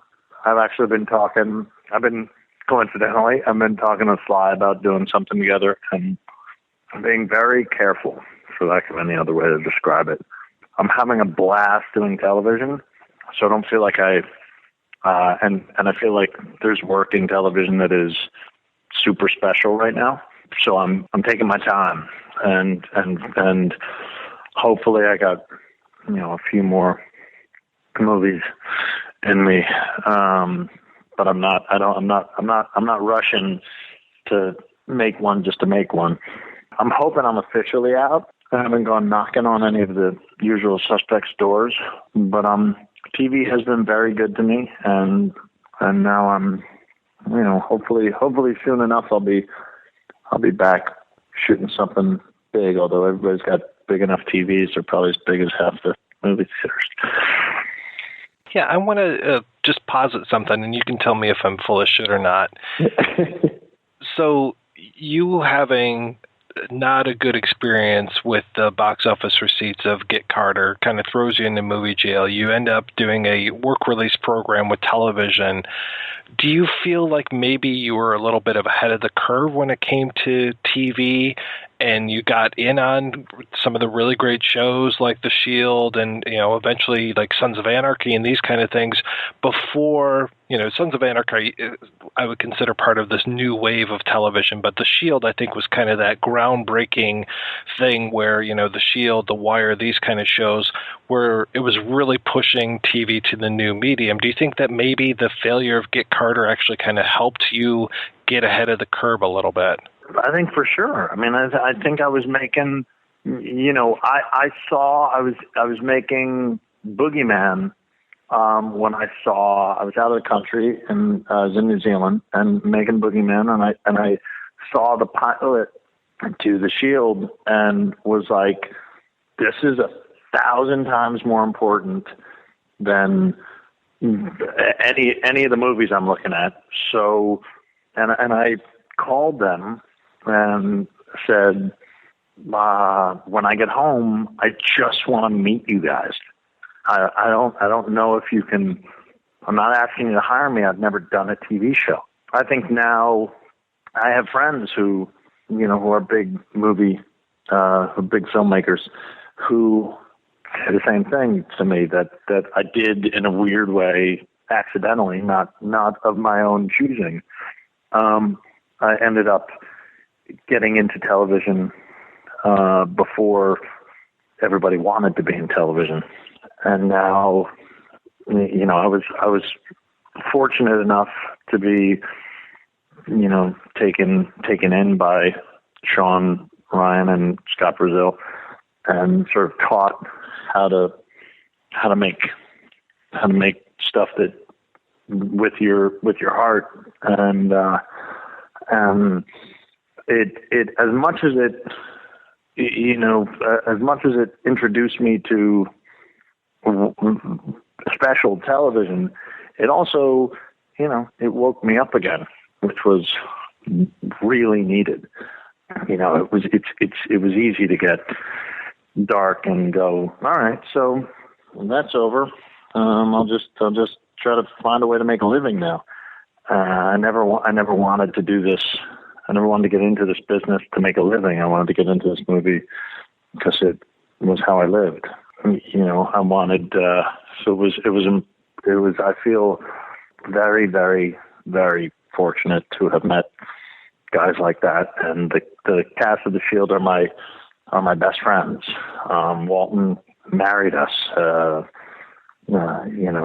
it's they are a special group of guys, and they, in a lot of ways, I feel indebted to everyone involved in that show specifically for sort of waking me back up and letting me go do shit you love with people you love.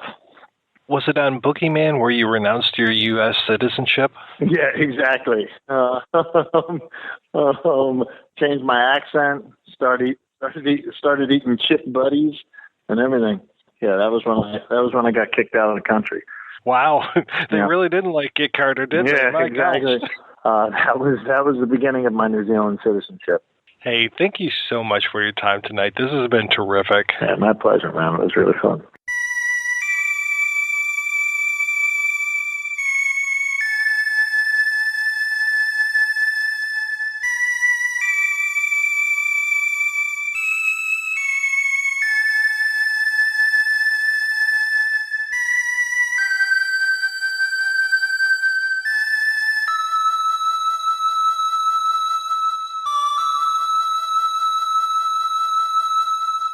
All right, we're back, and we're talking about Get Carter in a marathon session this week.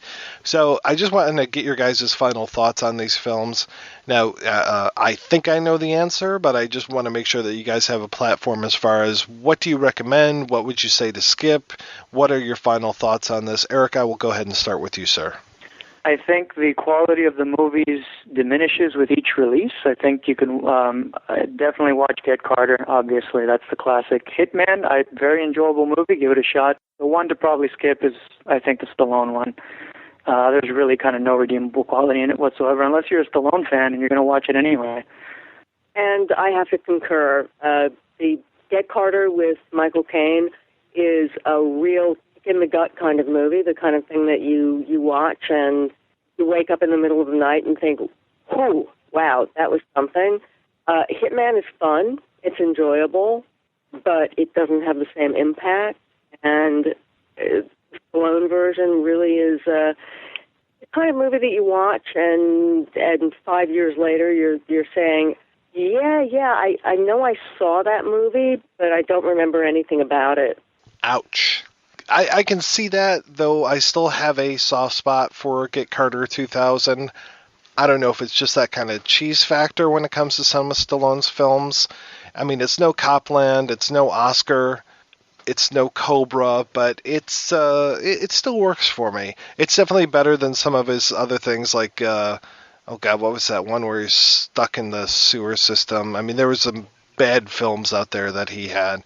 But it's a nice time capsule of 2000, having the early version of the internet in there, having a pretty good techno soundtrack, though I do have to say there's one part that really kind of distracts me when it comes to the soundtrack, where we have a song being played that starts with a sample or something, and it's almost like somebody is standing off to the side with a megaphone over the scene of these guys like fighting in the street, and I'm like, what is going on here? And then I realized, oh, okay, it's part of the song. I wouldn't have necessarily left that part of the song because it's a little distracting, but it's a decision that was made that I don't necessarily agree with. So let's go ahead. We're going to take one last break. We're going to play a trailer for next week's show. A martial arts champion in search of the glow. Master, I need more time. I am no longer your master. A rock and roll star on the rise. I know what it's like to lose precious things. A madman. Shogun of Harlem. A maniac. You're gonna put my video on your show, aren't you? The answer is no. And the glamour, the power, and the sound of Motown. I don't want you to kill anybody. Are you out of your mind? The Leroy Green I'm looking for is a little punk who thinks he's a kung fu master. I am no master. You sure look like a master to me. This is Barry Gordy's The Last Dragon.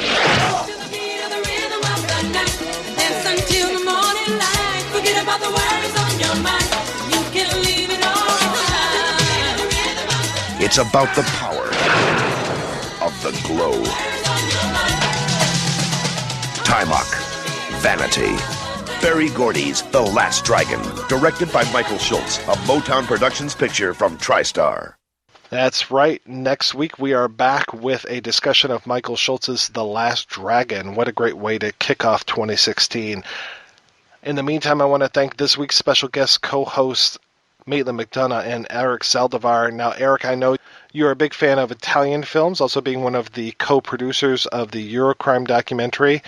Now, can you tell me a little bit about this modern-day spaghetti western, The Scarlet Worm, that you worked on? The Scarlet Worm was a film that 6 fellows and myself were in the summer of 2010. We decided to culminate in a little desert town called Temecula, California.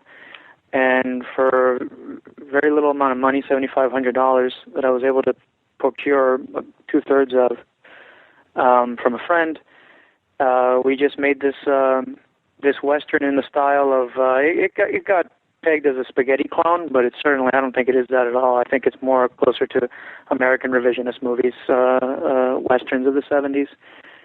And what are you working on these days? I just got off my writing duties for the official Django sequel with Franco Nero. Worked on that for several years, and moving on away from that, somebody else took over. John Sayles has taken over writing for the project, and at the moment I'm just kind of bouncing around here and there, working on this book right now for Spectacular Optical, this Canadian publisher, about Yuletide Terror, as the title tells you. It's Christmas horror movies, which one of them I will be actually writing about Black Rainbow, which is one of Mike Hodges' films from the early 90s or late 80s, if I'm not mistaken. Very cool. And Maitland, what have you been up to since we last spoke, which I believe was on our Colossus episode? I believe that was. I am continuing to republish vintage gay novels from the 70s. Right now I'm working on one called Three-Ring Circus, which is a backstage at the circus story. It is really kind of fantastic and fun. And I've also done 2 thrillers, Man-Eater and Night of the Sadist, and 2 vampire novels, Gay Vampire and Vampire's Kiss. They're all available on Amazon. Very cool. Well, we will be sure to link over to that from our website, projection-booth.com. Thank you guys for coming on this episode, and thank you to everybody for listening. Thank you for making this a great 2015. This is the last episode of 2015. It's been a heck of a year, and it's been a heck of a December. I just posted a few things of interest over at our website, projection-booth.com.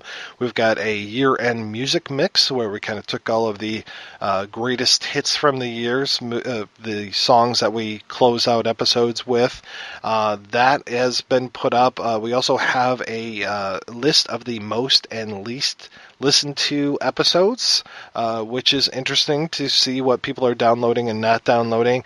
If you haven't downloaded some of those least listened to episodes, I would encourage you to please do so.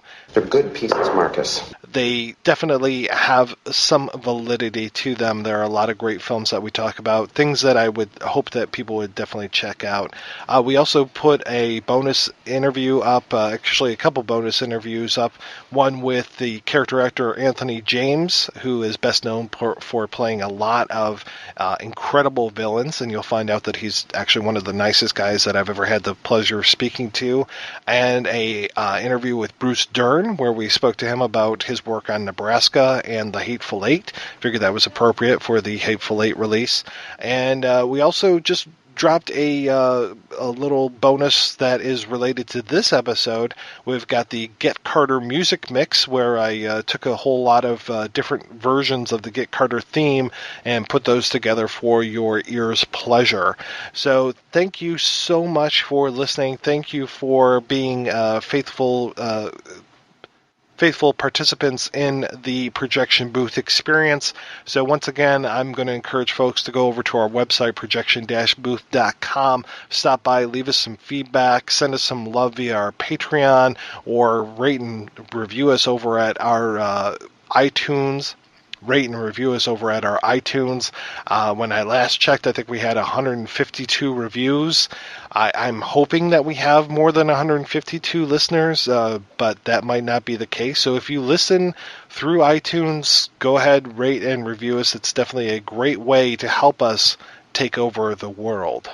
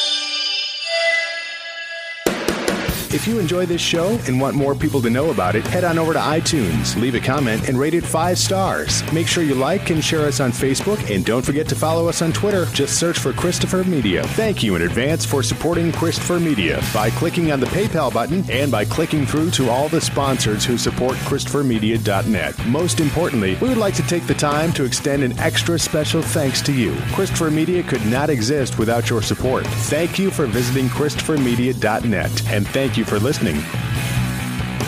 Christopher Media. Let's make some noise. You don't care a stuff, do you? Bloody hurt me. You're lucky.